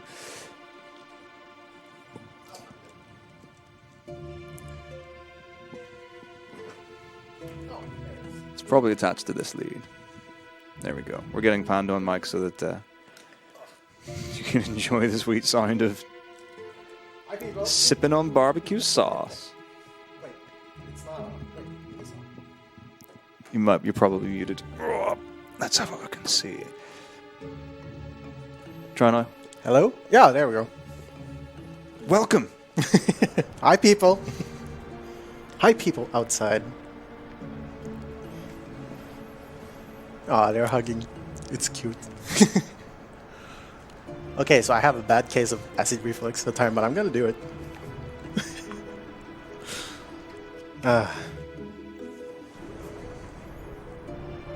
Cheers. I'm mentally preparing myself.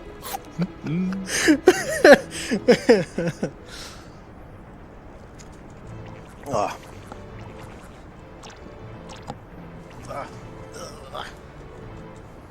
Just having my water on standby.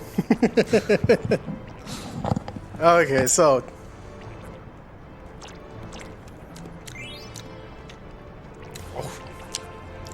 that's delicious and really punchy in my throat. Oh. Okay, so how do we wait? Yeah, people are gonna see this go down. Yeah. Go on. Let's be having you.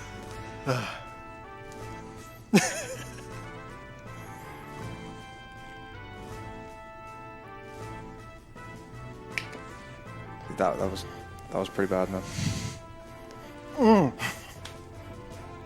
That was a healthy amount of barbecue sauce. Girthy, one might say.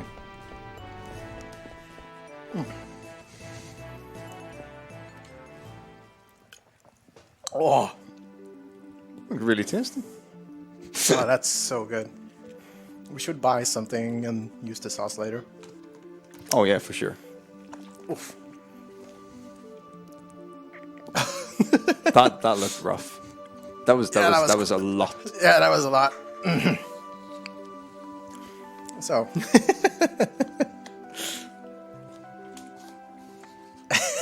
as you can see, Oh yeah, that's right. Oh, yeah, I also have to just douse the cake in the barbecue sauce. Don't put it beside. I'm not dipping. No. Cake Okay, so.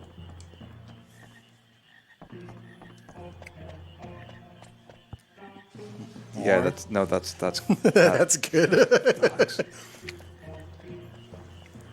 My stomach is really warm right now. It's like I really like barbecue sauce, and I really like And strawberry cake. this is, Your own special Yeah. blend.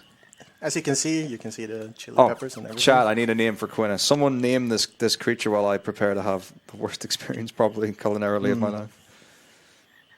Chili. Mrs. C time. It is Mrs. C. All right, it's Mrs. C again. This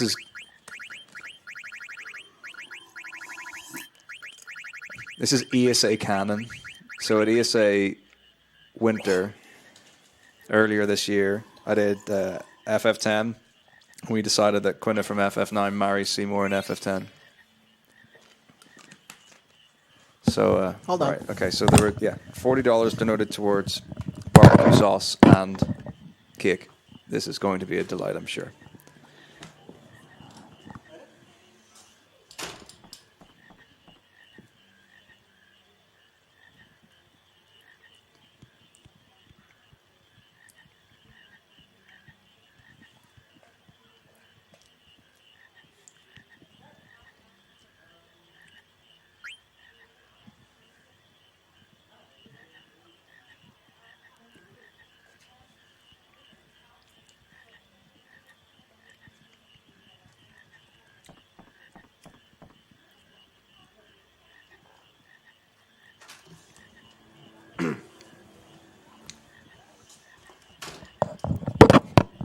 Sorry about that. So how's the cake? I don't know. It's like...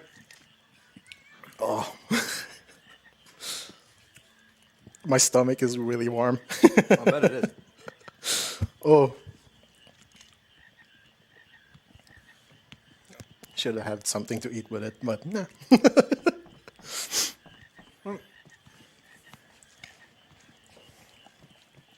Also, what I was talking about outside just now, they're gonna have some disco outside with children.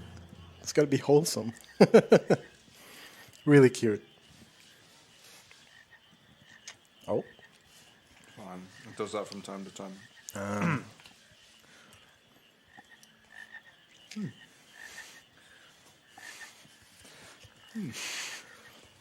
How are you feeling?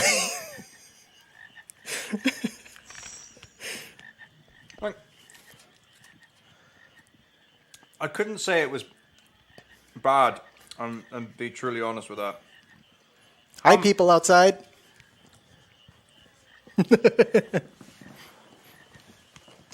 Like,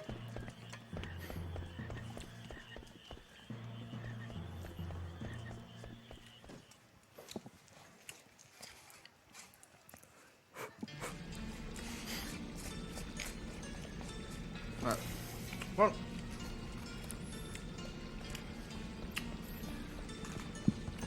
so it's like the barbecue sauce is really good, Yeah. and the strawberry cake is really good. I can't honestly say that the two didn't go together. I mean, it's not something I would choose to have again. But it wasn't bad. It wasn't good. But it wasn't bad. It was a terrible combination, but individually both are amazing.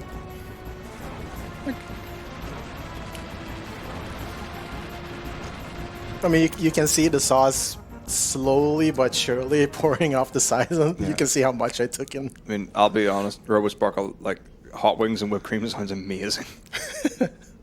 I mean, hot wings and whipped cream and syrup and waffles. That's a thing. Exactly. Yeah. So it's actually good. That's the way to go. That's surely the better way to go about it. Why spoil dessert with barbecue sauce and like chili sauce to get there when you can have fried chicken?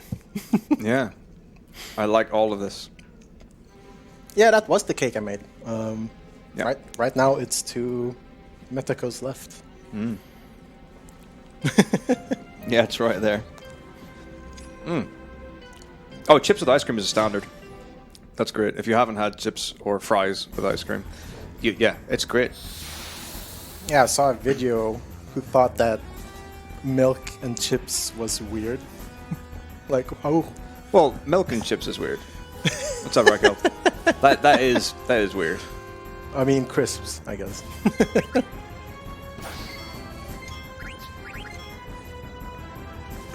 Like, but milk and chocolate cake goes really well together. Yeah, Because you can have like, you know, like, I guess anything that normally goes with like cream or whipped cream probably could be successfully substituted with milk.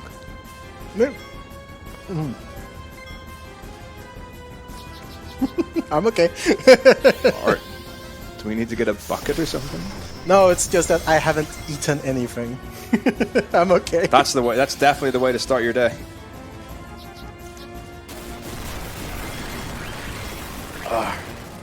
No, crisps, not fries. So, crisps in UK, Europe, and chips in America.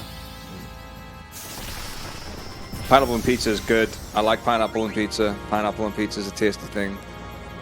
Pineapple and pizza I'd rather have than strawberry cake and barbecue sauce again.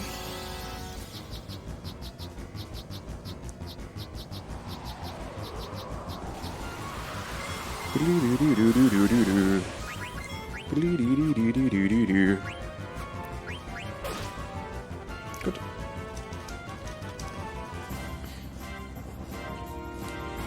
Oh yeah, Nutella pizza, standard.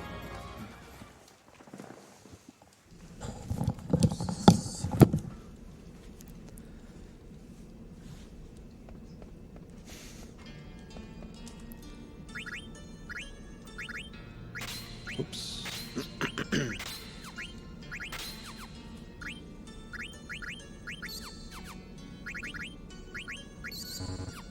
But yeah, dessert pizzas are not that uncommon. Probably banana pizza. I've probably had banana on a pizza before. Potato chips. Yeah, but seriously, like, French fries and ice cream is great. You must try it. French fries and milkshake is good. Oh yeah. Just take some French fries and dip it in the milkshake. So now we're in Fossil Roo, the bane of many. It's like a little maze area, but it's really easy to get through once you know where you're going. The Vinterspelen is a multi-day event. As far as ESA are concerned, we will be streaming today and tomorrow from that. So we've effectively got this box area with a glass window in the side of it until tomorrow evening at 6 p.m. CEST.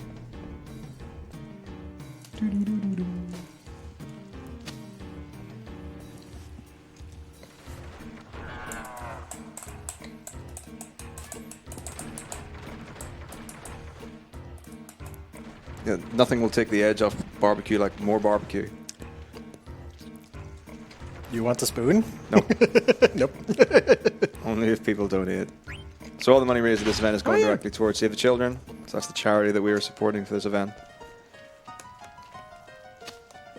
So by all means, get your donations in. We've got an incentive to beat the super boss Ozma in this game. Tell you what, this is probably the only chance you're going to get to see an Ozma run in an event.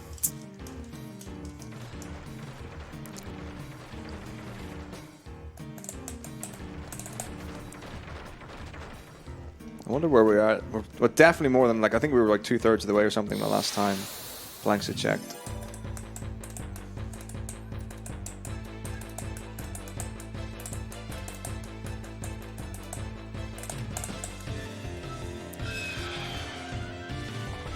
So this would be the place in the game where you would get night if you were doing a night route. But like I said, so this particular route is based on like old 90% route that's adapted for Ozma. So we've no need to get night. I can pick it up. I can still get it. So you can get it from the bats.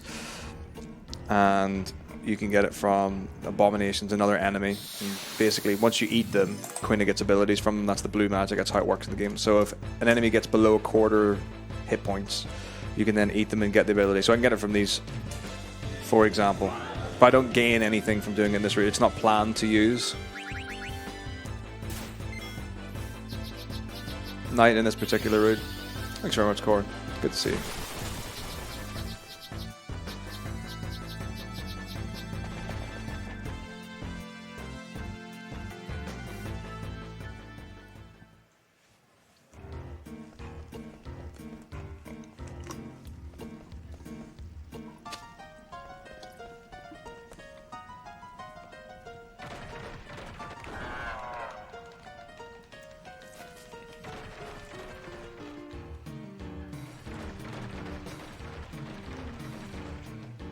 Oh, so we've got a donation total of $500 to do Ozma %. So that's how it works. So God Mode is clearly getting another barbecue donation in by the looks of things. That's what it seems like. So once we hit that, then once we hit $500, then we'll change this to an Ozma run, and then we'll have to think of something else that people can donate for, because why stop at Ozma when there's so much more? And it doesn't have to be in this game. We've got other games and plenty of time. So I don't know, we could do FF7 with Emerald Weapon and Ruby Weapon incentive, maybe? FF8 with Omega Weapon. FF10, we could do... Oh, is there time for a Nemesis run? Probably not. Real jump rope? No. I'm much better at video game jump rope than I am at real jump rope. All bosses. We've actually only missed out on one frog farm, so turning this into all bosses would not be super difficult. We'd just be slightly behind, and it would take longer to farm the frogs.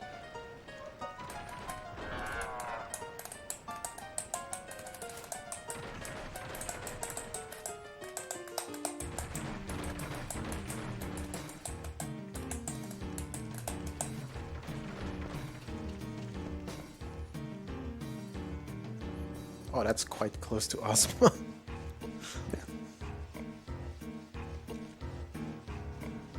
I mean, we could make, I don't know, what would the incentive total for all bosses? If it was 500 for Ozma, 1,000 for all bosses. But I'd need to start farming frogs real soon. Otherwise, we'd literally just be sat here for hours waiting for frogs to spawn just to fight Quail.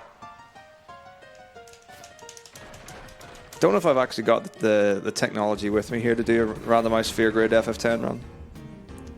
There's no limit on how fast you need to get the frogs. It's just there's an order to do it. So the sooner you start, the better you can get through them. It's on the screen, God Mode. We just give it a moment. It's not a hands-free experience. So again, when the marquee's on the screen, I can just run normally, and then once it goes is when I have to start stutter stepping.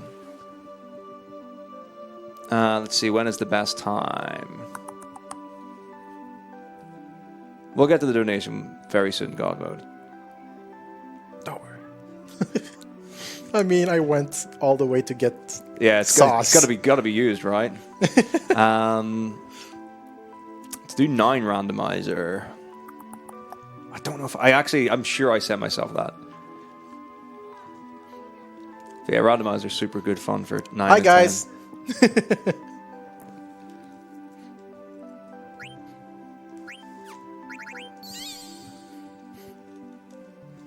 Okay. Let's see, when am I going to get enough time to do that?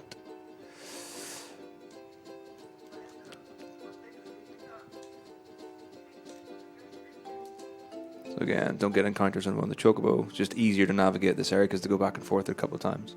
So I need to get diamond in the... Okay, so right, let's get this done and out of the way. All right, so we've got $20 from God Mode 1991. Coolly. 20% Metako takes a chug of barbecue sauce and Panda has a snack. I don't think this was written the right way around. Somehow. Okay. You sure it's not the other way? That's No, fine. no. That's fine. Okay, so let me get to a bit where I don't need to move. So it's going to be a bit around for this. So I'm going to take this and then go on through here, pick up the diamond, and then I think I'll be able to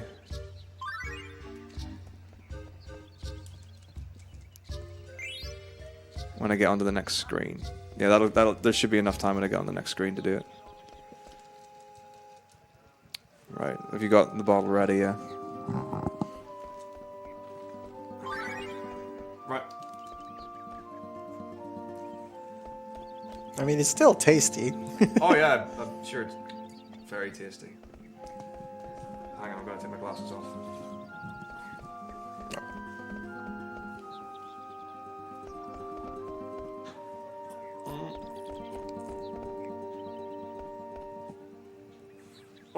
Oh.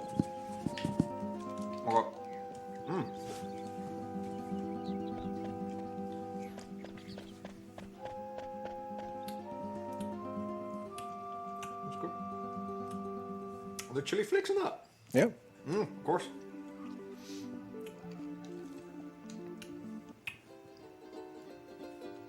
Can you tell them that no one's donated for the wedding yet, and it's very soon? Well, yeah. In case people heard that, no one has donated for the wedding, and it's getting there. So start donating for the wedding.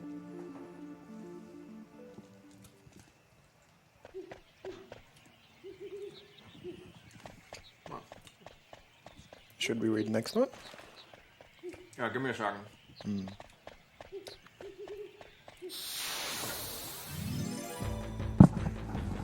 Right, I'm back. That was very tasty. All right, we've also got $20 from Gilly Monster that says, speedrunning is thirsty work. Drink some water.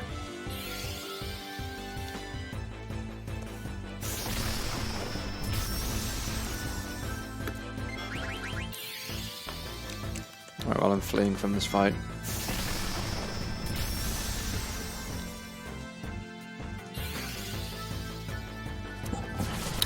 You don't need to know anything about speedrunning to do randomizer for FF10. It just randomizes the sphere grid so you get random abilities in different orders. I need to take care of something. I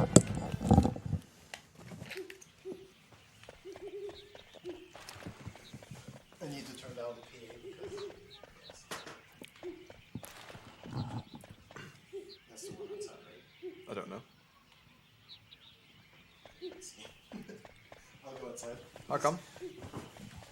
They're having a thing for now. Right. Yeah,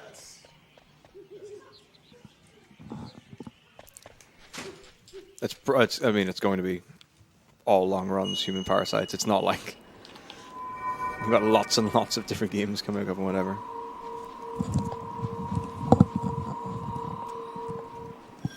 What is even further beyond instead of stuff? I don't even know what you're talking about, Vovagog.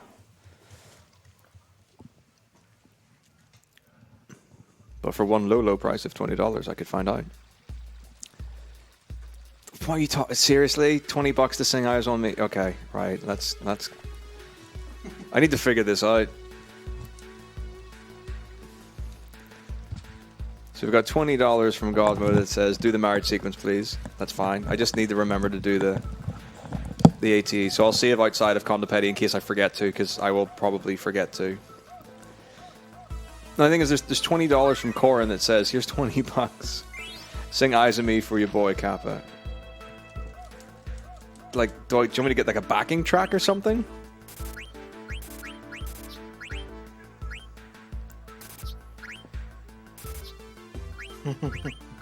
Where my bone wrists at?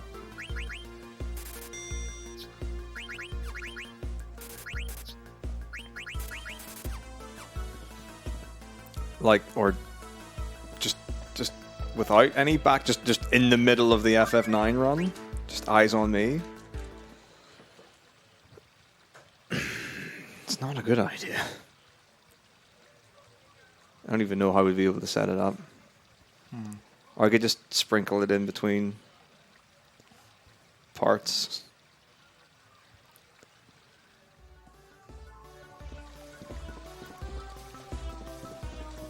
That's right. Never forget Weber Noah. She's the best.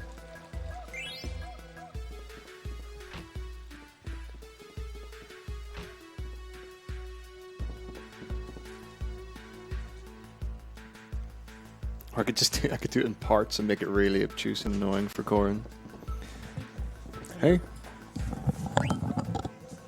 I've got a $20 donation to sing a song from Final Fantasy VIII. That's one of the crews has for it because they're having some thing over there.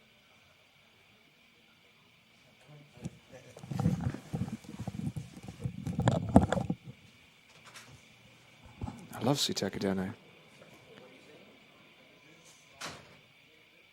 Do you know the biggest problem with Eyes on Me? The grammatical context with which it was written in. Not good. There's Just Dance in the tent, which I've never played before, but we could definitely go across and stream that. Oh. Let's see, how could you fit Eyes on Me to this? Like, I could sing this tune with the words of the Eyes on Me. I reckon you could get Eyes on Me to fit, though. Let's see. It's in the wrong time.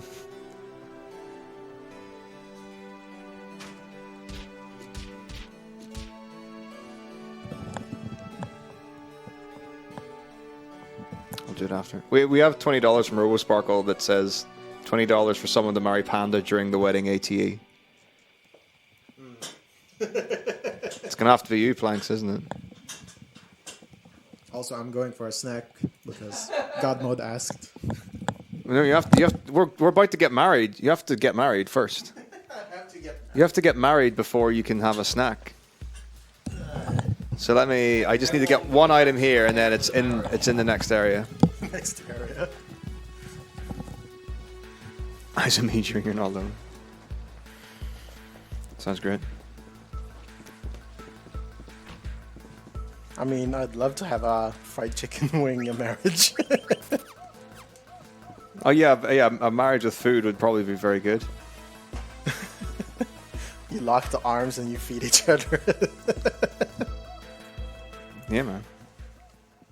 Whenever I sang my songs, I'm gonna sprinkle the whole song through the rest of the run.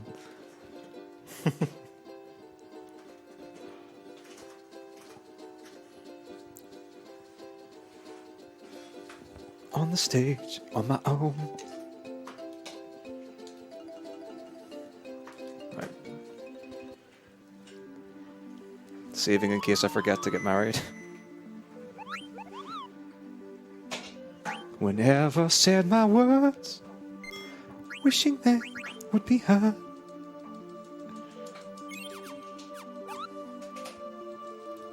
Time to get married. Not prepared. Was this at $20? Yeah. Yeah. To sing an FF8 song during the FF9 run.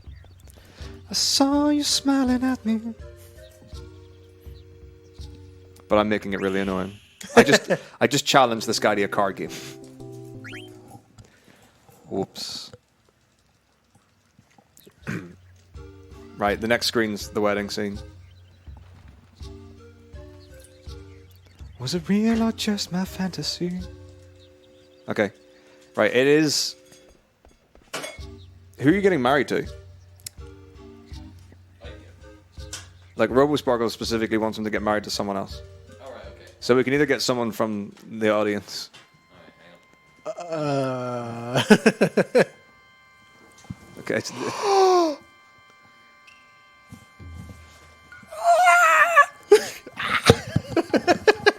Is this what a Glasgow wedding is?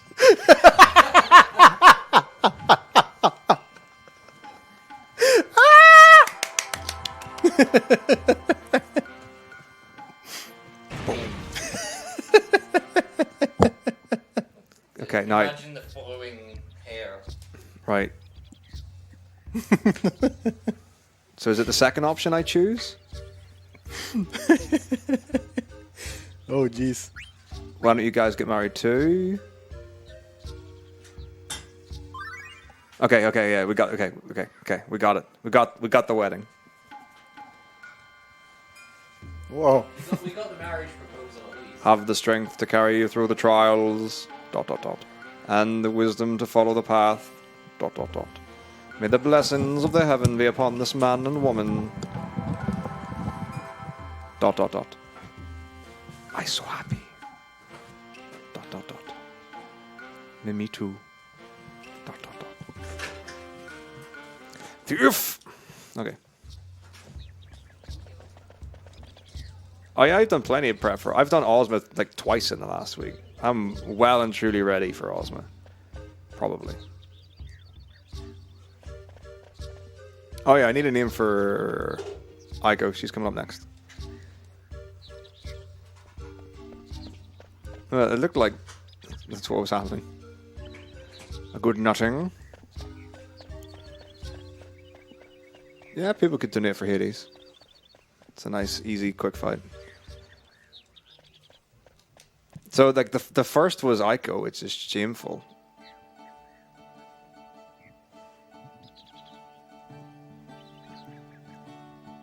Where is Mutsuki? Why is Mutsuki not here to denote for his rightful name?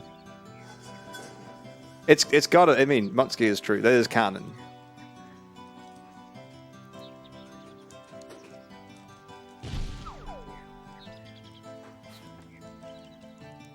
There is no other right name. It's his favorite character. Like, just not even just in like this game, just in video games.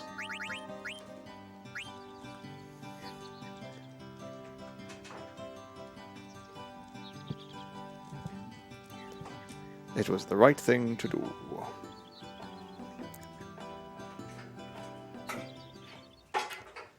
Right, Mutsuki owes me $20.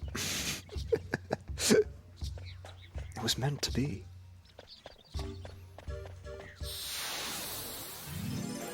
Well, you still can God mode.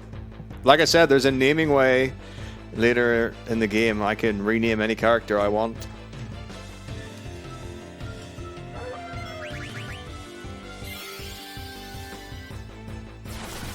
All still to play for.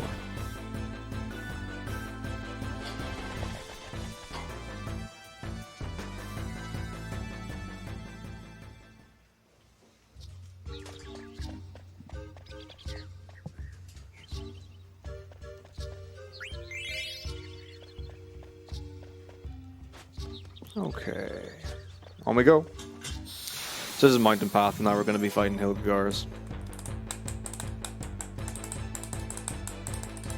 Wish I could do Lucky Sevens on it. Lucky Sevens is an ability that Zidane has, where it either does 7 damage, 77 damage, 777 damage, or 7,777 damage. So you can one round Hilgagars if you get the lucky roll.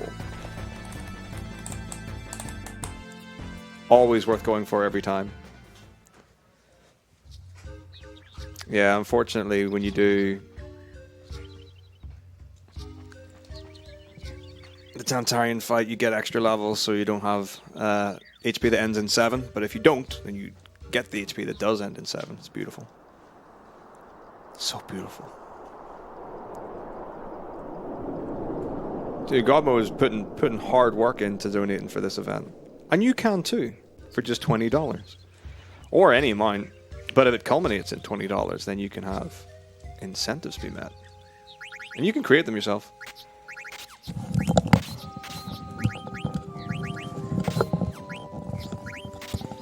Hey team. So, Ozma got met. Yay! So the estimate now needs to be 12.5 hours. Okay. Ish. It can be. It depends on how well that fight goes. I can fix that next time I stand up. Yeah. So in my PB, it took me about 10 to 12 tries to beat Ozma. It's a 50% chance of winning. So it could have, the run genuinely could have finished at about 11 hours 15, and it ended up finishing at 12:12. Oh, man. But it was a good combination. 12 hours and 12 minutes exactly.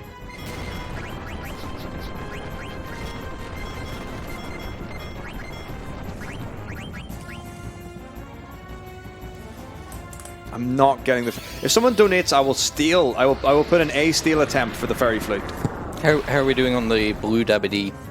Haven't hit that, but All right. can we do that? Do we have the power? I mean,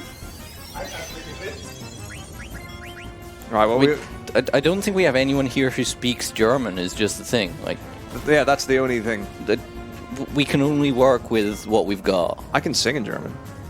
I mean, Can we sing Eiffel 65? Yeah. I'm blue in German.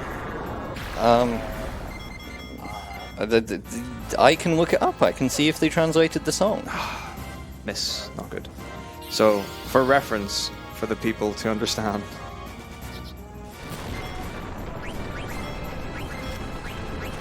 This is also super bad luck. So we have a $20 donation from Alexander Lentz Belwich. It says talk German for 5 minutes, but we don't have anyone on site who speaks German, so we're going to see if we can make that work. Okay, I've got blue dabby in German. Lovely. And we also have $20 from God Mode again, saying for $20% have either Metako or Panda sing I'm Blue WD by Alpha 65. All of the cap. So. Hey, hör zu hier ist nie Geschichte über einen kleinen Junge in der einer blauen Welt lebte und jeden Tag und jede Nacht und alles wer sieht ist nur blau. Wie innen und außen blau sein Haus mit einem kleinen blauen Fenster und einem blauen Corvette. Und alles ist blau für ihn, sich selbst und seiner Umgebung, denn hat niemandem zum zu hören. Ich bin blau, dabadi dabadai. Ich bin blau, dabadi dabadai. And it doesn't actually translate the next bit. I think you repeat it several times, right? Brilliant. And then we go for Ich habe ein blaues Haus mit einem blauen Fenster. Blau ist die Farbe von allem, was ich trage. Alle Straßen und alle Bäume sind blau. Ich habe einen Freundin und sie ist so blau. Alle Leute, die rumlaufen, sind blau. Blue wie meine Corvette ist innen und außen. Blau sind die Wörter, die ich sage, auch was ich denke. Blau sind die Gefühle, die in mir leben. Ich bin blau, dabadi, dabadai. Dabadi, dabadai, dabadi, dabadai. Thank you very much. You did it. For $40, I think that was okay. Agreed. Very respectable. So we did get a $20 donation from Anubis, and I did read it in time, so I went for a fairy foot steal and I got the mithril fork instead. But we went for it, and thank you very much, Anubis. We will keep being badass. So I can only rename one character God mode with the naming way card. It only gives me one rename, not like the entire party. So I can rename Aiko, but I can't name the others. Is it a one-shot per game? Yeah, as well. Yeah, for this particular one, it's for FF9. You can literally just rename one character one time. Mm.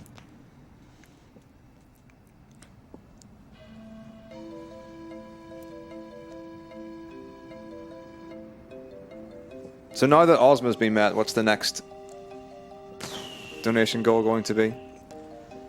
It doesn't have to be an FF9, which is probably worth saying, because Yeah. the next thing for FF9 would be all bosses. No. And the thing we're behind. We are setting ourselves a bedtime for tonight. Yeah.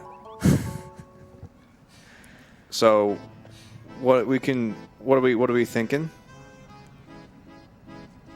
Do we want to pick a game?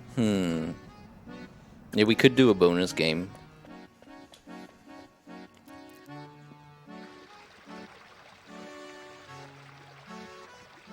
What have you got with you anyway? 7, 8, 9, 10, 10, 2, 12. Alright, that's all Final Fantasy, and then that's all Final Fantasy. And then Symphony of the Night. Yep.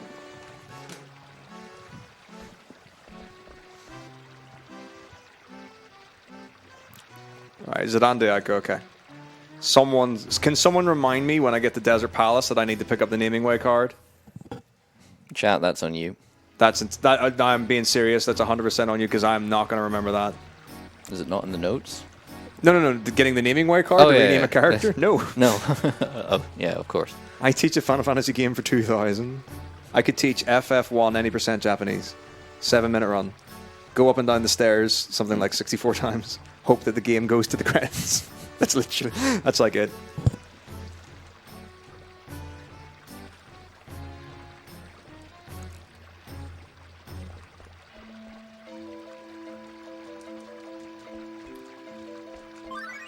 So yeah, Eden's taking a wee break. He'll be back about 9 o'clock or something.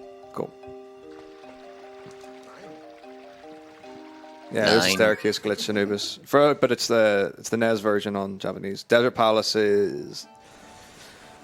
So where I can pick it up is after Kuja leaves. So it's when we go... It's Hildegard Docks 3, which is after Valiapira. So probably 7.5 hours? Maybe? Somewhere between 7.5, something like that there. Hey Siri, set a reminder. Yeah. Hades would, Hades... On my phone out. That's what you get. Hades is super quick, RoboSparkle, yeah. Hades is like a less than a minute fight. If it goes... It's another 50% chance of either winning or losing, but it's super fast. We could easily do Hades for like, I don't know, 50 to 100 or something. It's minor, but it's worth seeing. And it's on the way as well. I don't have to go. I don't have to do anything special. Ooh, I wonder what about getting the hammer? I don't remember how to do that though. I could synth a unique armor that you can't even wear, or we could watch. There's a cutscene that you get an extra cut. If you get one item that you have to go out of your way to craft or whatever, you get an extended cutscene at the end when the credits are. It's like 30 seconds or something of extra content that they put in as bonus. True ending. Something like that, yeah. Which is... There's a category. Is it actually a meaningful amount of extra stuff you have to do, or is it just like this random thing and you get a random extra bit I of think credits? I just need to get the hammer. I don't think it takes long. I don't remember where to get it from or how. But the problem is you have to sit through the credits. It's 20 minutes of watching cutscenes, so that's the problem. Like, you could have a donation to play blackjack at the end, but you literally have to sit for 25 minutes while everything scrolls by to play a game of blackjack. Hammer's all Stalazios? Okay, it's not super long. So there are 13 Stalazios, like coins basically, and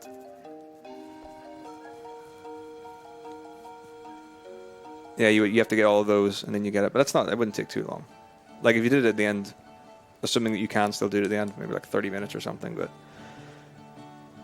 wouldn't be worth it. Her real name is Sarah. Or if you're in a different country, it's not Sarah.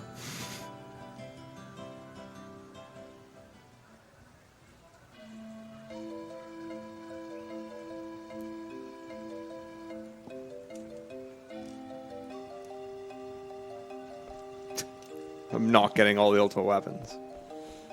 Oh, I've got something that I brought back that is a good $20%. I had some sriracha ketchup, which is probably like baby level hot stuff, but you could just shot it for $20.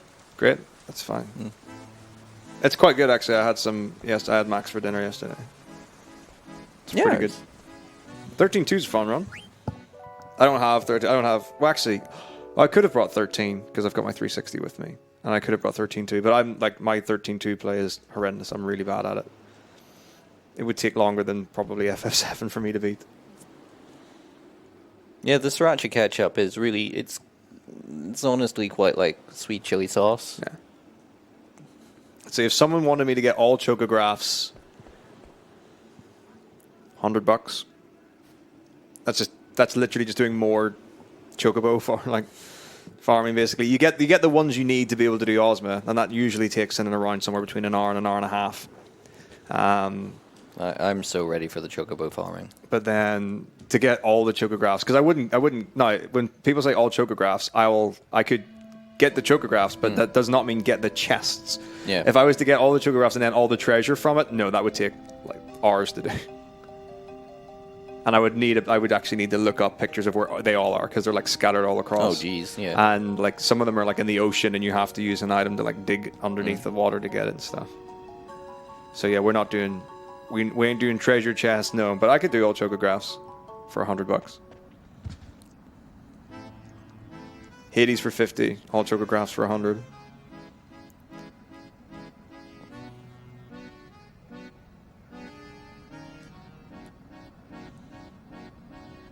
So chocographs like Wind Waker maps. Yeah. Kind of, yeah. That mechanic that everyone loved. Oh yeah. I mean, if there wasn't anything that was absolutely amazing about the HD version, it was not having to do Yeah, that. they brought the quest down to something that could be considered like pretty reasonable. Yeah. Wind Waker was just really ambitious, and I just don't think that the console was there to really do anything other than these tiny islands and the big open ocean of nothing. Yeah. That's it. It's funny, Corin, we actually do get the Hawaiian armor chest in Ozma %. Because we use that to sell, so we get like a Hawaiian shirt and sandals. And we'll be selling them. Anyone who's looking for like route information and stuff for Final Fantasy runs, your best bet is probably to go to the Final Fantasy Discord, but you could go to speedrun.com. Try and find the information there. Your best bet is Discord, though. That's where most of the runners will hang out. Here's my personal hot take on the Zeldas, and I don't think it's a particularly hot take. I think it's like a lukewarm take. Lukewarm take. It's a Twilight Princess was like the director's cut of Ocarina of Time. You could tell that they just fleshed out a lot of the stuff from Ocarina of Time in a quite nice way. Yeah. And then it was probably the game that they wanted to make when they did Ocarina. And then the Wind Waker and Breath of the Wild, I feel like, fulfill fairly similar places where Wind Waker, they wanted to do this open world game, but probably didn't have the power or the size or the capability on the console. And then come Switch, come Breath of the Wild, they're like, yeah, we can make a full open world. And and here's another one. Like, the Switch is clearly what they wanted to make with the Wii U. Mm-hmm. That was the Wii done right. But the Wii U was just like this permanent screen on a controller that you have to keep wired up, and it was weird. It was indeed. I would say that this is an interesting one that you get quite a lot when some people are like, I'm new to speedrunning. Is there a beginner route for this? And there are so many games that doing anything easier or lesser is not going to be beneficial. The best thing you can do is just learn the run. So there's really no reason for for Final Fantasy runs. There is no like beginner route that's worth investing in. What you should do is try and do the route properly, and then there are things that you can make concessions for.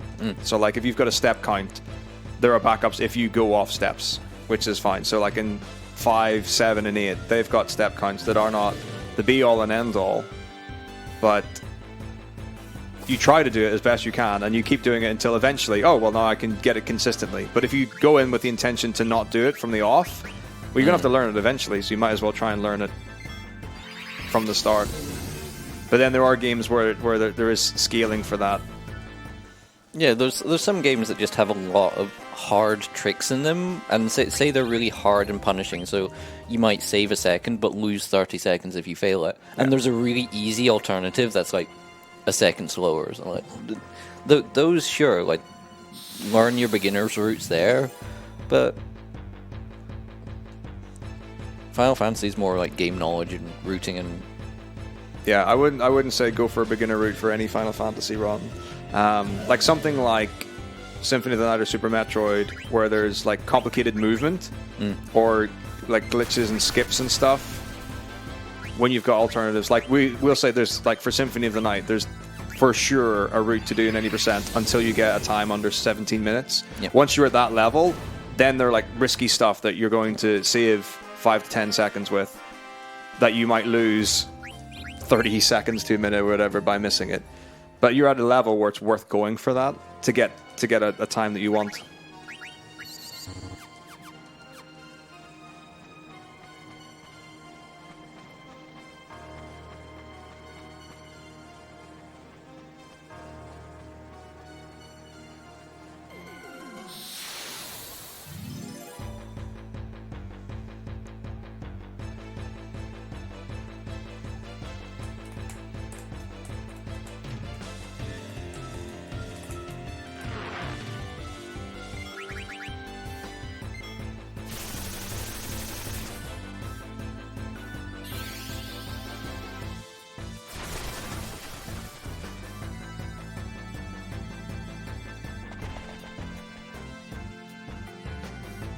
Sounds like someone's having a rave outside. You know, all the 8-year-old raving.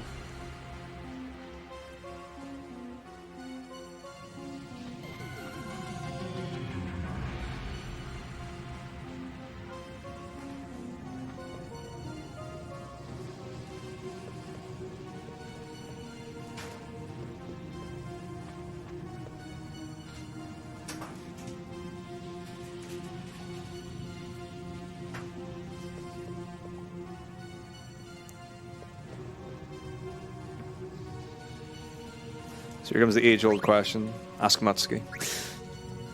Are you coming over, Sloth? I take it you've already asked him this. Tired Sloth is from Malmö.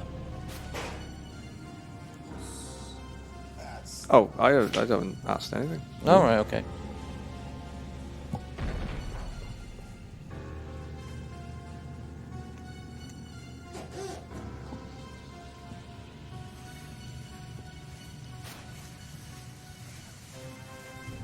Right, so we're in like the second half of the infantry. This is when the rough times happen. The encounter rate's particularly high, and it's a really hard place to navigate really well. And it's probably one of the longer dungeons actually in the game that we have to navigate through the entire thing. And then we've got another plant boss at the bottom. And if there's anything that we learned at the beginning of the game against Plant Brain, it's that you have to use fire to beat a plant boss. I might have to do a bit of a mid-run rearrange because it's clear that there's not enough space behind the sofa to get in and out. Yeah. Plenty of space in between, sure. I think what I'd do, see how this table's like this? I'd probably put it more like that. Yeah, that's fine. See you later, Banda. Bye-bye. Alright, cool. $20 to pronounce it Life-a-Tree or Leaf-a-Tree, which is unexcusable.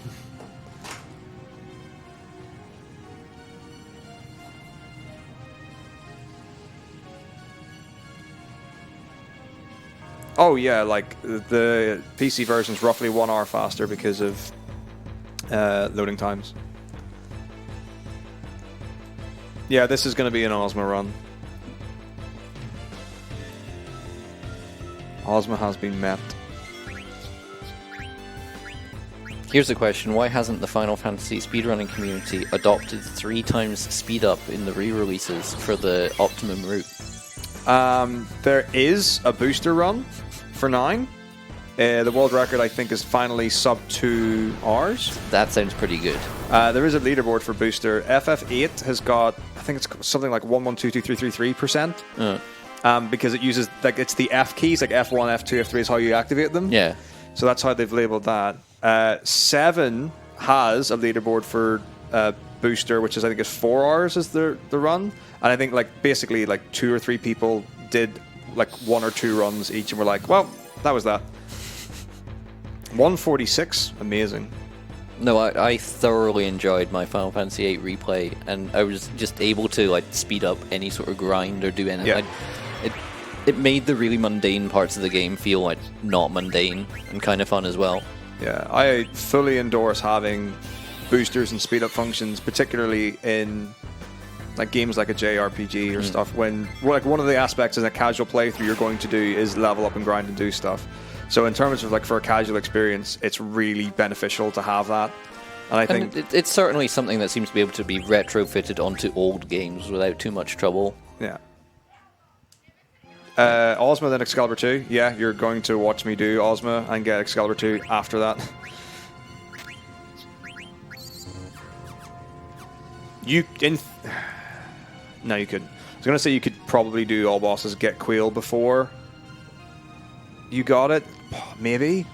Oh, you would need Insane Frog Luck. But no, it's not super difficult to do Ozma and then get Excalibur 2 after. Because the other thing as well is it's 12 hours of in-game time is what you need to get to the item for to be able to unlock the Excalibur 2. So if let's say I die to a boss for 10, 15 minutes. Well, if I've saved before, I only lose the time it takes me to get to the fight. Yep. So in terms of real time, sure, but it's only in-game. So if there's something that I really wanted to reset for, I'm not losing out any time. And also, it's really easy to get to there in that time. So like I said, my Ozma PB is 12 hours, 12 minutes. But in terms of like in-game time, it's like 11 hours, like low 11. While we're on this elevator, can I just begin to swing this around a little bit? Yeah, you can do whatever you need. That will involve you standing up, just so that we can move the sofa as well. Yep. Oh. Don't forget to stretch during your runs, guys. So if I stick that like there...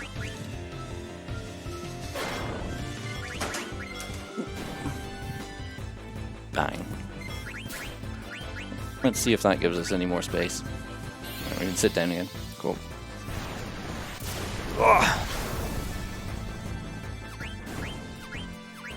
So a good general rule is to stand for as long as you sit for any given run. I mean, it's less applicable for short runs and things like that.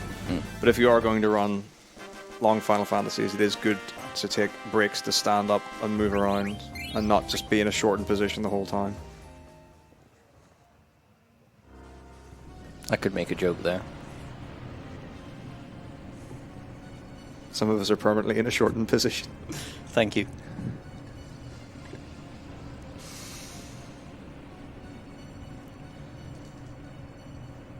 So here's the tricky fight. So you can find a dragon zombie next, and it's got level 5 death, which is fine because it just kills a character who's multiple of level 5. But it's also got dragon breath, and that gives you the zombie status. If you're in the zombie status, you don't get experience and AP from the fight, and I absolutely need that for Zidane. And this is one of these things where an enemy can queue up an attack. So right now it's not doing anything. I'm in the menu. As far as I'm concerned, it's not going to go.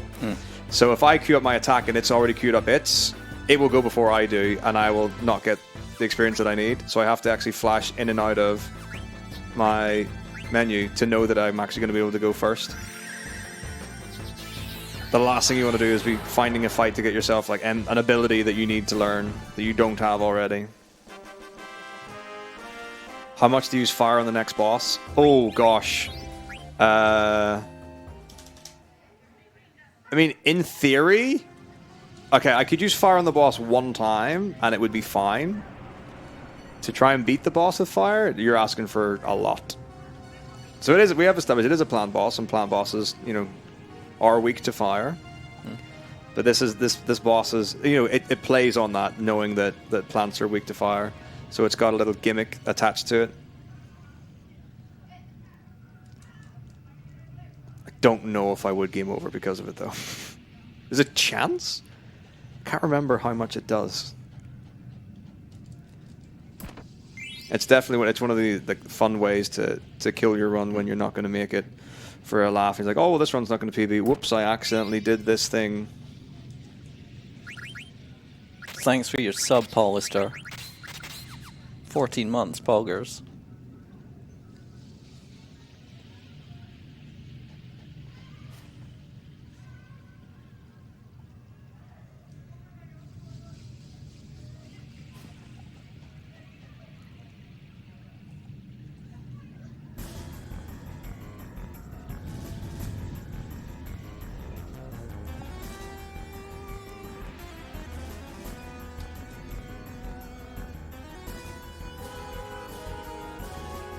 Yeah, this is pretty much a giant harp. Like, absolutely, no one knows how far down this goes. It's ridiculous.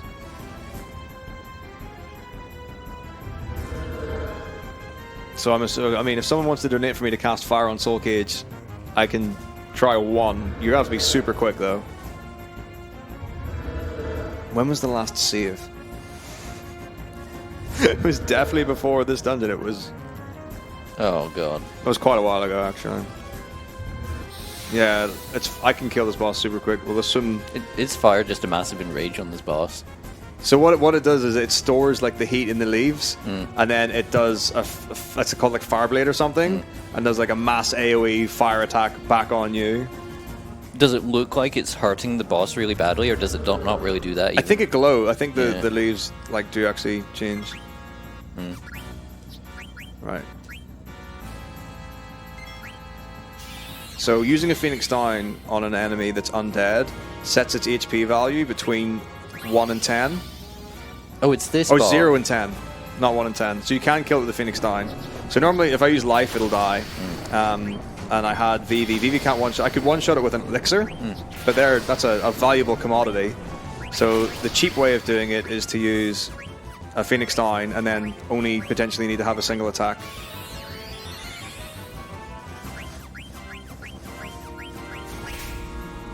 There it is. Easy win. So yeah, it's still susceptible to the whole undead thing, so I can heal it to do damage. But yeah, fire does not work. Which is actually, I think it's actually really cool, and that they play on something and do something clever with it, rather than just making it, oh, well, this boss normally has a weakness to this, we'll just make it the same as always. So well done, game.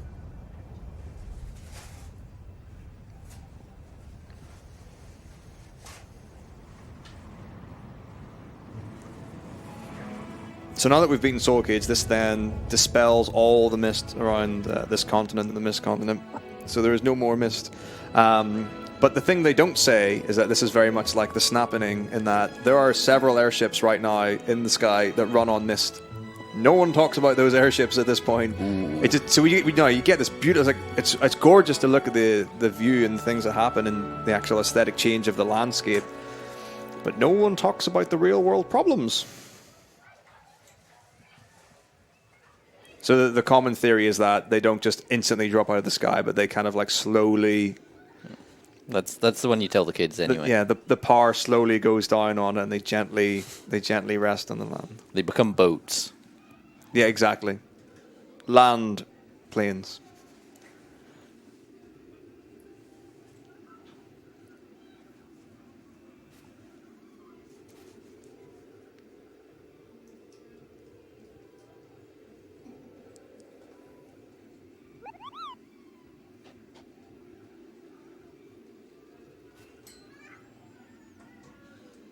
That's some pretty heavy bro step that's being played outside. Very much so. Yes. They're having.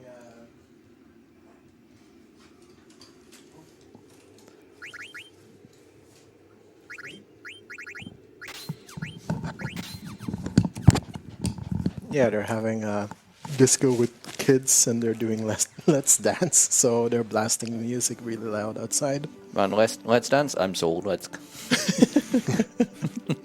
go.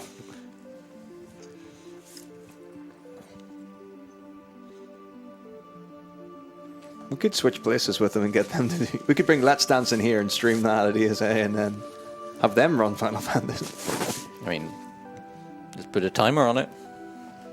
That's right. Do you think anyone has Speedrun Just Dance?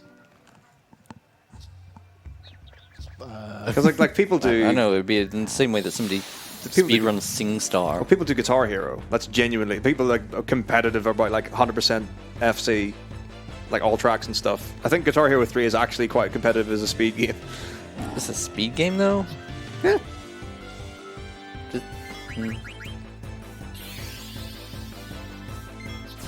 I guess if the skill cap's so low that people are constantly able to like reliably full combo, then sure.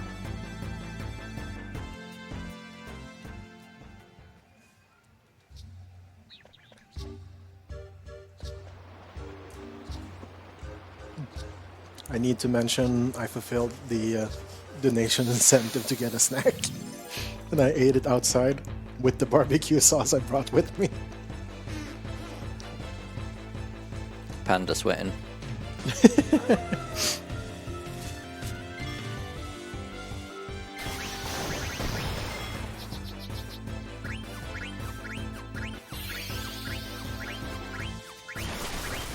If you're wondering what I snacked on, it was KFC. It was a meal, is what you had a meal. I had a meal. Yeah, it's how quickly can you get between songs. That's literally what the run would be for a rhythm game. Thing is, the song takes exactly the same amount of time, even if you don't FC it. Yeah. Or just be a reset if you don't do it.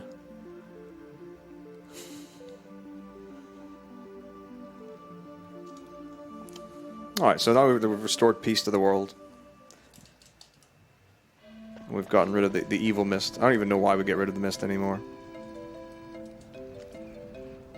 Just find out Evil. yeah, surely. So now we get really bad news. So like all these Mughals, right, they can fly, they can go really quickly across the world, and they can write letters to each other and stuff. But for whatever reason, none of them came to find us on our little journey quest to tell us that people have infiltrated Maiden Saris. This is like land of the summoners. This is where Aiko's from, and we'll just go into spoiler territory. This is where Garnet's from as well. So she's a summoner, not a human. Oh my goodness, amazing. But they've stolen Aiko's prized possession. Now, how can you tell that someone's got a summoner? Well, they've got a horn. So you can clearly see that Aiko's got a horn and her little bow and her little wings and that. And Garnet doesn't have a horn. Well, all was not so when she was young.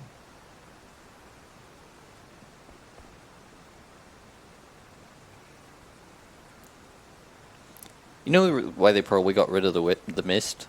Was that they're like, okay, so normally there's this big trope in Final Fantasy games where it's like, you've got the world, and then halfway through the game the world is destroyed. Now they're like undestroying the world halfway through. That'll be why they've done it. Fix the world. Fixed. Yeah, but they don't know about the other continent stuff. Yeah. Someone will know. There was a wonderful comment I read once when someone was talking about a speedrun with commentary to it, and they're like, it was like, why don't they talk about the history and the lore and the story of the game? They're just talking about speedrun. We're like, hang on, what have you come to watch?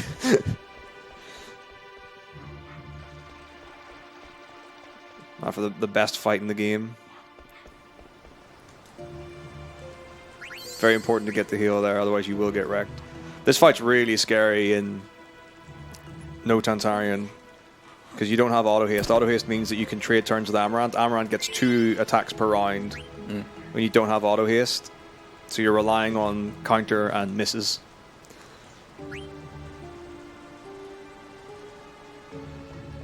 Whereas this one we could just trade rounds very nicely. So this is the Eidolon wall, and you've got all the different summons around the wall there. And like Garnet starts to think about, well, hang on, I've got some of these summons. I know what these are. This other person can summon things. What do they know that I don't? We've not had $20 in a while, and I'm just sat here looking at this lovely little tens machine going... That's got a home. If somebody would donate $20, I could I could make him twitch, or make me twitch. Weren't we supposed to have like a tiered progression with that? I don't know. Well, I mean, so we could hook it up, and then for every $1, I just press the button once. 50's when you really start to notice it. I mean, if you want to be mean, you should put it on the chest. That's where you usually put them. The stomach was weird. I think the chest would be fine. I think something that's like got dense muscle on it. It needs to have muscle underneath it to... Yeah, Leonis knows what's up. Well, there only is. There are 2 more stutter stepping, I think, moments left in the game. But that's not all people can do. Oh, nice, I got good ATB. Free fight.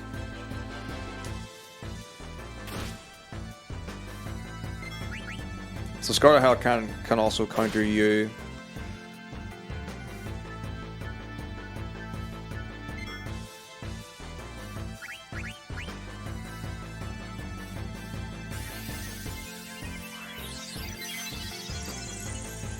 So I don't actually need to heal here, but this is just for absolute safety to make sure that I don't die no matter what. So he'll jump around. There are places where you, like, if he's on like the far left, in the middle and whatever, you can't actually hit him. So he, like, you can attack and have whatever accuracy you've got, but it will always miss. When he's in the middle right, you can hit him in the back row and do a nice bit of damage. But now we're just trading off hits. So if he crit and did a counter attack, then suddenly you can find yourself in a pretty bad position.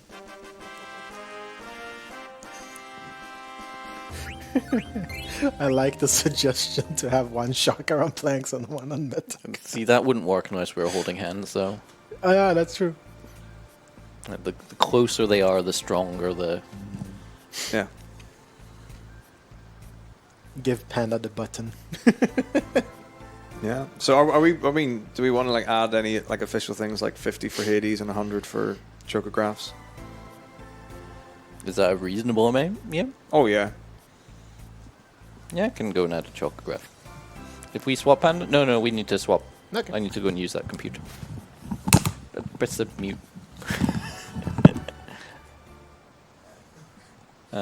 Press mine as well? Yeah. Yeah. Yep.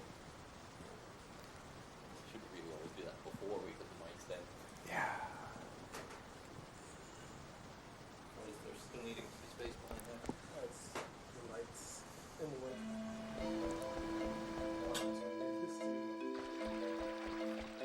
Oh yeah, but someone suggested all chocographs.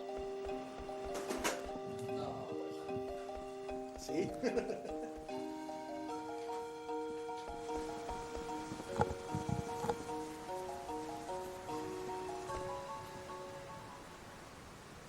Yeah, you need 3 chocographs and 3 chocograph pieces to get Ozma.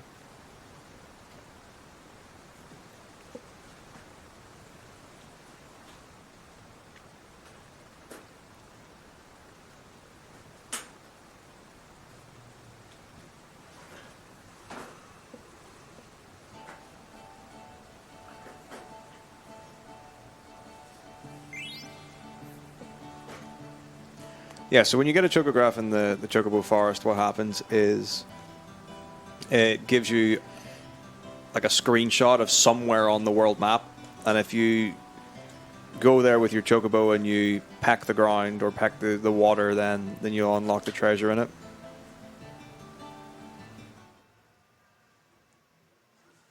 Chocobo Hot and Cold's the best. We love Chocobo Hot and Cold. And it's super chill as well. It's like the best part. When you get to that part of the run, it's all fun at that point.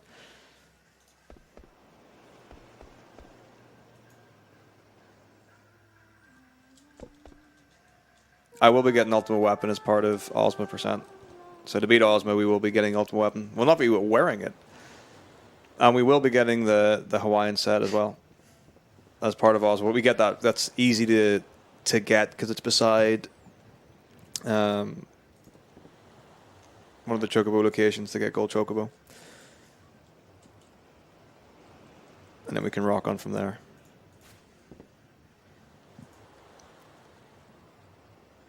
Yeah, and that's the thing. So you can, when you play the game hot and cold, like as you collect more items, you can level up your beak and go faster and be able to dig further. So everything's like a numerical value for how deep it is underneath the ground or whatever for you to dig out.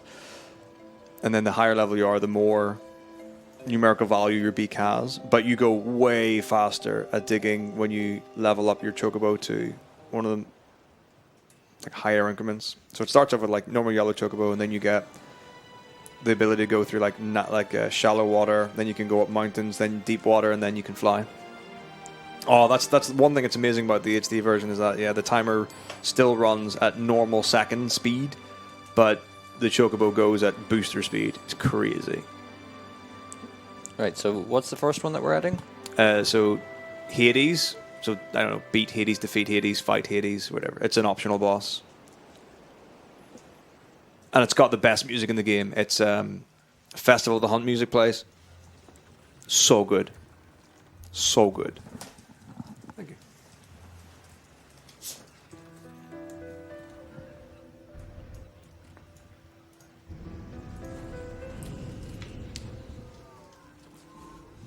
And this was $50. Yep. $50 dues. Oh yeah, because you get the extra dialogue when you beat Ozma first, and he's like, "You defeated Ozma." Sure did. And then the second one was all chocographs.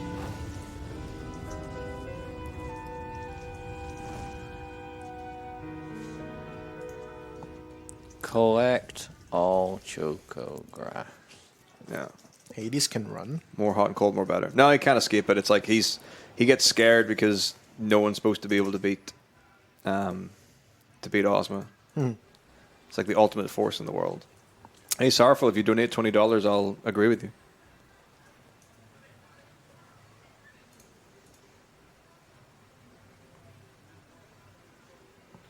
Oh, they're playing Baby Shark outside. I didn't hear that.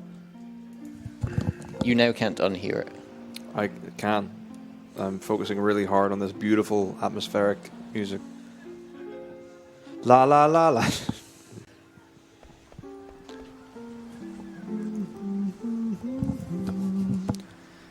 So yeah, now in the tracker we have added 2 incentives. The first one is to defeat Hades for $50, and the second one is to collect all the Chocowraps for $100.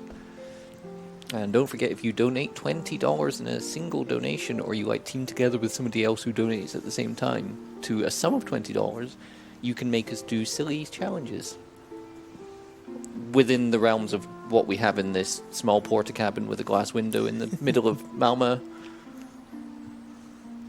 Suggestions of stuff we have are like a tens machine. Really wants And the tens machine. I'm trying to think of what else we brought with us. Someone just do that now, and we'll do that first, and we'll take it from there. You know you wanna.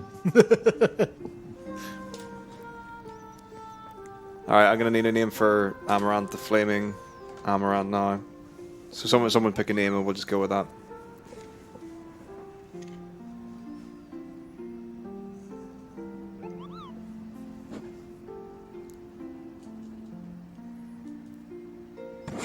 Oops, sorry. Flaming barbecue cake. That would fit, by the way. It's 7 characters. BBQ cake. Yeah. To beat Ragtime Mouse? Oh, man. Right, I was going. Boiler was the first one. I used to. Oh, did you do your jump rope, by the way? We can't. We haven't been able to do it yet. Are we not there yet?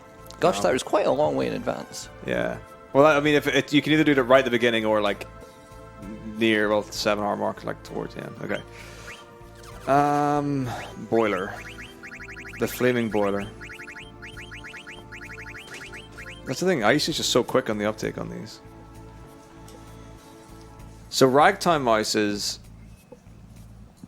like a random encounter that you can get on the world map that asks you questions. It's a quiz mouse, and you have to like attack the right answer. Like, so it's X for if it's false, and I think it's circle for if it's true. I think there are 10 questions, and it can only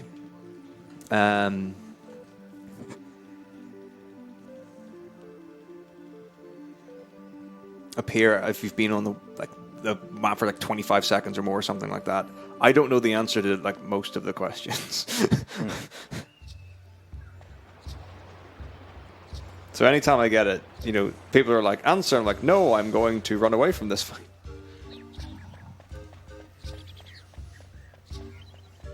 All right, cool.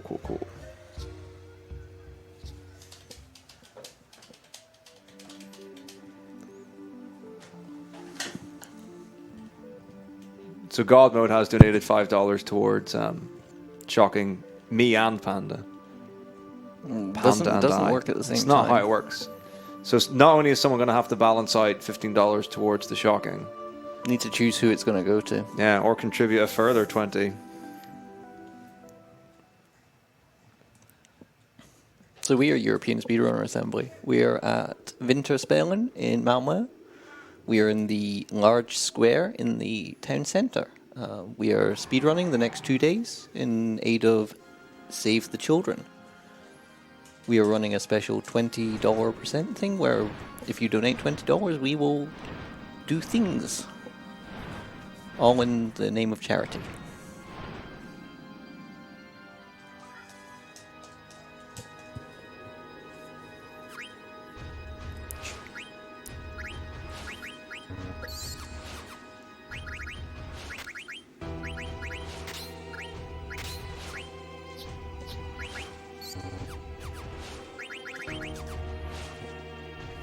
We will rock you.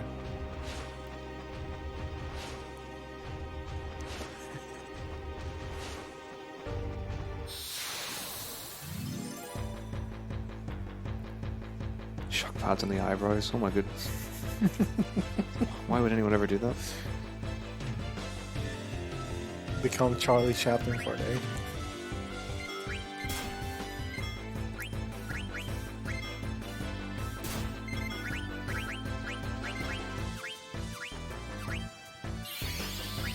If you want blue menus, you can donate for them.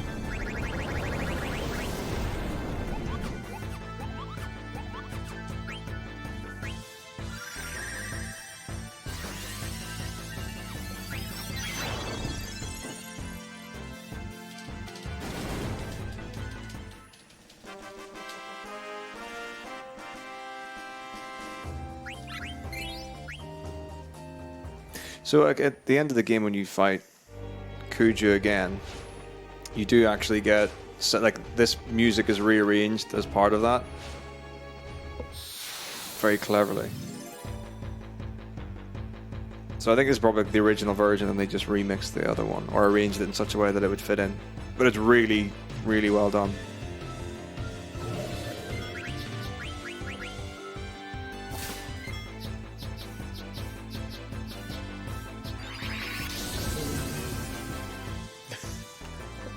Yeah, it became too soft to live. It's, yeah. It makes sense because you're using a soft on an enemy, but like it's an undead enemy and it makes no sense whatsoever. Anyway, still good though. Became too soft to live. Yeah, that's the effect of. Oh, I even know. I can't. I have nothing to justify that at all.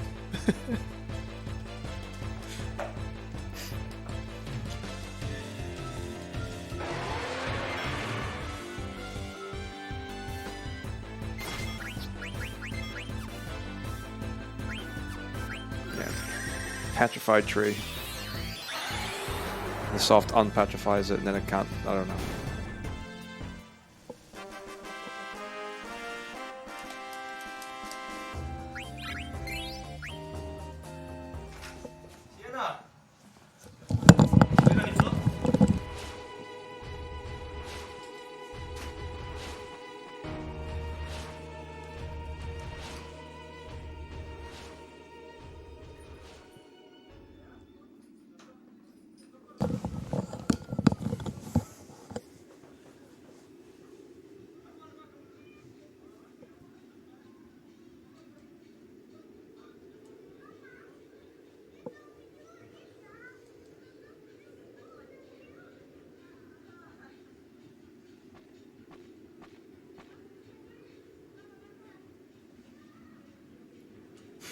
You're watching the schedule for it. This very much is the schedule for the event.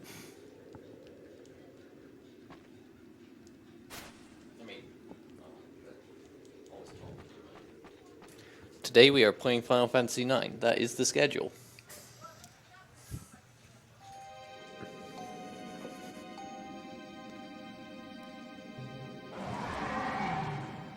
I think the schedule's quite good. It works well.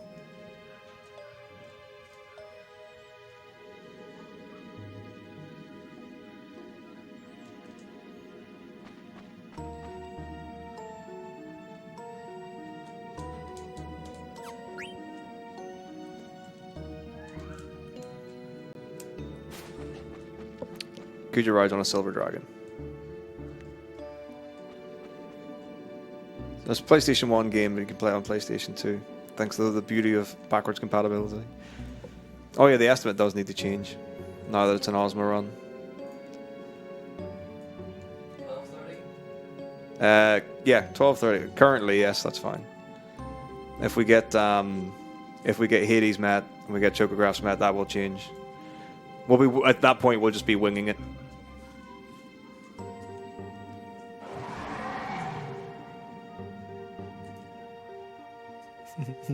I am the schedule.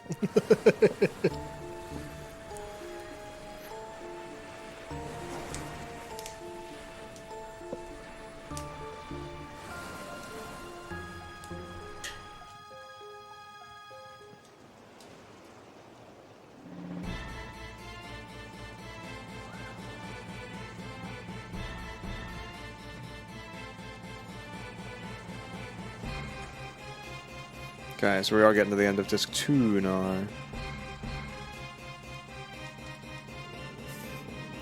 So basically we're like, hey, Kuji, you're a bad person and we're going to take you down. And he's like, I don't care.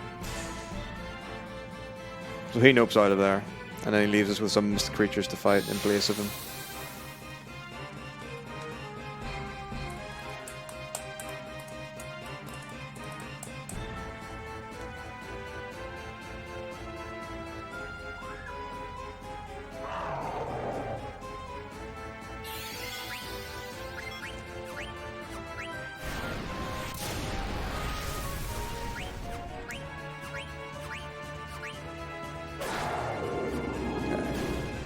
So Zidane can one-shot these. I could use life, and the alternative is to Phoenix down and then do a normal attack with anyone else. Because life can miss on the enemy when you're using it.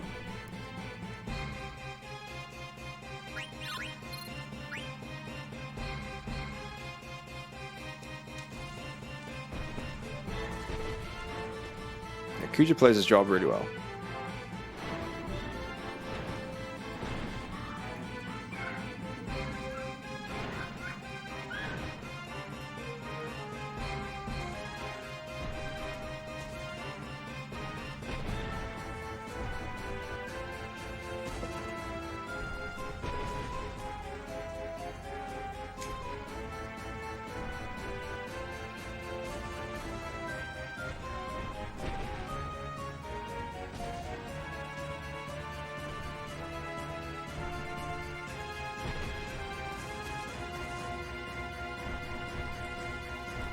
Holding the controller like this because it's more ergonomic. It's much easier for me to do this and keep both of my hands and my wrists in alignment rather than having big crooks and bends because you use 2 buttons to confirm when you're mashing in Final Fantasy IX X and Square.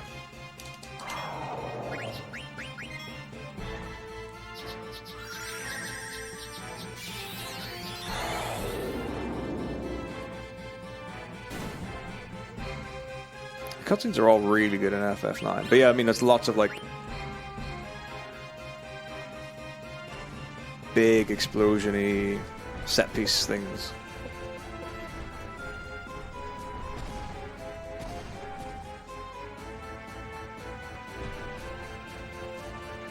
So best case scenario, I only get 1 Mistodon fight on this screen. If I do get the second one, is affectionately known as Ralph. I can't remember who first named him, but he definitely has a name. And his name is Ralph.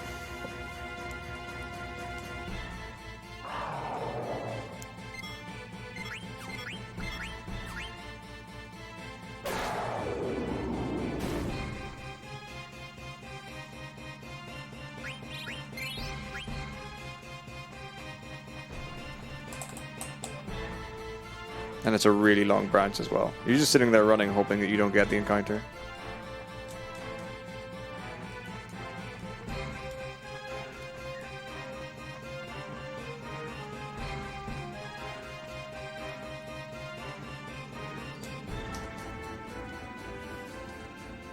So we've got a $19 donation from Summer B saying, great charity, keep up the great work speedrunning for the cause.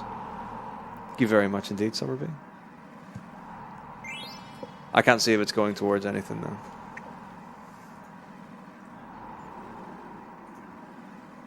For just $1, you could turn that into a $20 donation. Go.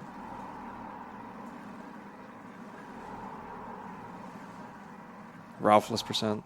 So lucky.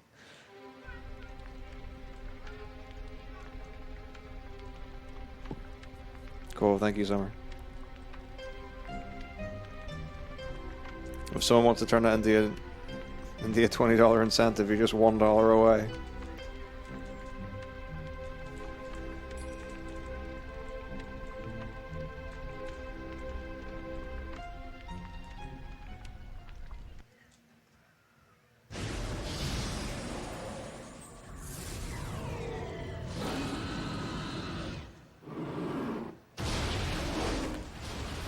Oh, I'm with you. I see, I see.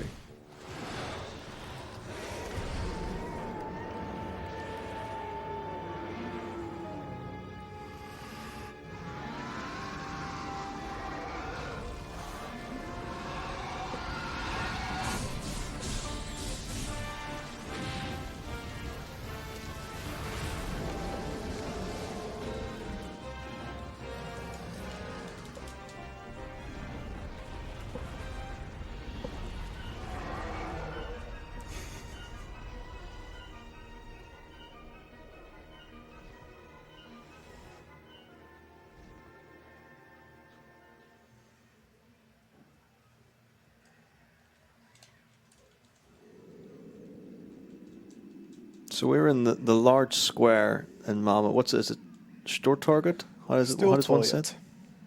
Stortorget.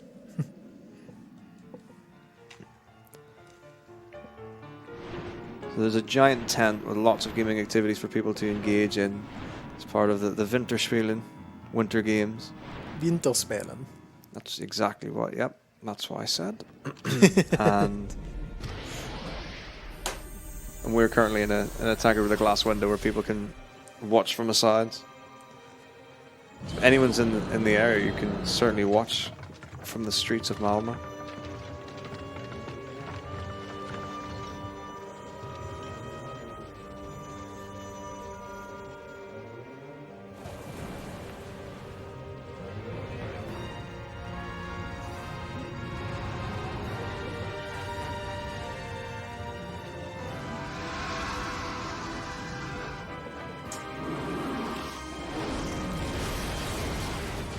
Damn.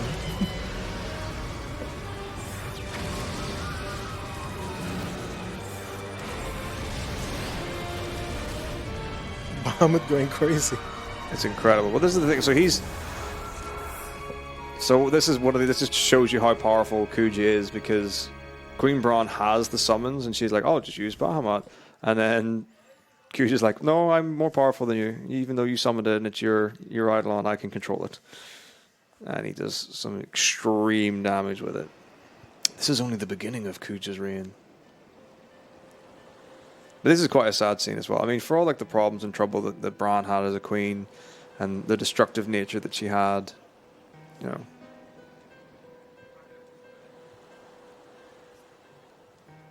She wasn't a bad person. Well, she was a bad person, actually, so. Still quite a sad scene.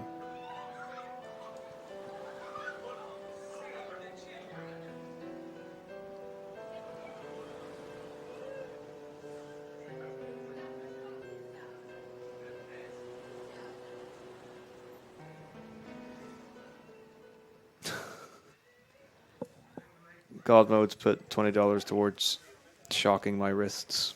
Yay! He still had the 5. Someone else needs to take the place of God Mode. He's gonna have no money left by the end. He probably has no money left by the end of the day. But the power of your donations as a whole, God Mode's silly so cool. things like this can happen.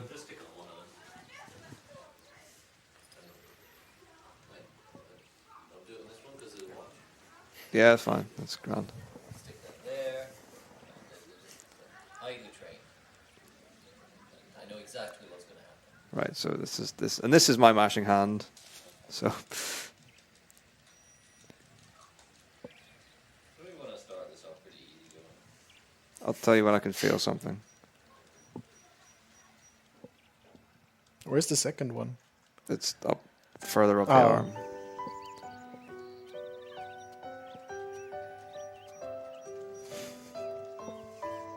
Who started it? Okay. Oh, right, okay. Well, this is the end of disc 2. We need to get ready to change the disc. It's important that this actually does happen, because, like, if... Okay, that's great. Nice, thanks. Because I don't want to, like, accidentally, like, judder and turn the console off and lose everything. That's pleasant. Pleasant. Oh, that's not... That's okay. This is still fine. I can take more than this. You heard it. Okay. that's not good. I'm going to have to, like... Okay, you turn it. No, it's not that, but I'm going to have to, like, move in time to the pulse or whatever. Ugh. Okay. Right, I'm back. We're going up to like 5:38 here. What was that at before? That was at like 7 or 8 when I turned it down. 7 or 8? Because the thing is, when it was on my tummy, Eden had it at like 50 and it was fine. Way more sensitive though. No kidding.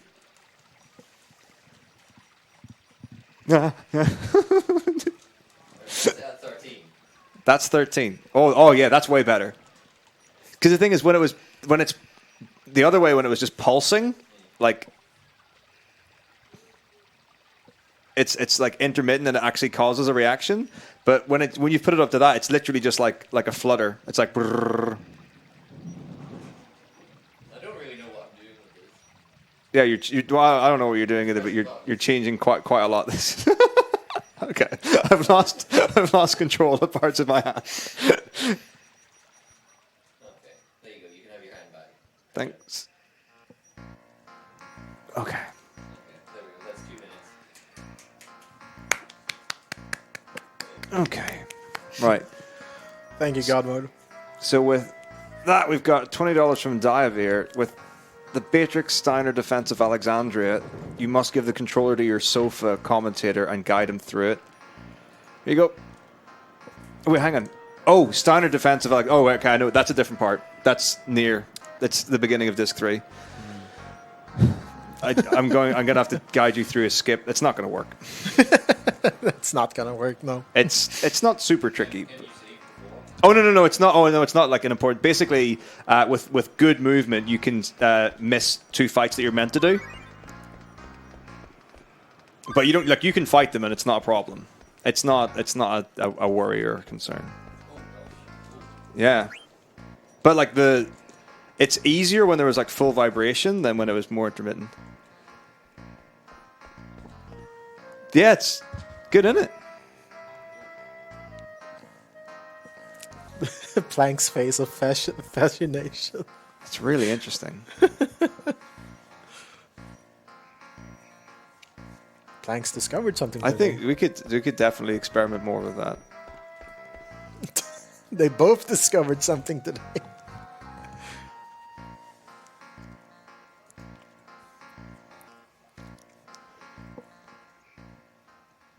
Yeah, Asia, we're ahead of the times in Sweden.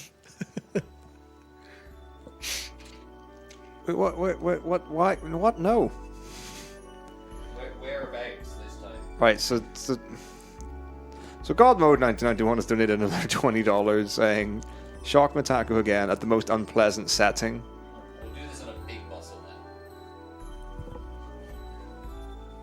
Or chest. I mean, you can Both pecs. you could do chest. That's fine. Both pecs. I'll let you put it on No, people are talking a lot about not doing anything above the neck. Yeah. Oh yeah, First- you should not do.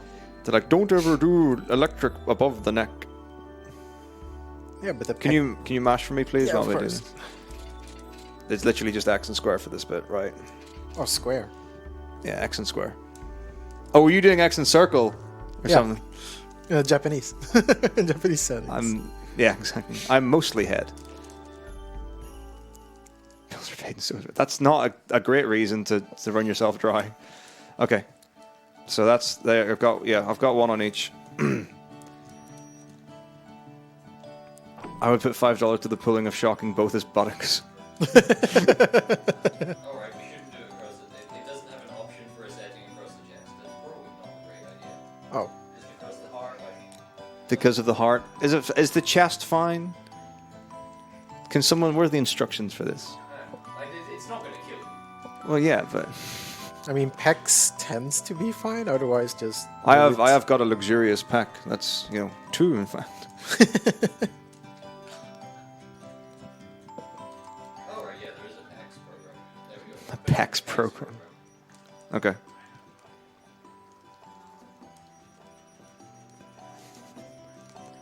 Yeah, that's pleasant. It's just so when it's in like the lower settings, it's just rhythmic. Is this just pleasant? Yeah, this is fine.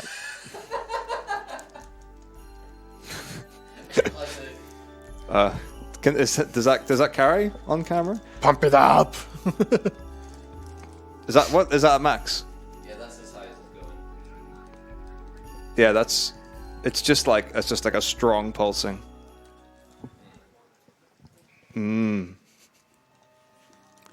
Oh, we have to. I'll take it. We have to move a bit. So, thank you very much.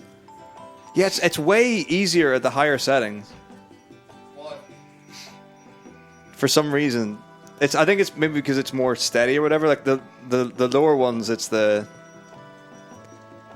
the gaps in between that gets all weird. Oh, what are you doing? Stop! Right. What did did you just do? What did you just do? What did you just do? What just happened? I don't know. I'm fine. But, so Whatever we just did, let's not do that. that just went from like doom doom doom doom doom doom to just like that was like my whole like that was like it was focused in one point, and then it just literally was just like a really like even spread across my entire chest. It just went. What was that? A different setting? Yeah. I'm not going to look at the manual next time. I mean, it was well maybe okay, but it was just it was so different. Yeah. Oh god. Well, I think we've had enough of the shocking. Shock therapy. That was an experience. Oof.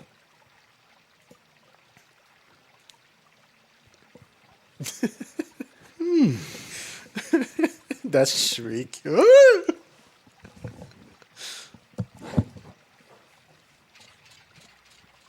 That's only $15.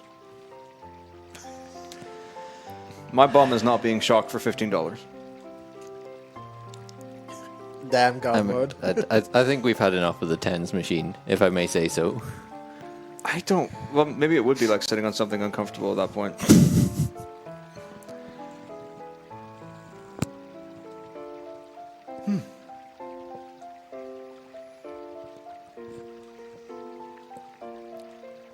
Back to Final Fantasy 9. Yeah, so this is like story time. This is like. So basically, we're kind of like times have moved on. So Garnet's going to be queen now, so she's getting prepared for that.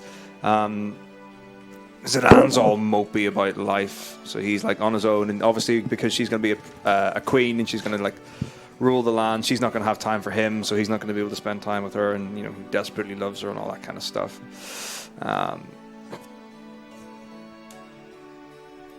So his friends are trying to cheer him up, and they're like, "Hey, it'll be okay," and all that kind of stuff. Vivi doesn't really have anywhere to go. He's kind of, you know, these are kind of his friends, I guess, at this point. So he's kind of going around. He spends a bit of time with the Tantalus crew.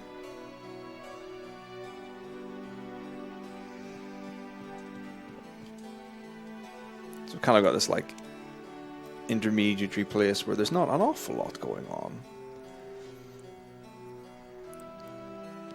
But Garnet does get a series of... could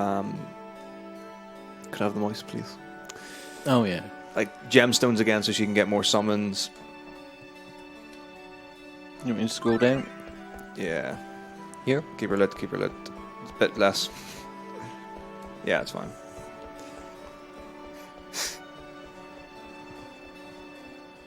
Okay. So you can run around with a bit as Vivi, you can run around here. And the really nice thing, so there are secret items stashed behind the little statue things here, so really nice that we can get. So I get some gil for free because we're going to have like a boat that has to take me from one end to the other. Obviously, Freya and Amaranth as the two mercenary types are going at it. This is where you get your kind of like social dynamics of the group and your different pairings. So you've got like Freya and Amaranth go together as kind of the more loner types. You've got Zidane trying to get with Dagger. You've got Vivi and Steiner's friendship together. Quina likes food. It's a pretty good pairing.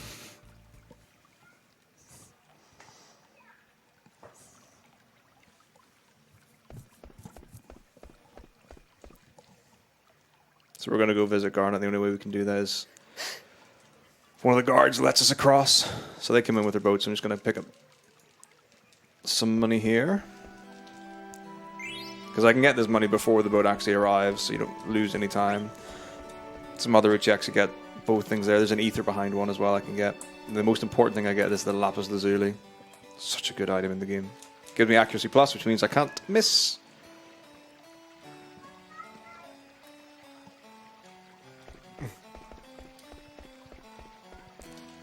And then that takes us on up to the castle.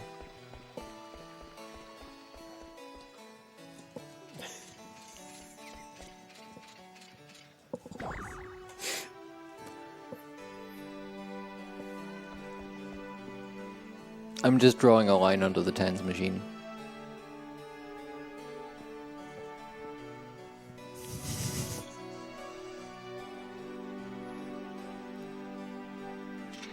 I mean, I'm interested for personal reasons. Oh, right, okay, then, well, I don't know how one would phrase this professionally. I told let's you. just not put it on your chest again. That seems like a pretty smart idea.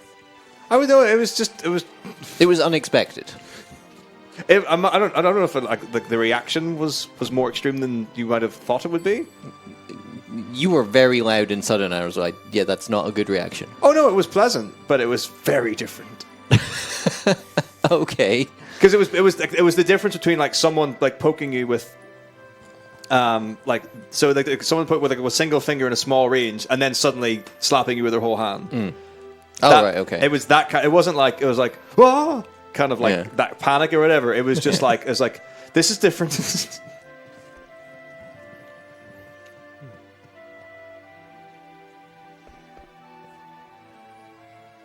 I used to work in an electrical engineering job, and we had access to meggers. And one of the things that you would always do with the new people would be like you'd make a row of like 10 people in a circle, then you get the megger, the insulation tester, and press the button, and it would go ping, and it's probably really dangerous.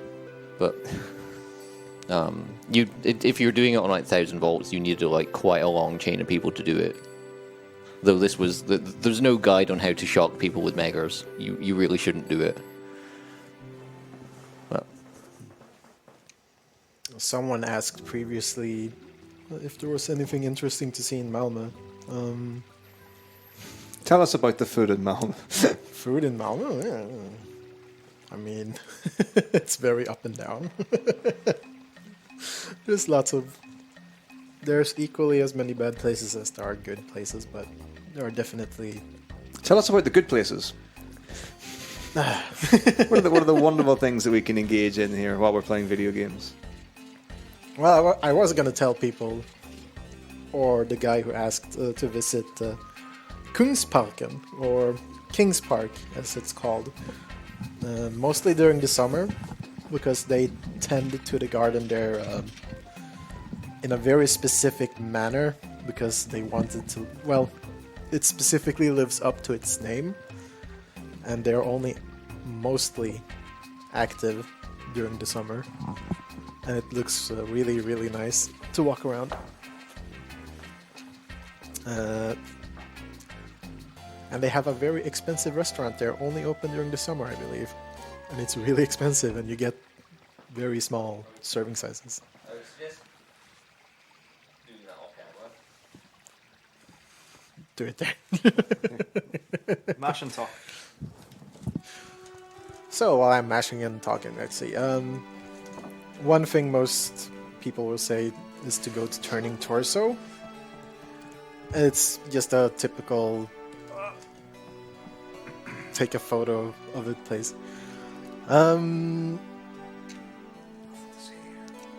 It's very expensive, the one in Kings Park, because again it's open only at specific seasons. But the Kings Park itself, it's a 20-minute walk if you want to check out the whole thing, and it's very, very nice. Nature parks in the area.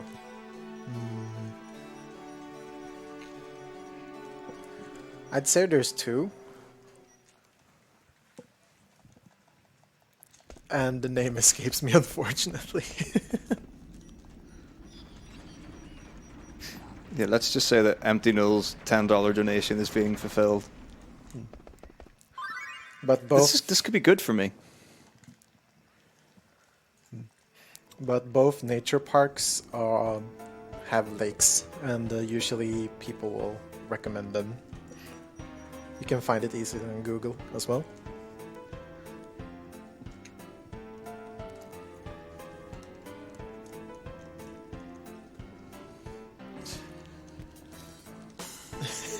That is so Robo Sparkle. Do you want to read this one, or?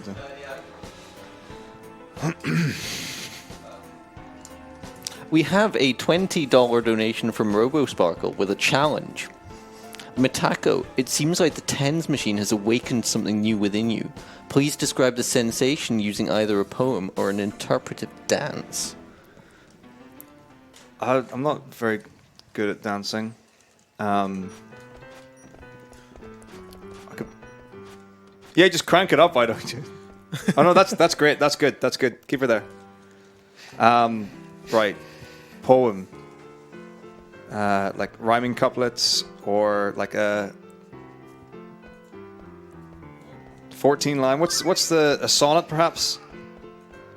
Or haiku is the classic, isn't it? What's the format for a haiku? Is it like 5 lines and like the last one is how many syllables? Yeah. Let's just do a simple one. I don't know what the symbol is. So, right, well, basically, what I need to do is play cards. It's the card tournament. That's all that's happening right now. And then I will make Panda do the Alexandrian defense. Very interesting. I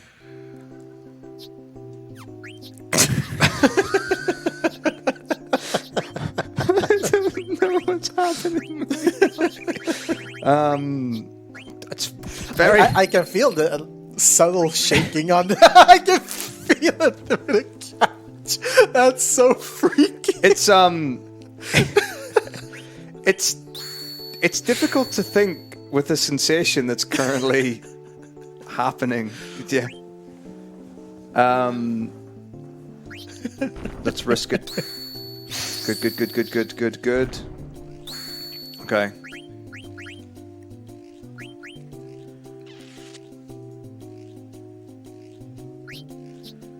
Damn it. Okay, that's fine. Win? Yes. Good. Oof. Yeah, I'll get to the like lines 3. Oh, it does actually have rules. Okay. It's like someone put a vibrator in the couch.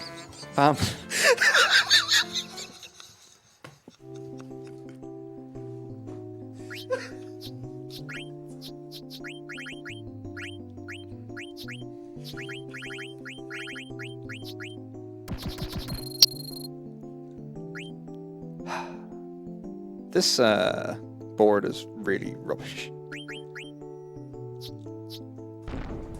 And that's the most recent donation incentive done. I think that's actually done genuine benefit to my well-being. Thank you very much.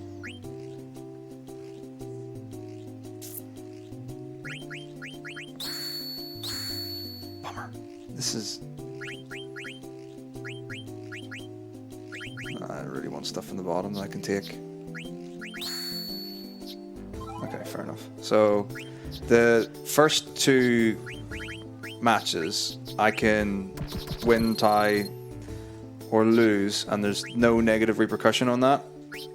The last one I have to win. For Ozma, I have to win. In the 80% run, you don't have to win it. It's just preferable to, because you get Rebirth Ring.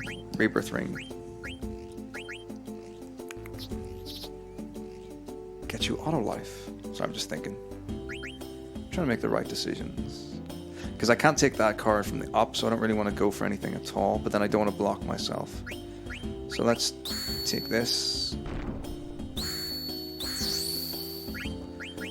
I can take his zoo card. Okay, right. And then hopefully I win both of these. Nice. It's got 1 arrow. That's there. These aren't good cards. Okay.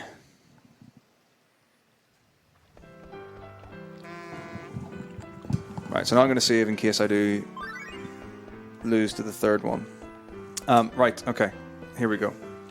Poetry.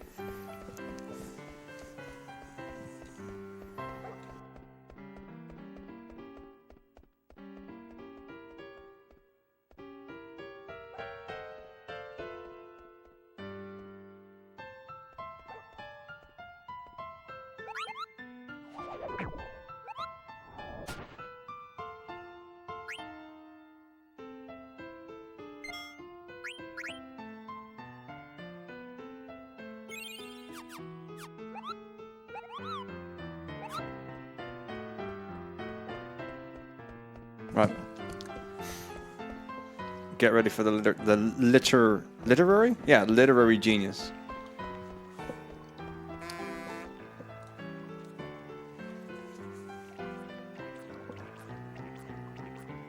The feeling that I get against my skin is not one that I would describe as pain. It's a half rhyme for all of us who are not aware. The subtle bump of bruise and hump.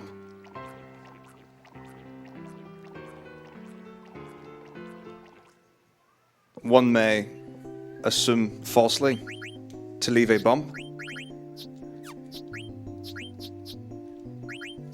However, soft and gentle is what I feel.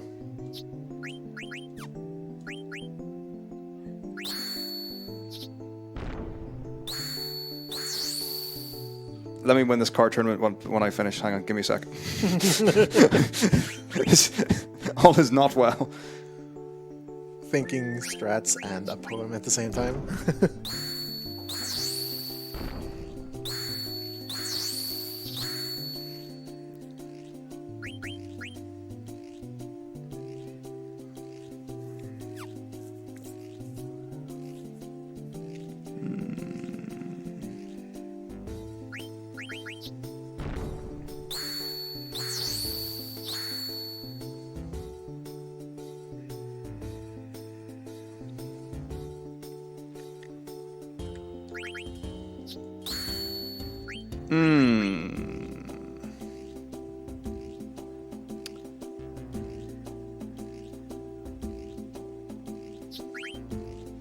Big plays. Easy every time.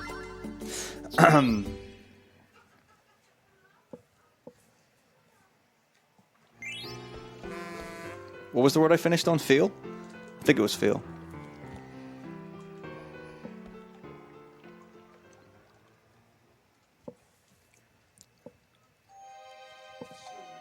When it comes to the tensing deal. You're welcome, everyone. Anyway, there we go. I did the thing.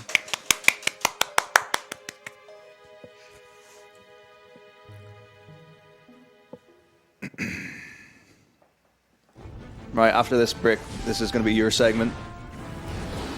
So yeah, the Beatrix Standard Defense Alexandria thing.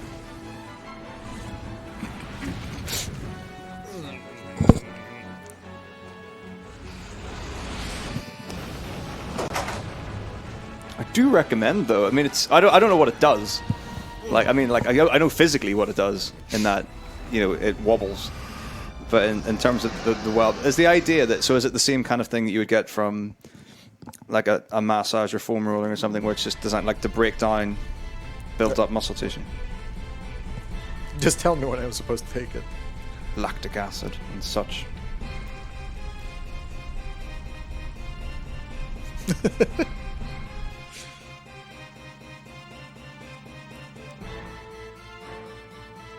I think you might have missed the rest of the poem, Robo Sparkle. I'm sorry.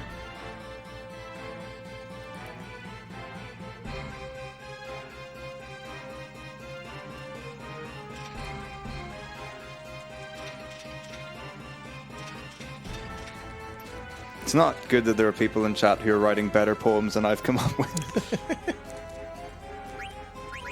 So I'm just going to do this bit, and then I'll do the menu, then I'll hand over the controller. Tell you what, I'll talk you through how you're supposed to avoid the two encounters, and we'll see what happens. Okay. Oh, let me do the menu. Oh. Now, if you get into a fight, don't panic. But don't die. It's fine. It's fine. It's likely to happen. That's not a problem. And the fights are not difficult to get through. I'm not making Panda do the menu.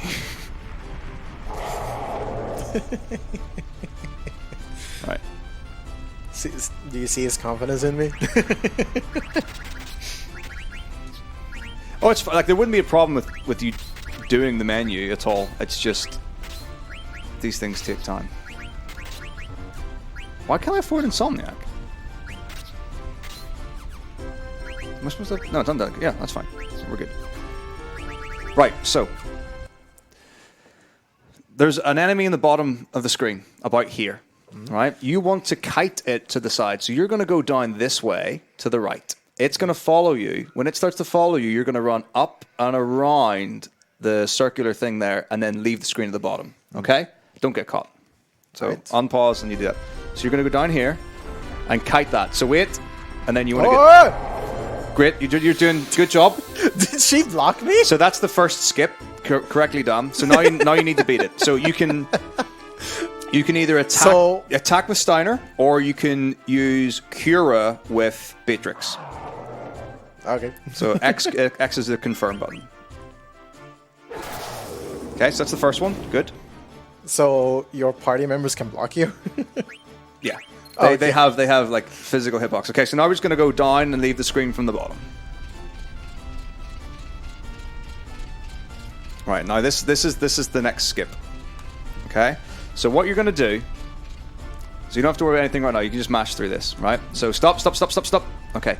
So you want to, whenever I finish talking, move to the right, and you want the edge of the sword to line up with the middle of this post, that X there. As soon as you get the sword, the end of the sword to line up there, hold left on the D-pad, and you'll skip the encounter. Okay, so you went too far to the right. That's fine. So we're gonna fight this one as well. Oh, jeez. If you had held left, then you actually probably would have missed it. That would have been really good. Okay, so again, you can either attack with Steiner, or you can use Cura with Beatrix.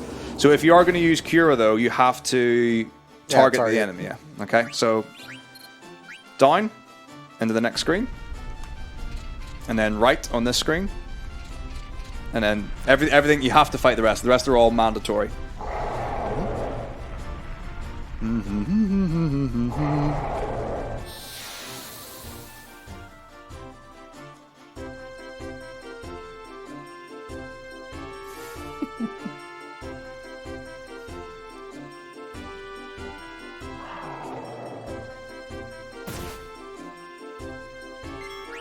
Oh, shit. Yeah. No, you're using life right now. You want to use Cura, not life. Live. Right? Yeah. Oh. Now, allow me to refer you to point 2. Don't die. So we are going to heal after this fight. That is normal.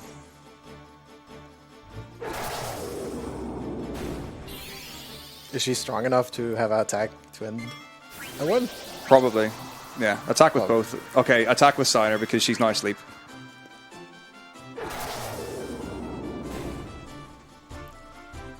Okay, so menu by pressing triangle.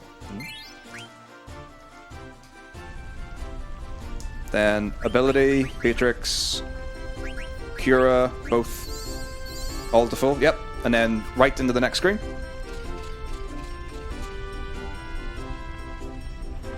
If it was 2-player 1 controller, I would have reset to get the skips. God.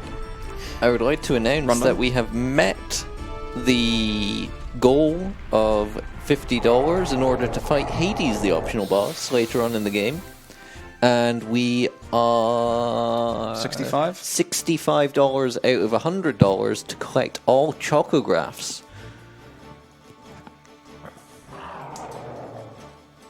What else can we throw in when that's met? What's nice and quick and easy? Leo keeps saying about the hip hall races. I hate racing hip hall in this game, but you can do it in Disc 3 onwards. It's actually a really nice story. So there's like a little family in Alexandria, and they're hippos, which is why it's called Hip Hall. That's the name. And the idea is that he wants to get fitter and he wants to lose weight. So you race him, and then the more you race him, the better he gets. And he does. It's a really nice, wholesome story. No, we're not. Frogs are not even going to be near this.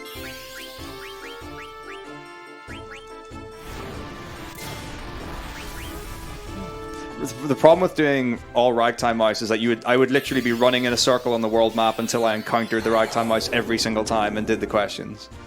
It would take a lot of time. Do you know what sort of encounter rate the mouse is on? So it's on a different thing from the normal fights. It seems quite common and more common in forests. I actually don't know what it's presumably the same as the enemies in the area. But you would have to go around like in this. You could go in the same area over and over again until you got that encounter. So same percentage chance of any of the encounters, including it, and then you'd have to answer all the questions.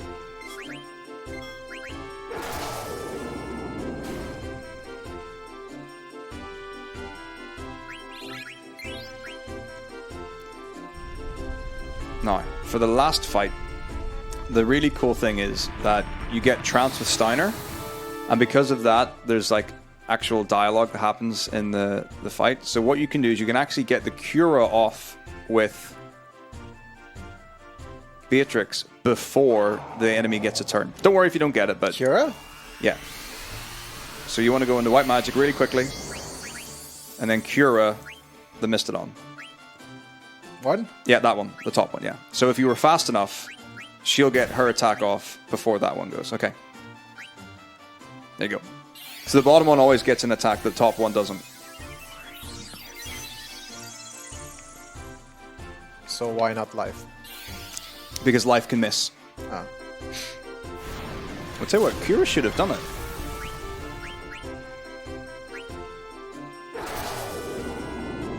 Or is it life? Am I being silly? I'm probably being silly. I might have led you down the wrong path.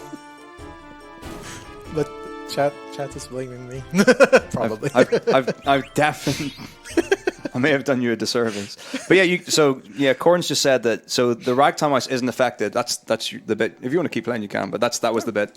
I won't mind. Well done. But if you stutter step on the world map, the ragtime mouse doesn't have the same encounter formula as the normal enemies does.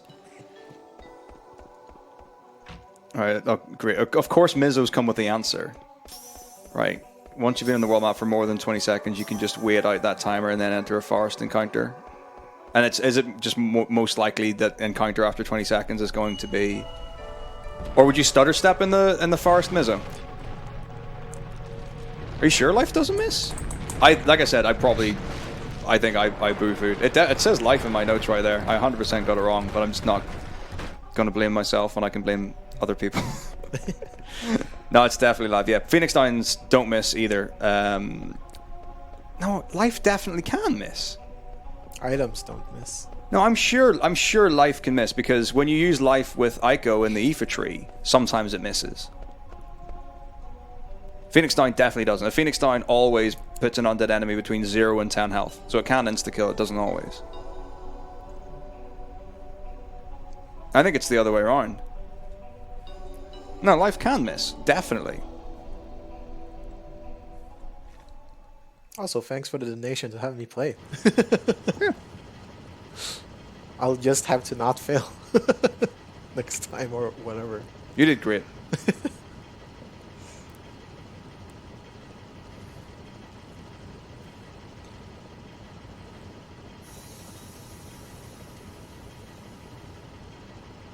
Yeah, I can't wait for the insurgence of Final Fantasy VII Remake speedruns in March. Oh, it's gonna be so many.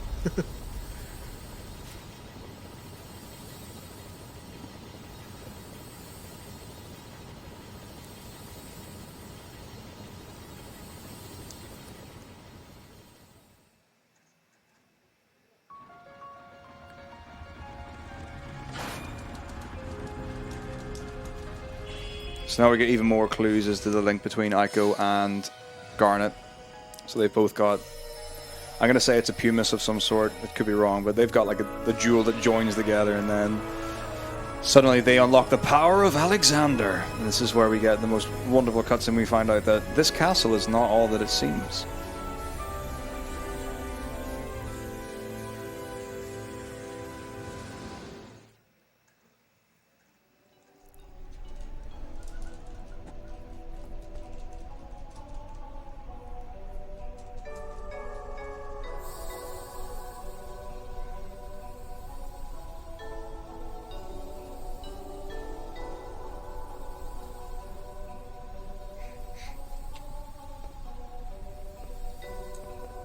Oh no, Alexander in 13 is an absolute beast of... What do you call him in 13? I forgot what you call the summons. Gestalt, or something like that. Yeah, 13 Alexander is a boss. Smaller in stature, but like... super tough.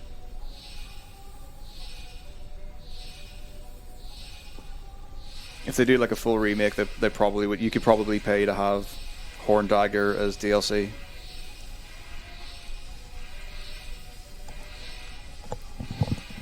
I can't wait to play Final Fantasy VII and play as Lightning instead of Cloud.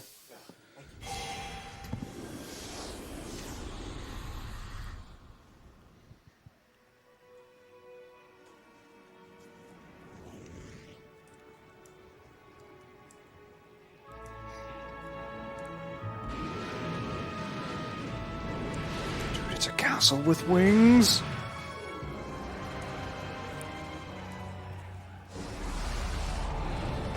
Thank you, thank you.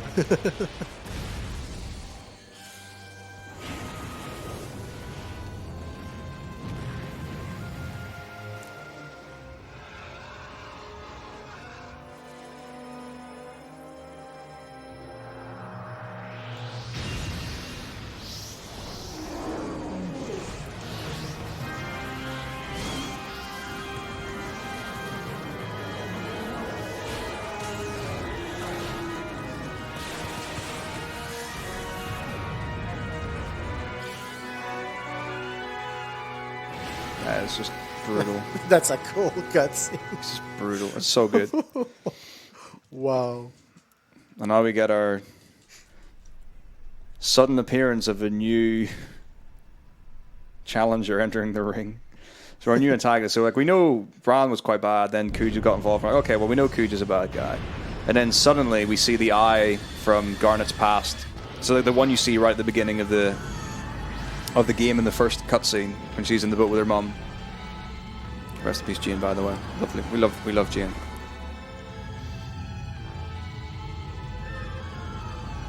And then the eye turns red and bad things happen.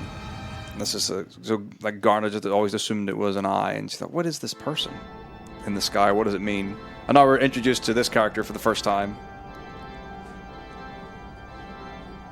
Hello, Garland.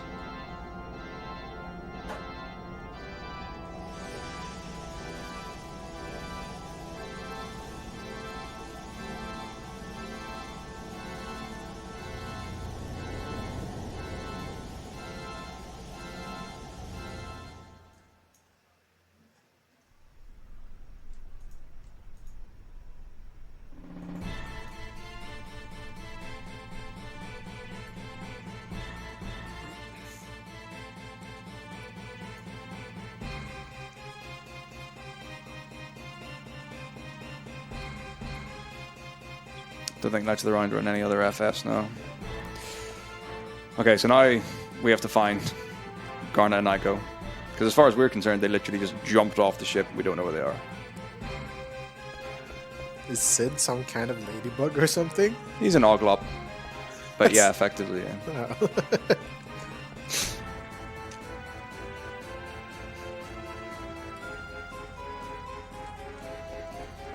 This is my favorite continuity error in the run. So when Garnet goes up, I mean, there's probably... You could explain it away. But when Garnet goes up here, like, so we did this earlier on, like the exact same movement going to the exact same place. And you go up these stairs, and magically, whenever you go past these statues, swords appear, like the swords that are there, close over each other so that no one else can get through that way. And they're suddenly, conveniently not there anymore. So presumably it's something to do with, like, when Alexander wakes up and did the attack or something, maybe it just turned off the swords, but in my head, there's something not quite right there. So Zidane's going to go save the day, as he does. Then we'll have the whole party back in one place again, after continually being split, and then we're going to have to deal with the aftermath, because Bran went on a massive seafaring, Eidolon smashing rage attack. And Kuj has done the same.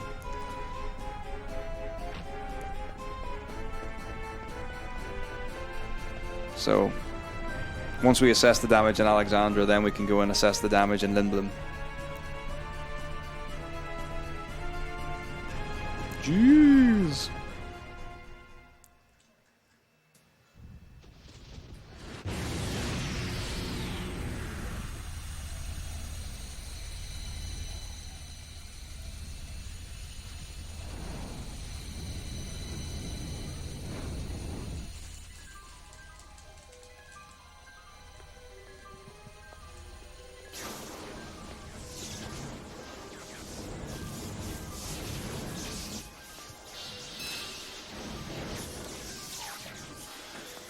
Yeah, so unfortunately the attack with Bahamut has left Alexander in a bit of a weakened state. Things get a bit mental here.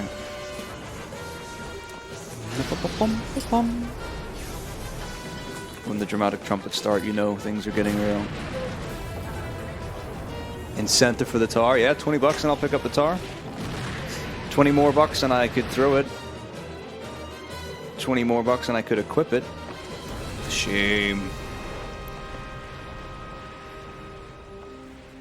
See, Alexandra Tower, it's gone. The castle's gone. No more Alexandra. But this is a lovely throwback to, again, like at the beginning of Disc 1, when you're on exactly the same kind of like lines with the bunting and what have you, and you do the, you know, Garnet goes down in her white mage outfit, and you go down, and Steiner goes into the wall. I wonder if the same hole that he created in that tower from the beginning is still there.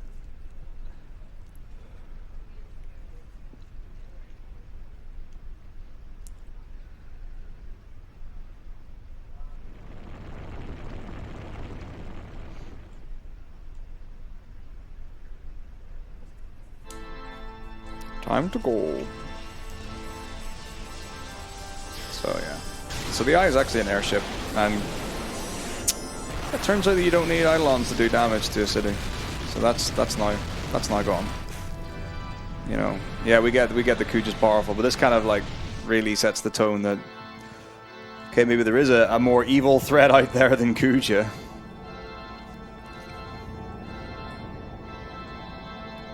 But what's Garland got against us? What do we do? So yeah, we need to figure out, why is he following Garnet? What's the reason for that?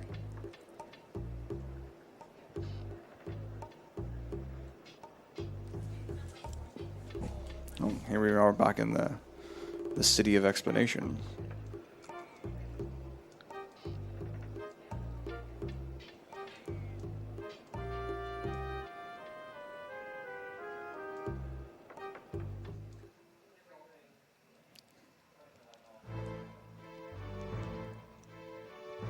Wait, is that what it's down at, Mizzo?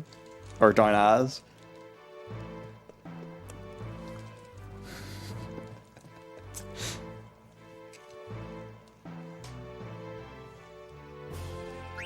Yeah. The thing is, like, it gets a bad rap as being called Plot City, but I don't like to publicize and add to that more than it already is. There's lots of really good stuff that happens in Lindblom. Mostly 20 minutes of mashing. It's a lot of what you do in Lindblom. But we're going to get some potions here as well.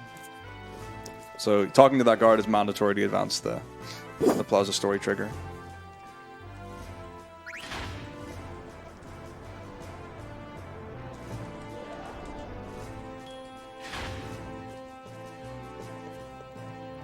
So we do, like, there's a lot of back and forth between Sid's room, the conference room, the bedroom where Garnet's at. Then we go to some of the districts and stuff like that. Right, I actually don't know how to rename the things here, so we'll have to see what we could do to fix Ozma. How many hours did Ozma add? Oh, no, it's best guess probably about 2 hours, but it's been spelled wrongly on the tracker. Oh. This is fine. It's been spelled the way it sounds.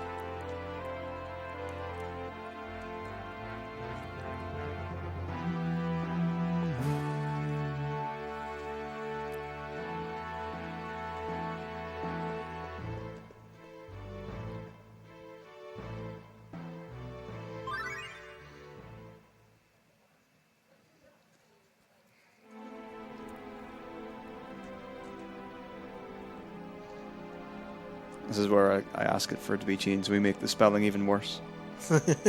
Just to see what people do.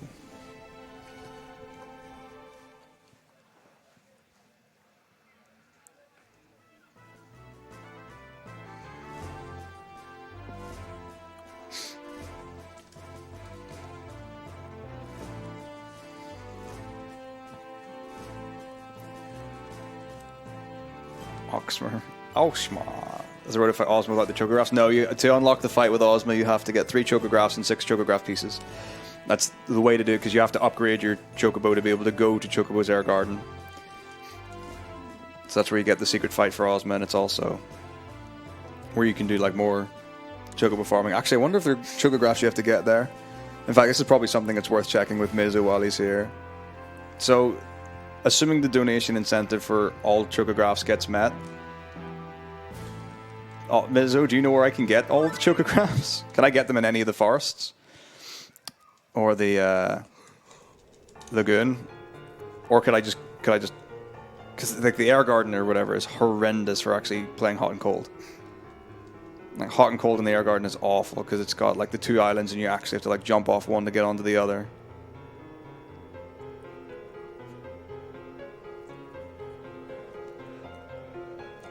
Don't worry, we'll get to Ozzy soon enough. Yeah, so it's the incentive is to just dig up all the chocographs, not to collect them, not to find them, not to collect the treasure, just to dig up the chocographs.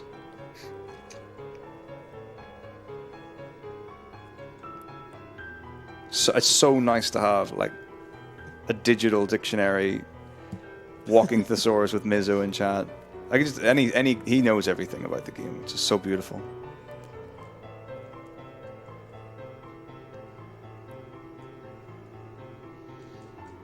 Because I know that you'll get the message from... Oh, I can never remember the name of the Muggles. I'm so bad for it. Mizu hates that I don't know the name for the Muggles. I should learn it. Mene, that's the one that's in there. We'll tell you when you've got them all.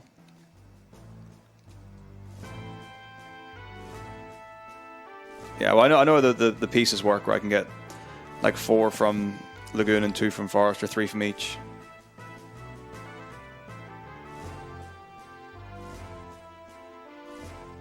So I would have to max out Forest, max out Lagoon, and then max out Air Garden.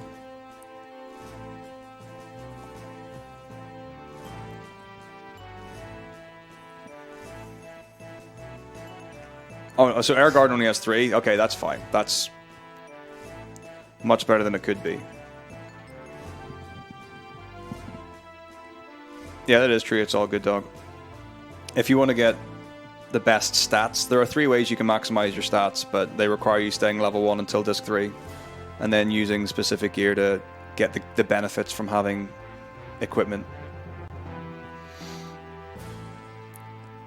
It's like you can have like certain gear will give you more strength when you level up and stuff like that. So it's all very specifically planned out. If you want to know about the min-maxing stats, you can go on, like if you go into Game Facts and look up the Excalibur 2 Perfect Game Guide, then it outlines exactly what you need to do it. Avoiding leveling up's not leveling up isn't too difficult. So that basically happens by when you do boss fights, you don't get experience for them. So you really only have to do like 1 fight where you would actually get experience from the fight. And if you get, it's like Land Spiders right at the start, and if you've got all characters alive, no one levels up past level 1 from them. And then you just have to not defeat any. Right. And does Many tell you once you've got all the chocographs for each area? So like once I get, let's say, oh man, we're gonna have to check in game time and stuff like that for chocographs. That's fine. I don't really want to do Memoria twice. Oh, sorry.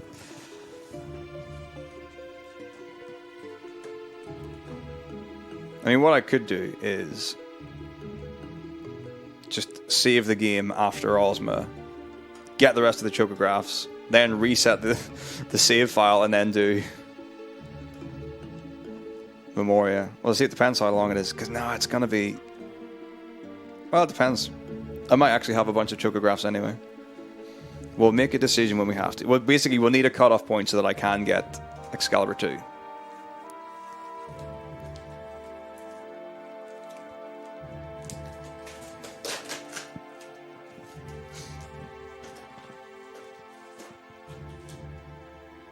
But yeah, there's actually a speedrun for level 1 Disc 4. It's really cool. It's about an hour long.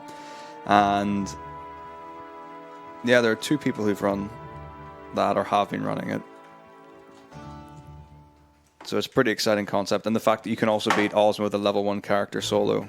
Like that's pretty crazy in itself. So like it's hard enough doing it with a party of 4. I mean, if you've done all the setup for it and you've got the equipment you need and the levels and friendly creatures and stuff like that to make the fight easier, that's fine and well.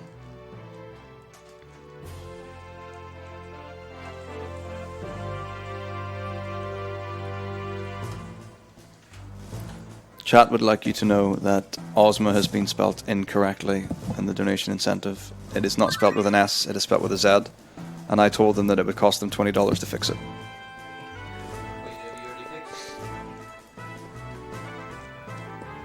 What was that, sorry? Is it what? Fixed already? No, I haven't touched it.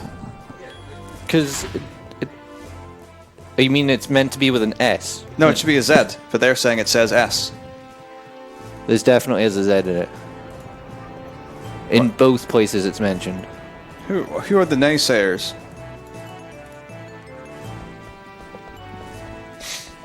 I mean, well, you've just okay. These ones zoomed along with that. oh right, okay. Where does it say Ozma? If you scroll up, a bunch of people are talking about.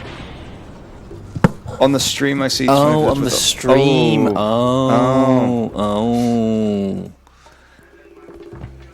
Suddenly, it all makes sense. Also, Saved. there is more volume on the right side.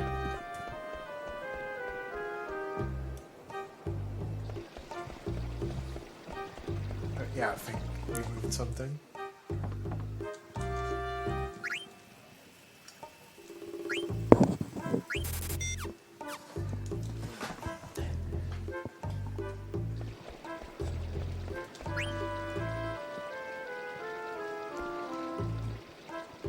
Alright, so now I need to pick up 3 potions from different parts. Wait, is there synthesis? There is a synthesis menu here.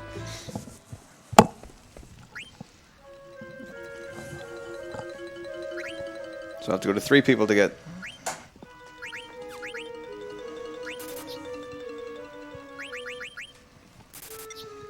those. And the idea... The idea we think, as far as the story is concerned, is that once we get the 3 potions, we'll be able to put them together and turn Sid from his Oglop form into his human form again. Save the day.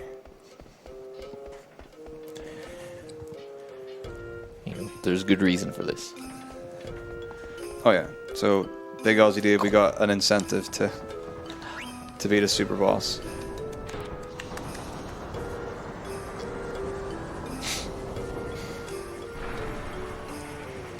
Oh, this is an easy one. We have $20 donation from Sentry. I don't know why it says $20%, but it says $20%. I guess we can all answer. Pineapple on pizza, yay or nay? Panda? Nay. Metako? It's an A from me. I've eaten it before. In fact, I think the first pizza I ever had was probably a Hawaiian pizza. And I like pineapple and I mean, like, people don't like pairings and stuff like that. It's fine. Is it the best pizza? No. Does it have to be the best combination of foods? No. If someone put it in front of me and said, "Here's your dinner for tonight," would I eat it? Yes. Yeah. And I would enjoy it.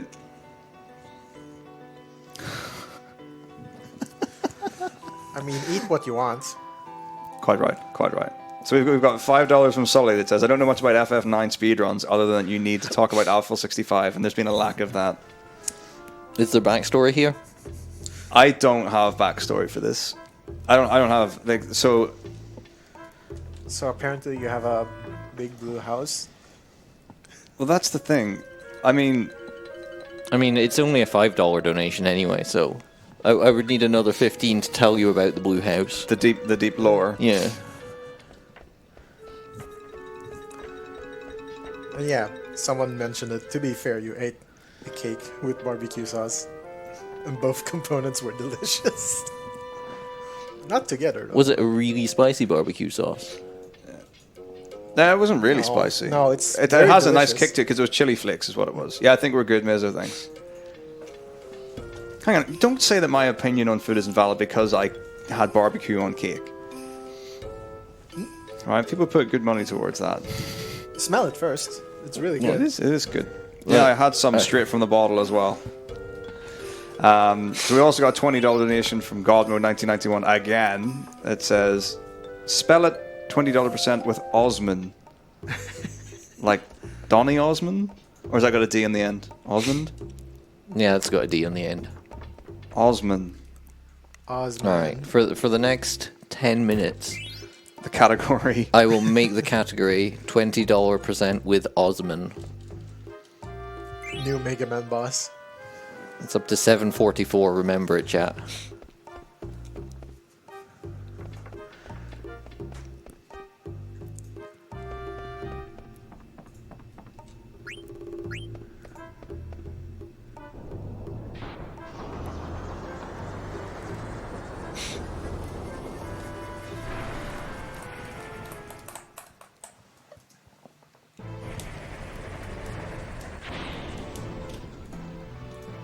And the barbecue sauce was delicious.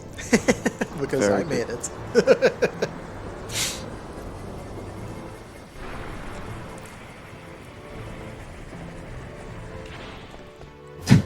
The list of games being ran is the game that's on the screen at the time. It's kind of hard to tell what else there is.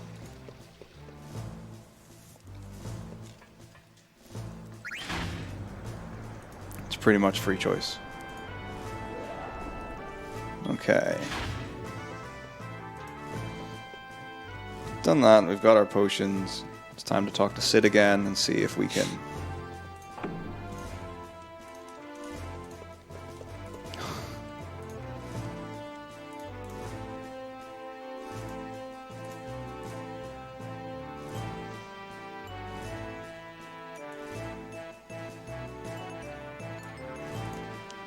see if we can fix him. Let's see what happens.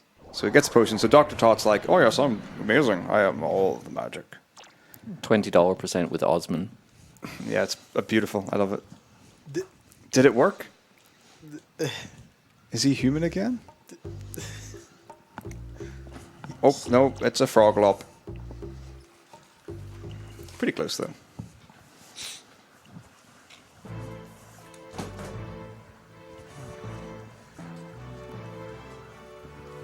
So the current incentive, God mode, is to get all chocographs. If that gets met, I don't know. Well, I mean, we could start we could start stockpiling things for tomorrow. Yeah, the incentive for chocographs is now met, so congrats everyone.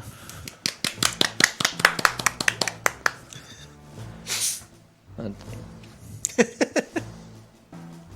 This is Disc 3, Dragon Sparrow. on the overlay, that is Richard Osman, the host of British game show Pointless.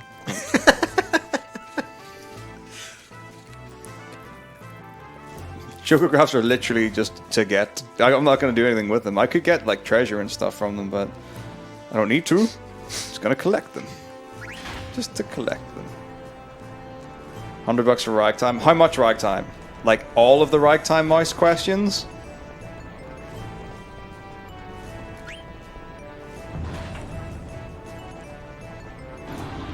The 12 hours is literally just going to provide enough time for me to do the Ozma incentive. The person not on cam is Planks. Hi there.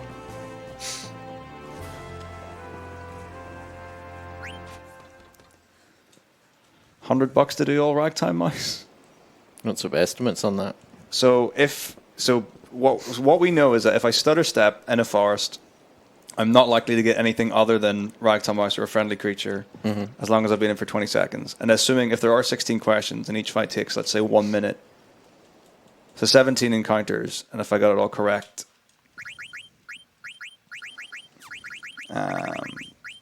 in theory, it shouldn't take like... No more than half an hour. Yeah. Assuming that works. But we can try it out. But yeah, so I should be able to stutter step in a forest and reliably get Ragtime Mouse encounters instead of random enemies. And as long as people can help me get the answers, then we should be set. You know what I'm going to say? We could do that if we hit $1,000 today. Yeah.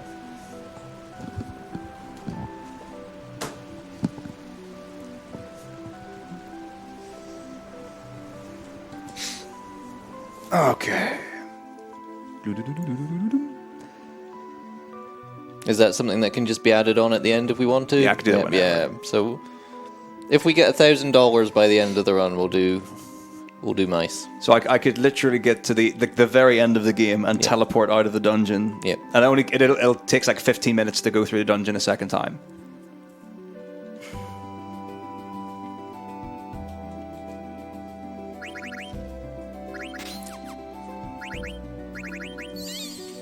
Whee!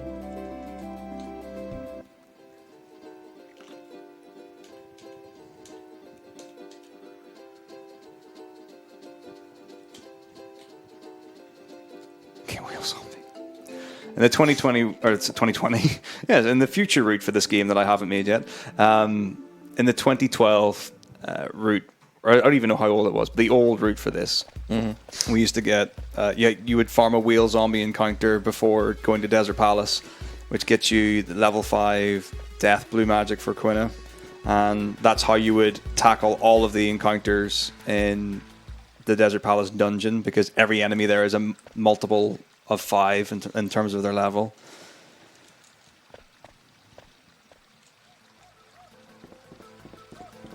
So as a throwback, sometimes we talk about doing that. I'm not maxing out Dragon Quest. What do you or Dragon Quest? What is that? You have to defeat 100 dragons or something to max out Dragon Quest? Solo Freya, maybe.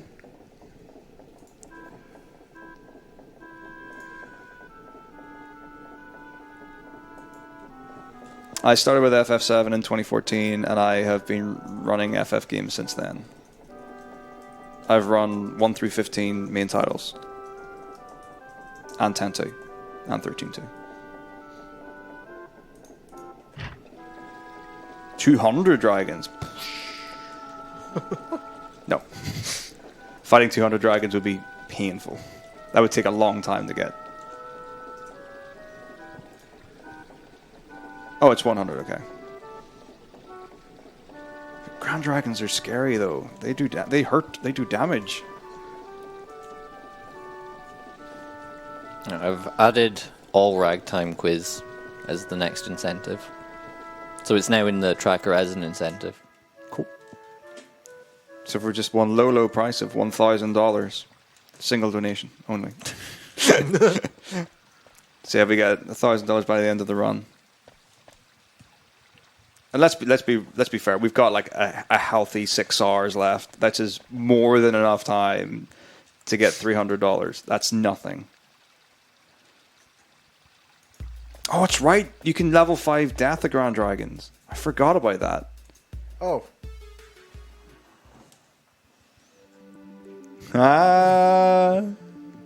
Sure.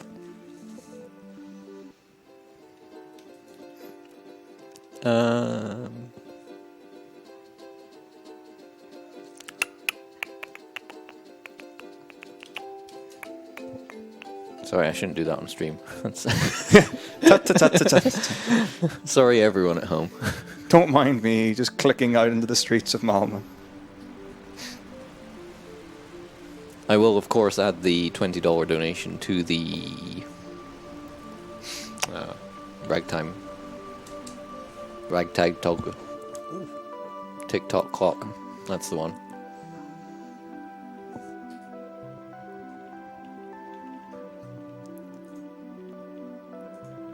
Tell you what, I'll do Wait, where's the... Oh, wait, it's on the beach, isn't it? Where do I find wheel zombies? Is it on this beach here? I'll do one encounter on the beach. How much health does a wheel zombie have? I've never done the route. It's before I even ran the game. In fact, it's probably way before I ran the game. So I'll take one encounter on the beach. Can someone find out how much health a wheel zombie has? Wouldn't it die from alive? No, I need to take it down to 1/4 of its health. But a Phoenix Down can kill. Well, a Phoenix Down's a way better... Wait, I don't have Quina. I can't eat it. I can't get it. Whatever. We'll pretend. So now I would be able to eat it, but I don't have Queen in my party. So let's just assume that we did the right thing.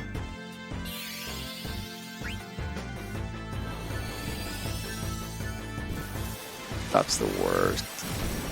Zombie status is rubbish.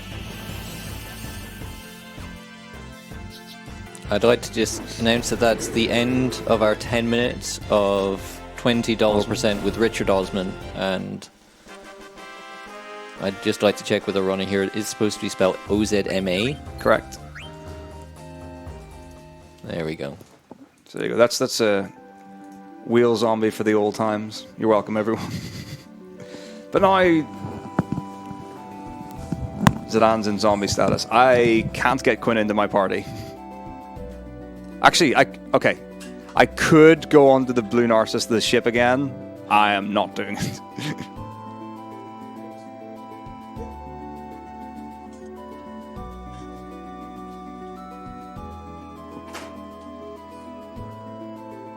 Hey, we got to see a wheel zombie. That's more than you ever get to see nowadays. Yeah, it's my accent. Whale zombie. Oh, a whale.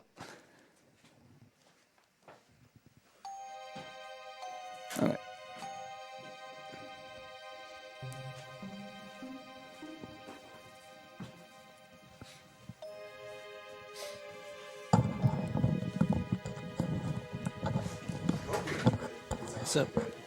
So I know that Metako and Panda here are both hot food enthusiasts.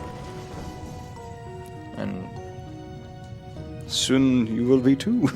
Well, let's see. It depends. Like, there can be nice hot, and there can be like evil hot. And I know everyone has a different standard of this. Ooh, there we go.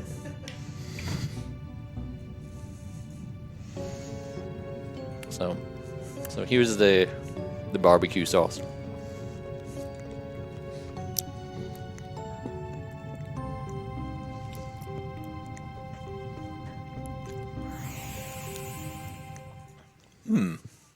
Delicious? Yeah, that's quite good actually. That's about the limit of what I would find nice for hotness before it turns into like fire. Yeah. Not evil.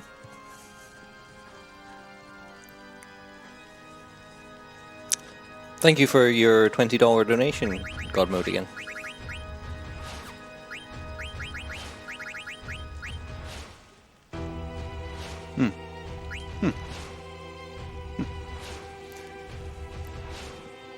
Thank you.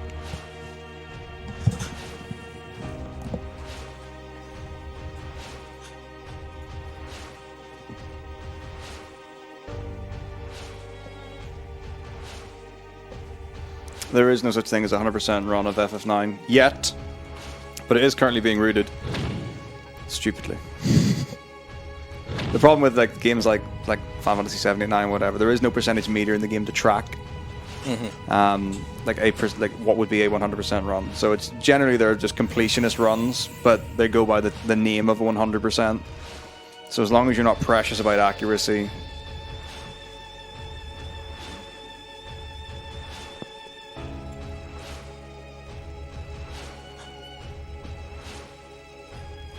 Oh. I have something to attend to at that PC, if I may.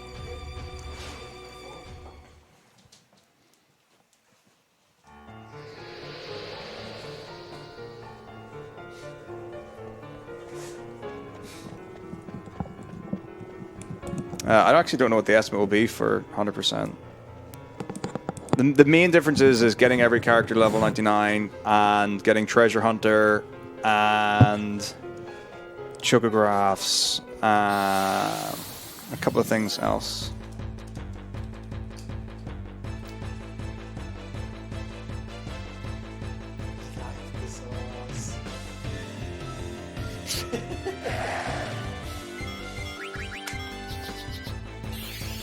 Maybe a couple of other things. So, yeah, it might take a while, but you know,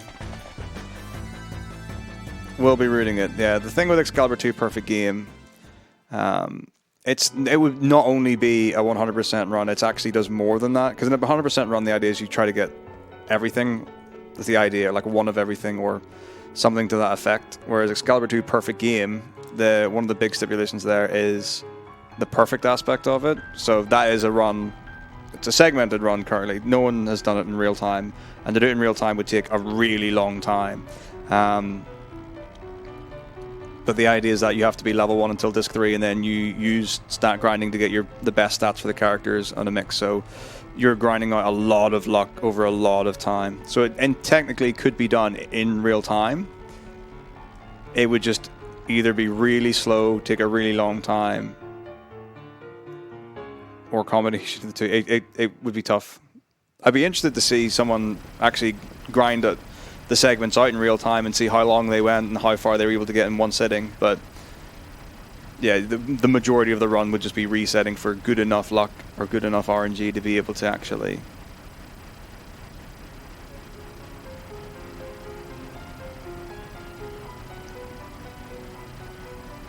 get through the game. It would be really tough.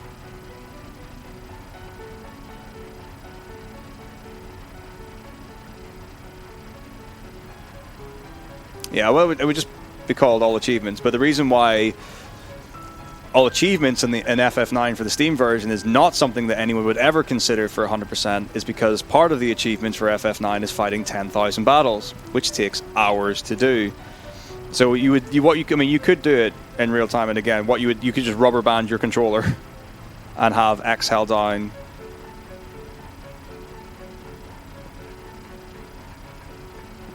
So yeah, it's one of these things, like when they put the achievements on for FF8 and FF9, some of them are like pretty crazy.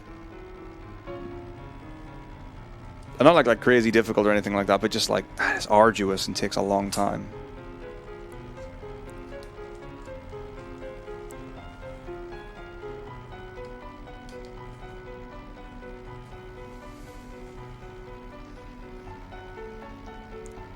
No, you wouldn't. Why would you have a break in the run? Like, how long would it be? How long would a run have to be before someone would say it needs a break? Because I know what my number is before you have a break in a real time run setting.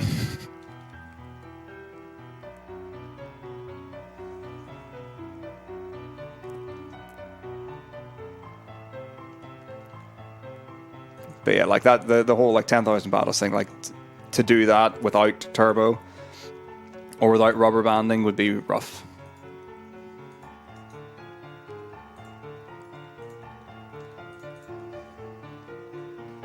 What is Breath of the Wild 100% time-wise? So you're like, there's actually like an allocate. Now, when you say like there's a break, does that mean that like you do it in like 2 segments or something like that?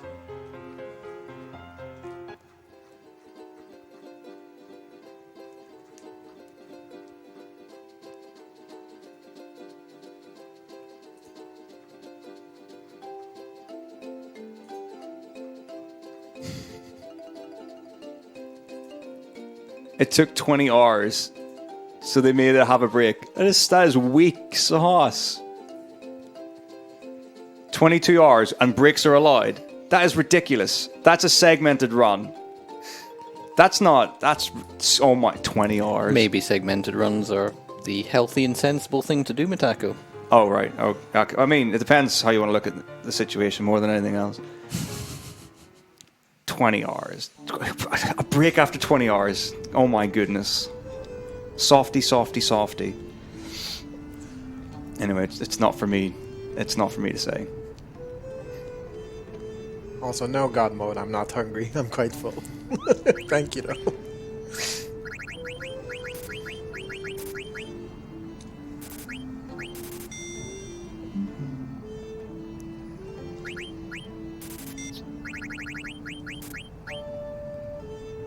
Ooh, that's interesting. Okay, that's fine.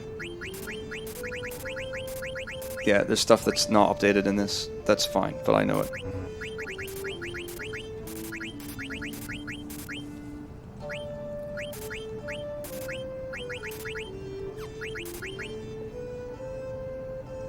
Yeah.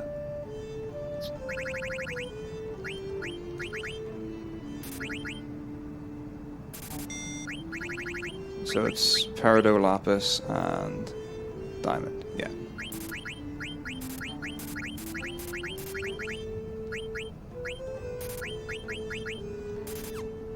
Interesting.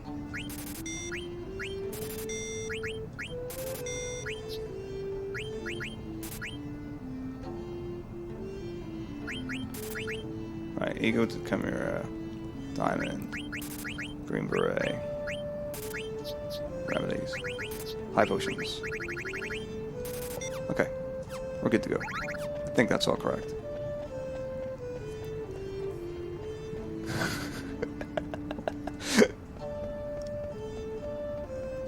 Shouldn't make fun of things. That's ridiculous, in my opinion. They're allowed 2 breaks of up to 9 hours.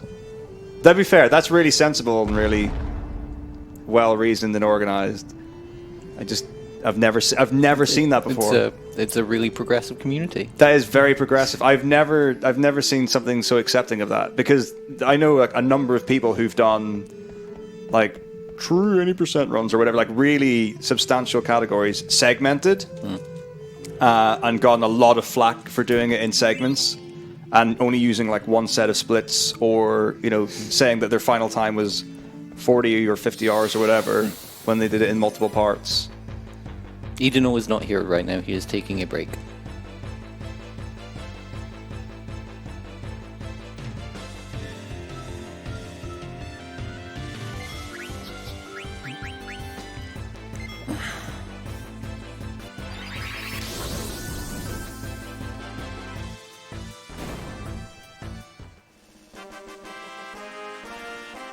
Yeah, the rename for the naming way card is soon, yeah.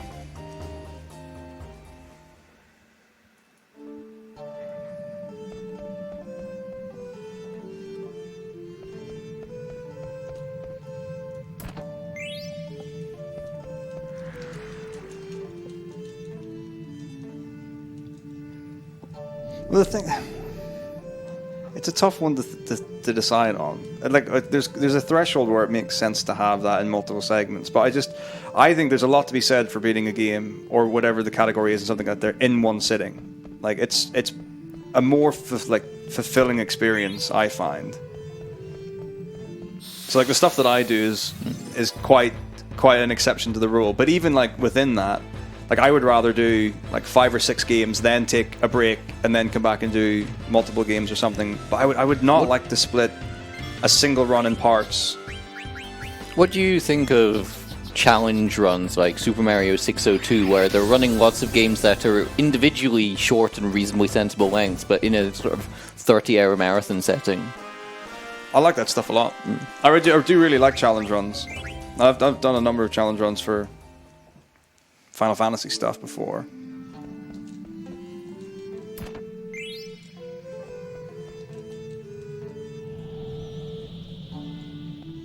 Like I'm a big fan of Mario R.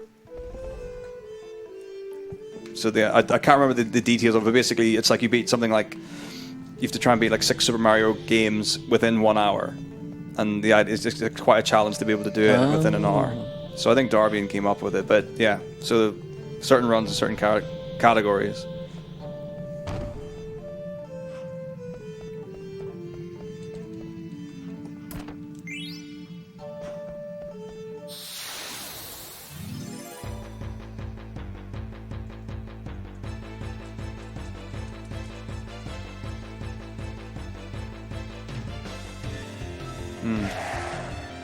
I feel like I've got very less than professional personal opinions on splitting a run into segments. I think they're reasonably uncontroversial opinions. It's just interesting to see that there's a community that is differing now. Well, the thing because is for a long time it's been like everybody's been in pretty much agreement is that modern speedrunning is all done in a single segment. Yeah. Well, yeah. The problem with single segment is for runs that have resets. Oh well, I'm kind of yeah, I'm not counting save and quit as breaking a single segment, like a single sitting. Yeah, that's the thing. But I mean, that could change it because,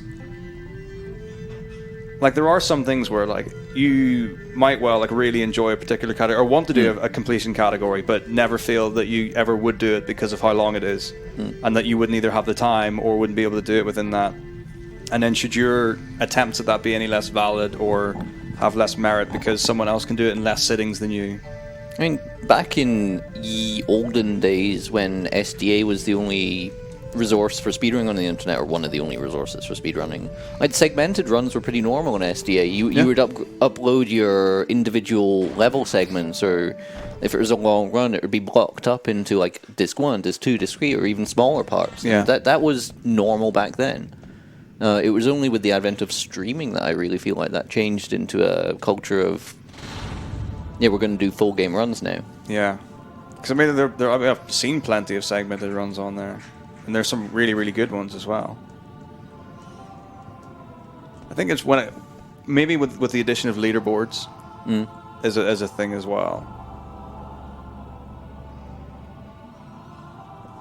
Yeah, SDA was explicitly not a world record site. It was a site for quality. Yeah, it was runs, showcasing. Because that was like the big one I remember is when Zos did a 100% Super Metroid run that wasn't world record, but really good run, really good commentary, and they're like, that should be on SDA. I wonder what the rule set would be then when it came to something like that, and you would have, if you had breaks in it. I think it's just having a reasonable, because presumably the idea of having one break up to 9 hours is a sleep break. Yeah, is that's intended to be that, which I think is reasonable, because the idea of, I think it probably comes out how many parts, how many breaks, and stuff like that. I mean, Fuzziness has been for quite a long time doing Mario Party, like Mario Party 1 to 10 marathons, and with various different add-ons, those can easily run to 35 hours. And a couple of times in the past, he did the entire 35 hours in one sitting. But now what he's doing is he's splitting it up into 2 17 to 19 hour days. Yeah, thereabouts, and having a power sleep in the middle. Yeah, well, that's because again, my situation is super different from most. So I've done 1 to 15 RTA in 92 hours, and then the next step for that is to do 1 to 15 all bosses. So you go to like the next biggest category for each. So for some, it only like you only have a couple of extra bosses. It only might add like an hour, a couple or whatever, less than that. But the idea for that is that you would go straight for 24 hours, for example, and then take an 8-hour sleep, and then go for another 24. So it's not like you would be, taking, streaming for the day, having a normal sleep, streaming for the day, normal sleep. It's like the time would keep getting offset, and it would just basically be an extended break between each block of games or runs or stuff. That's how I had imagine doing that kind of challenge. So something that's going to be really interesting at Break the Record Live is going to be how long the runners want to sit down at their station and do attempts, and how long they want to sort of break and stay rested and hydrated. And because clearly the more time you spend doing runs, the more attempts you're going to get, but you also want to keep your quality of attempt high, because the point is to try and use your time to break a record. So you can let Sloth in.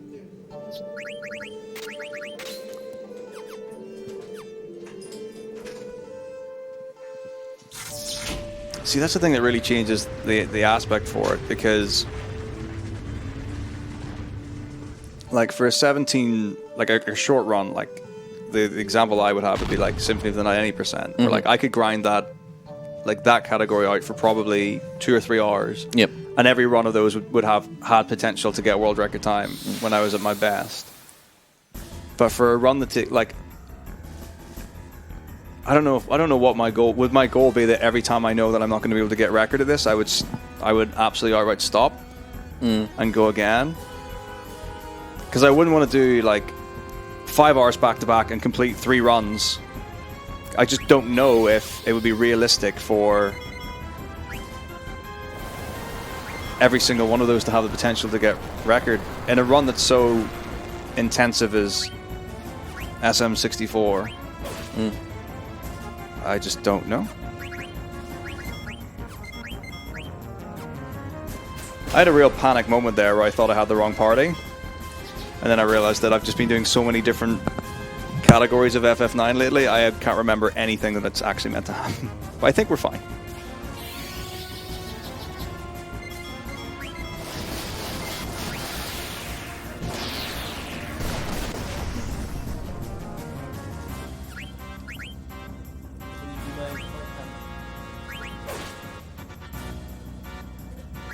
Hello.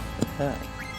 So we are joined by the beautiful Tired Sloth, who is an ESA attendee.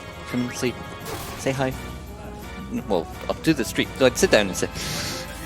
Yeah. Well, the camera's here.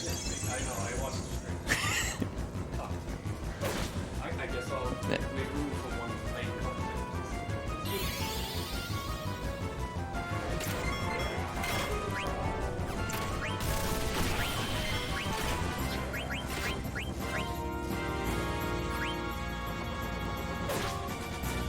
Nice.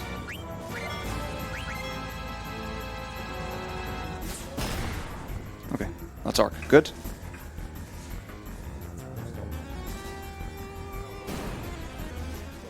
That's not true. This name is banned because I looked up. So one of the things I really like doing is looking up the definition of things,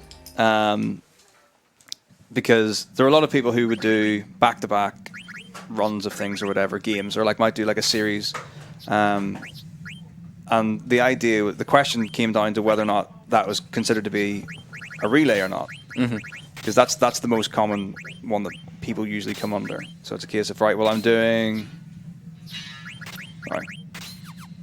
like 3 Mario games back to back. Is this a solo relay? Well, there's no such thing as a solo relay. That doesn't work in terms of like official terminology. So marathon is a better term. So then when you look up the definition of marathon, you think, does a marathon have to be a certain length? Because like when you run a marathon, it's got a set length. And the question is then what actually constitutes what a marathon is? And it's actually just something. It can be something as simple as something that is difficult to achieve or something that's difficult to complete. So, having 3 games of the same series back to back and doing it quickly and successfully would absolutely be considered to be a challenge. And difficult and competitive and whatever. So it definitely constitutes under a marathon.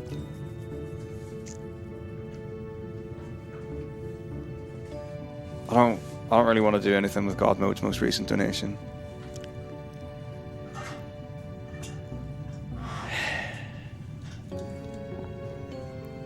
I think they've got the cake out. We might as well. Might as well get it done.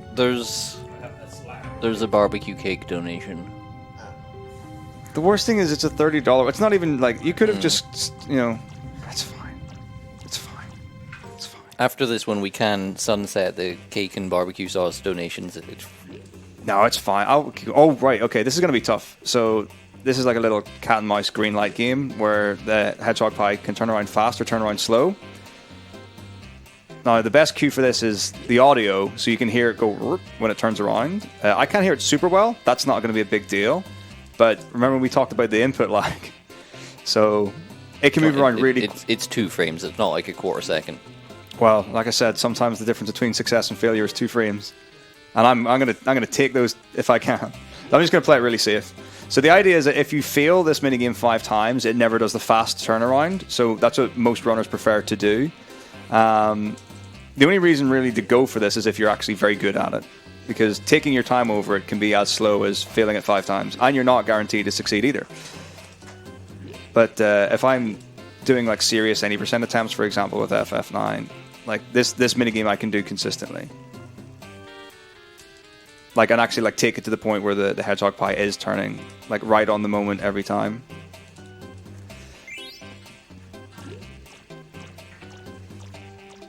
Yeah, this is being broadcast from Malmo. Oh look, this is exactly what I ordered. Fresh cake with no barbecue sauce. Have appendix you can apply directly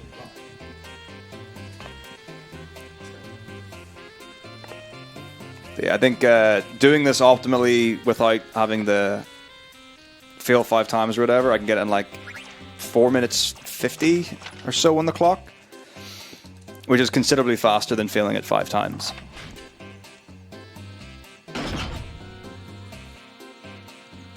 So this is what pretty much the worst dungeon in the game.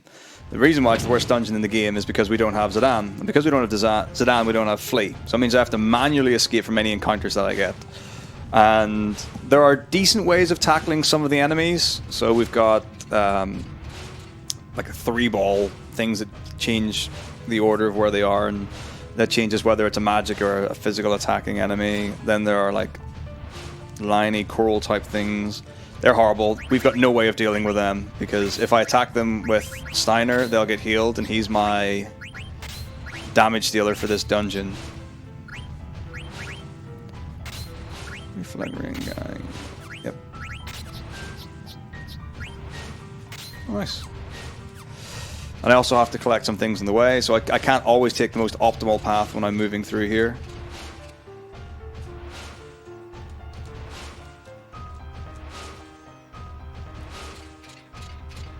So for example, this candle here gets me the anklet. No, it doesn't get me the anklet, it gets me the promised ring. So I'm going to be utilizing that. So this one you're always going to get. And then hope I don't get an encounter here. Hope I don't get an encounter here. The next room is great. So this room I cannot get any encounters until I've lit all the candles, or sconces, or whatever you would call them.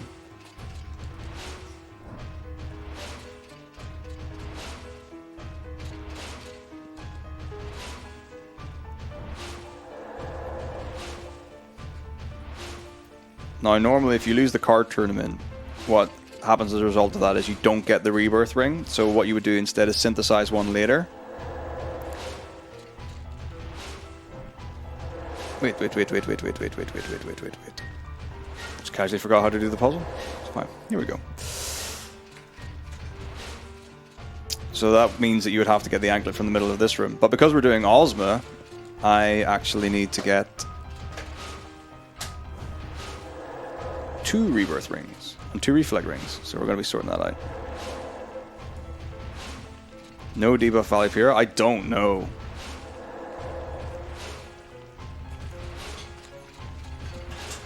But there's no real reason to. I mean, like skipping the shield armor. Well, I mean, you could do it with no debuffs, but it would be slow anyway. I'm pretty sure no matter what, it would be slower. So like one means that you can do more magic damage, one means you can do more physical damage, or it gets rid of its resistances and stuff. But like even here, like we thought about not getting the shield armor from this Bloodstone, but we can't afford buying it later, and we want to get the benefits by debuffing the next boss, Valipira. Are we having barbecue sauce on the cake? I mean, if you would like some. It's not a case of like, it's a case of Godmo donated $30 to say that I'm looking hungry. Can we have some cake with barbecue sauce and wash it down with some barbecue? Okay. Oh no, just a little bit on my jeans. There we go. There's some barbecue sauce. Alright. So the only reason I'm doing this at all is like fighting this is the enemy you don't want to fight. The corals, because there's no good way of harming them really. But bio is the only thing I can do. But I did get a preemptive, so I can get off 3 attacks without them. It's here, Panda. Oh, you're looking for that, yeah. Getting any actions, so I can at least take 1 down.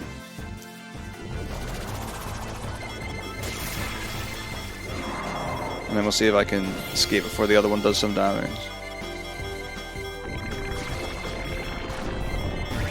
Let's just see if I can stop it.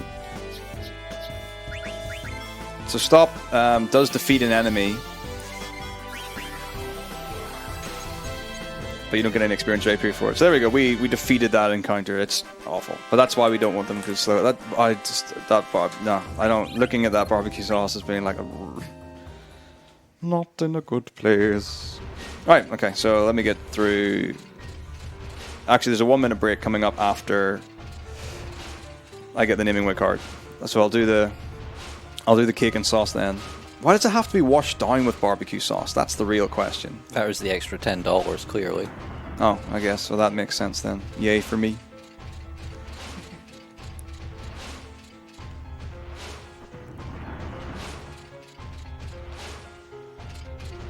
Are you going to be here all night? No.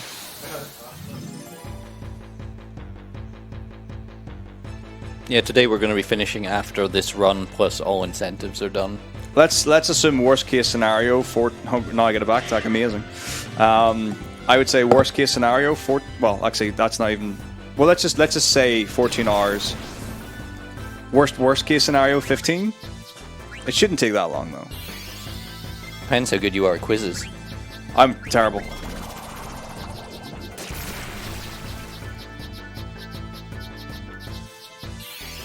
Oh, I'll be plenty healthy, Gobbo. Don't worry about that. That's not a concern. Can't be concerned on your behalf. Yeah, you can. Yeah. I wouldn't be. All right, okay. I don't get sick. I don't get ill. I take very good care of my body. I mean, it might not look it, right? On the inside, this is a fine specimen before your eyes. When you get past the garish exterior, there's an inside for someone to love.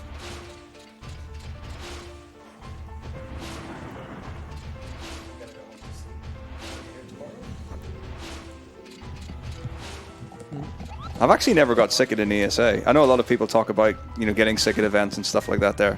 Never got ill from one. Yeah, tomorrow we'll be starting at like 10 or 11 a.m. Similar time to today.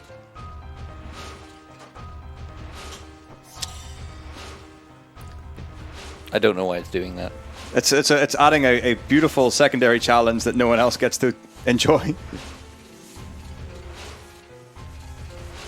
I think it's just a little bit too much for the laptop to cope with. Probably. Because we were using this last week and it didn't have the same problem. Yeah. So I do need the Ether Steiner because he's got MP attack, so I can do more damage against the boss coming up, and I spent it using Biosword. Biosword, the new sequel to Bioshock. Oh. Good night, Panda. Goodbye, Panda.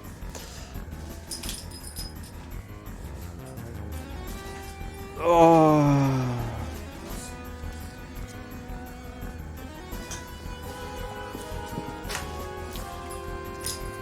I just want to enjoy the cake.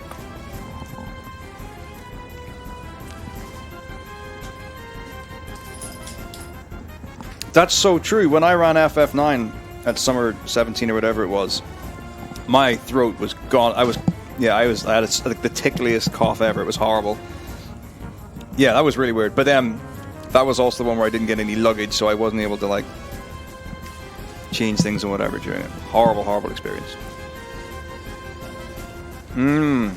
Barbecue and cake. Yay.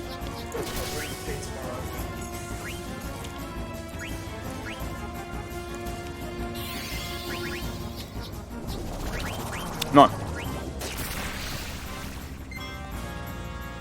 Fun mechanic that they introduced into the game at this point. So Garnet's going through a pretty traumatizing experience with, Bran's not gone, various problems and the rest of it. So what they did to represent the problems that Garnet is going through in game, mechanically what they did was they made it that sometimes her action doesn't work in battle.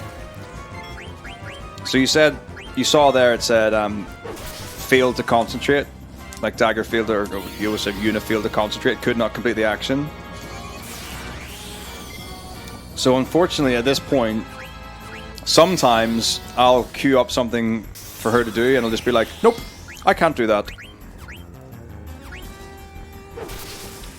By the way, fun fact for those interested, so Valipeer, the bosses, just use bio or reflect on itself, so I can't do attacks with spells, otherwise they reflect back in my party. Drain, for whatever reason, doesn't actually count towards a reflectable spell. so I can still use that. You don't really need to. I mean, like, optimally you would just attack with Steiner and ATB wait to get 2 attacks per turn.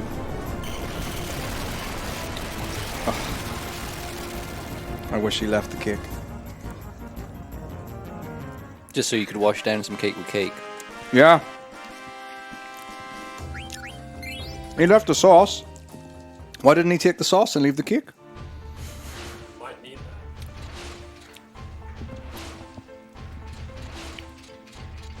that. Okay, no, I definitely take it. But the first time I had it, I was like, this is new. This is different. And it's fine, but I'm not happy about this.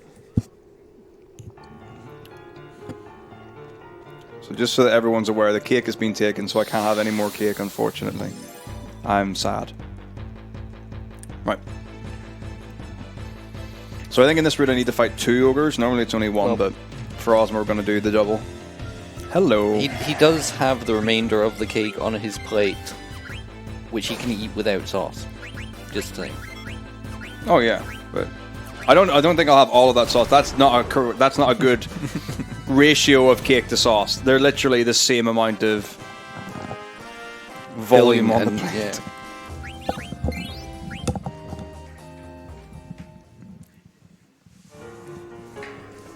No, it's fine. This is what you do for the people you love. You eat cake with barbecue sauce.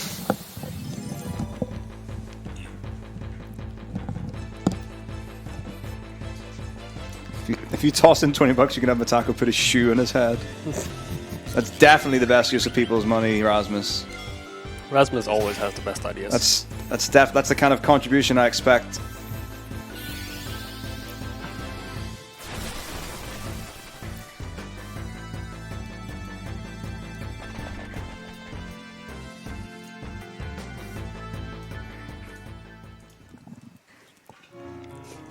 So, Rasmus, I take it we're not playing Dungeons and Dragons tonight then? And by tonight I mean 2 hours ago when we were meant to start.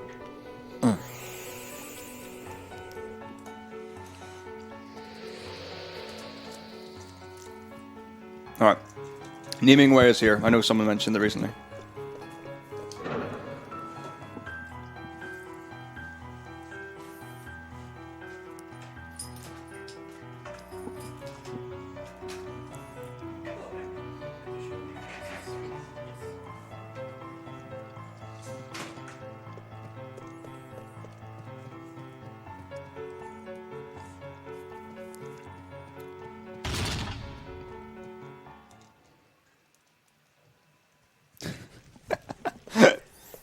Yeah, we definitely could. Yeah, $20 for Dungeons and Dragons on stream. So I only fought the single one, so we're gonna keep Amaranth in and just bring in Steiner. No, defense DEF ENCE. Always. Always.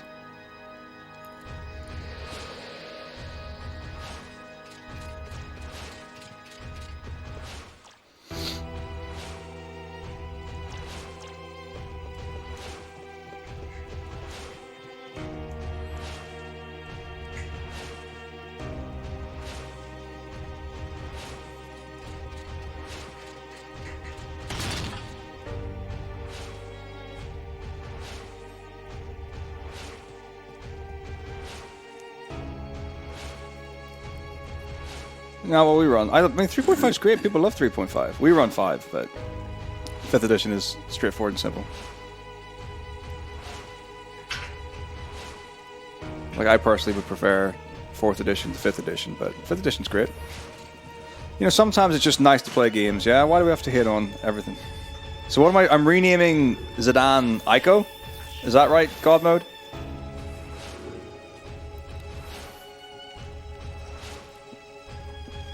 Is there going to be a stage here tomorrow or something? Or do you know what they're setting up outside? It looks like a stage. It does look like they're setting up a stage. Check the schedule on the website, I guess. They have a schedule. Steiner, keep Are you saying that we don't have a schedule? You're looking at him. Okay, so it's over here. Is it? Where's the naming way card? Okay, I can get encounters in this room. Okay, the card is somewhere in this room.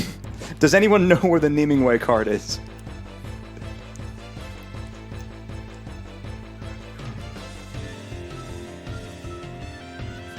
I don't remember where it is.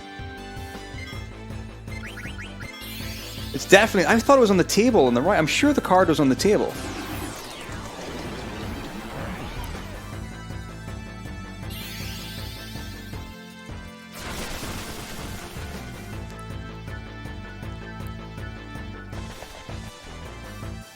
The other thing is then I have to figure out how to use the naming way card.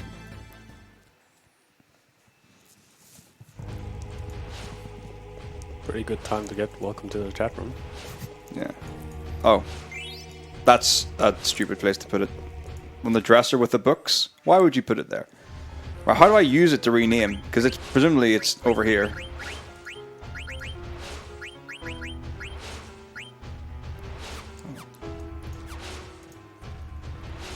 So I'll probably have to like visit someone. I know I can rename using the naming way card, but I don't know how. Daguerreo, talk to Goat. Okay, right, oh, fine. We'll do it when we go to Daguerreo anyway, so we're fine. Daguerreo is during the Ozma prep part, I think.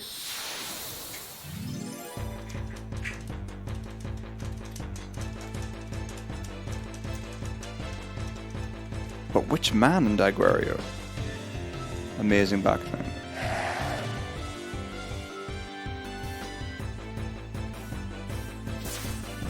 That's bad. That's fine. Oh, is it naming way that gets it? Okay. I don't remember. I've literally renamed one character one time ever. And it's because I was doing a marathon run and I forgot to rename a character, so I had to collect the card to actually fulfill the incentive.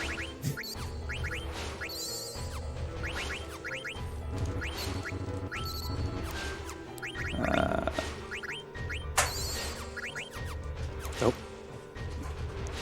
You get used to it's the thing is the stuttering is getting longer over time, I feel like.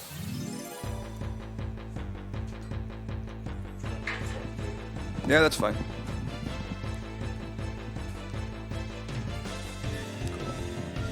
We can take this guy down. 2 attacks from Steiner, 1 from Zanan, I'll do it.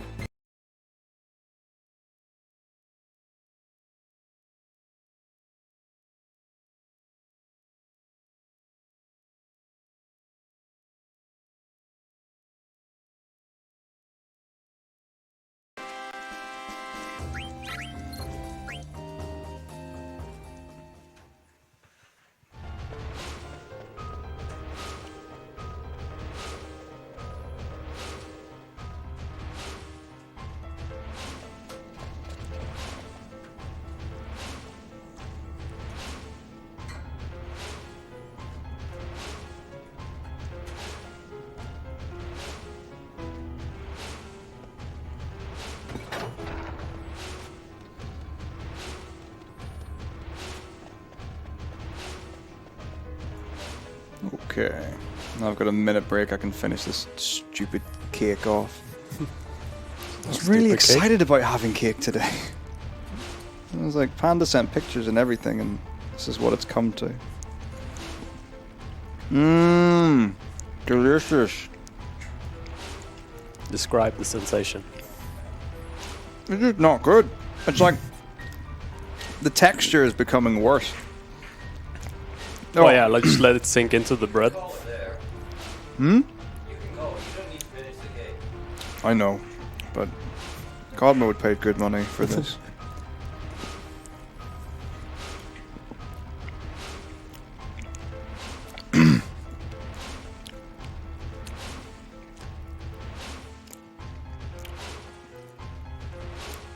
Just gonna have this lonely single strawberry. Mmm, yeah. That tastes exactly like that should taste. That was a good segment of strawberry.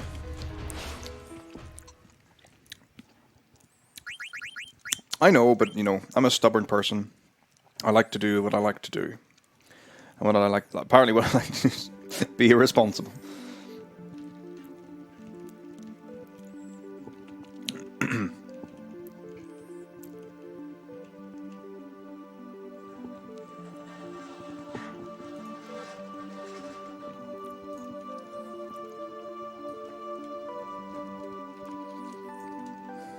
Thank you, friends.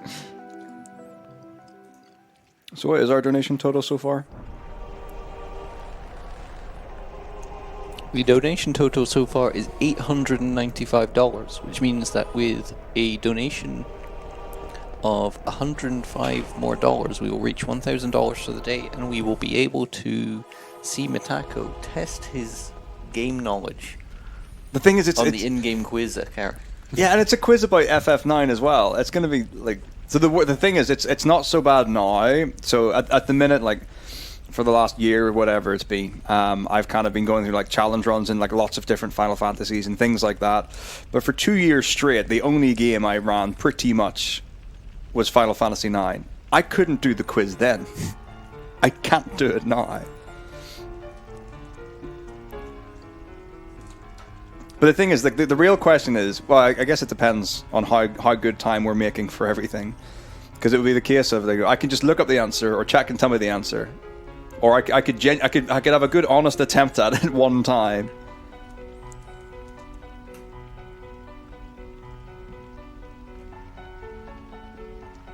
Is that better for the?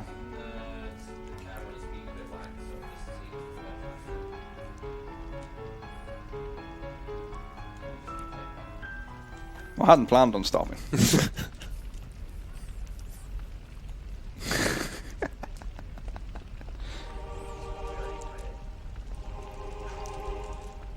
Still hot sauce. Alright, now for everyone's favorite, the Red Dragon fight. Red Dragon fight is not in this route. It's not a killer point, but in the new routes, it's a horrible fight. If it goes wrong, it goes wrong, and you can lose a lot of time no matter what. So we've kind of just like accepted that potentially the fight's going to go really badly, or might be absolutely fine. So the safety precautions are off. In Metako route, this is completely unsafe for the fight. There's no safe way of doing it. This route, I can actually confuse the dragons, so that means it's going to stop them killing me. So we have got a $20 donation from God Mode 1991 saying, change stream title to $20% with barbecue cake and Osman. Who said there's going to be Soden Delaxon? There might be. Who knows what games are going to be in the following day.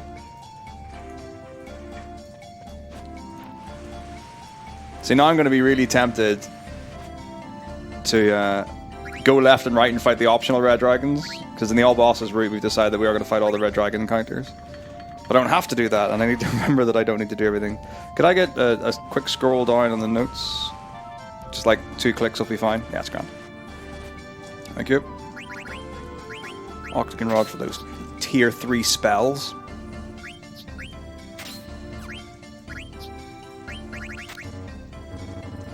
Why is my soul? What have I got that I don't need? It's only an undead killer. Oh, I'm not much as I have HP plus, but I had HP plus 10 on because I could afford auto haste with it. Yeah, we're good.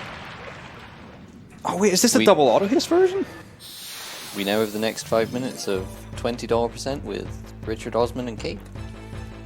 Yes. Nice. It's barbecue cake. Why? Why?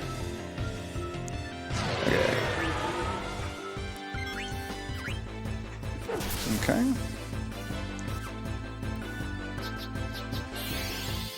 Aerial slash is fine.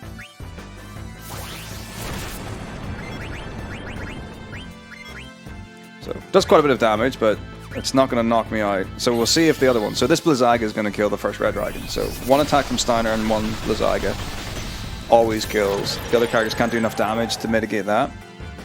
So, oh, wow, incredible! What a fight. So aerial slash is fine. So now the red dragon's confused because I use Soul Blade.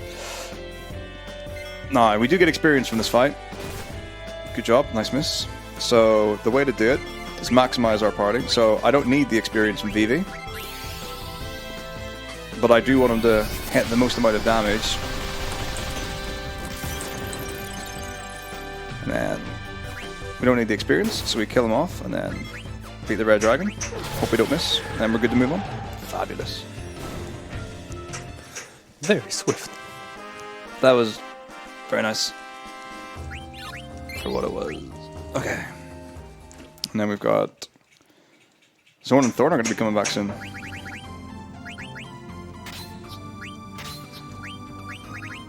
Alright, I can sit down again for a little bit. Nice. No, Lapis Lazuli. What am I doing?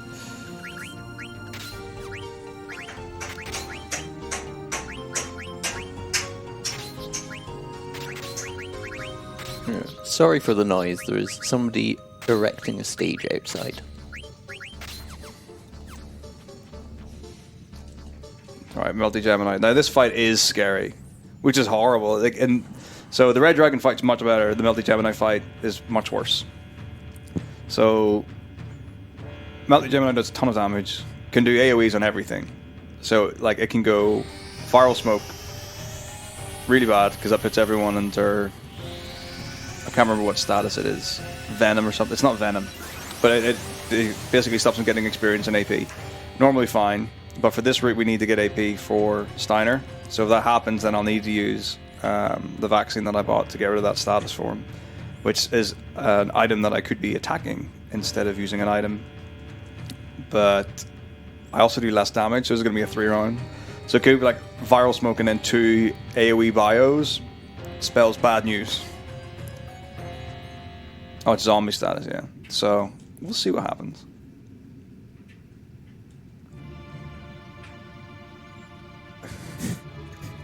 We have a $20 donation from Rasmus.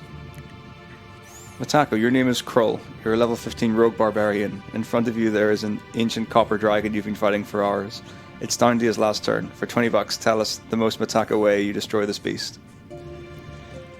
This is a reference to our D&D campaigns. So there's some people who are D&D fans and like people like Pennykate or whatever will be familiar with like the Pat Rothfuss effect, where like he just tries to like have stupid things and promote stupid things like unnecessary that wouldn't be realistic at all.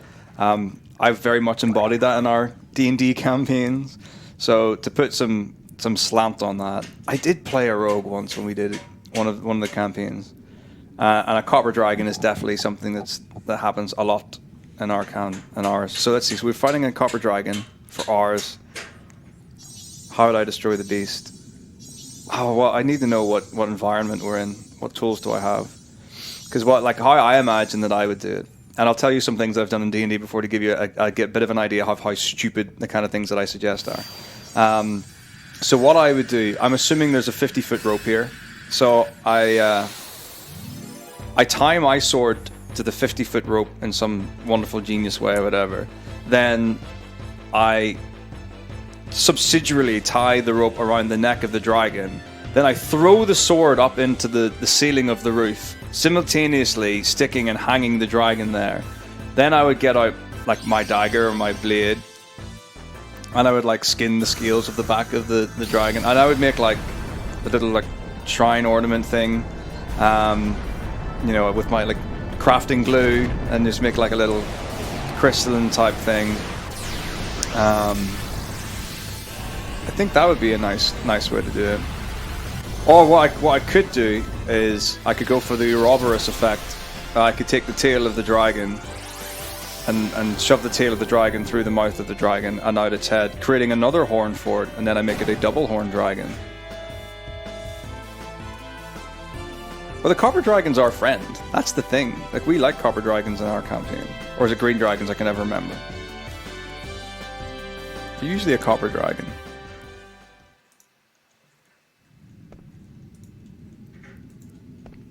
Oh, no.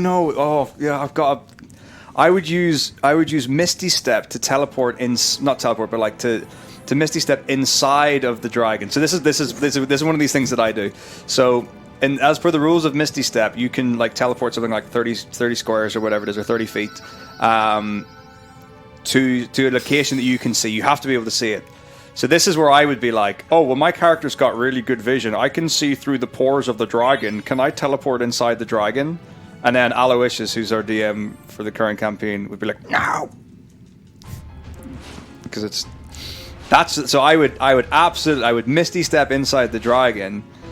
And And then I would have advantage because it would be surprised. So then I would use that as my... because I'm a rogue, I could get surprise attack. So I would be able to get extra dice. Because it's surprised. I would do that, and I would cut it from the inside out. That's what I would do. There's an even better thing you could do in with a Hexblade Warlock. You get Thunderstep. So you have to touch a willing party member, something like that there, and then you teleport away, and then there's like thunder does damage to the enemies in the area. So what I would do is I would like hold the dragon and hang on, I need to win this fight. This could be just before anything goes wrong. Okay, I get the first attack. That's good. Now I can miss. That's the only real problem. In the new route, we've got accuracy plus, so we can't. Right, what's it gonna be? Okay, so that's not fair. How can you just crit me? Like that. What a nasty piece of work. See, the problem, the big problem with what just happened there is that Vinder's got auto haste, which means that he's faster than Melted Gemini, can get 2 attacks in 1 turn. And now he's way more likely to die. Not an AoE. That's an AoE. Okay, this is super bad.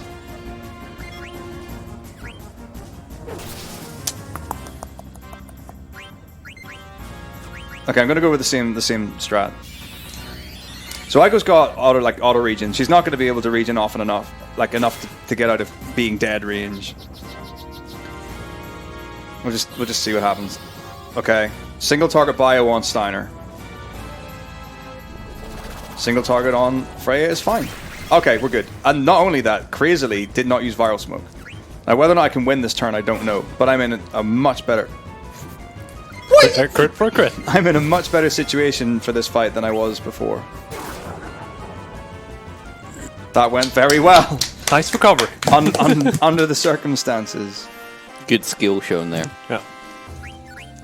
Hang on. Very good RNG manipulation. That's exactly what it is. Can I just say, first world DF, living creature without killing them both. A dragon is massive. Have you seen the stomach of a dragon? When was the last time you were inside it? There's plenty of room.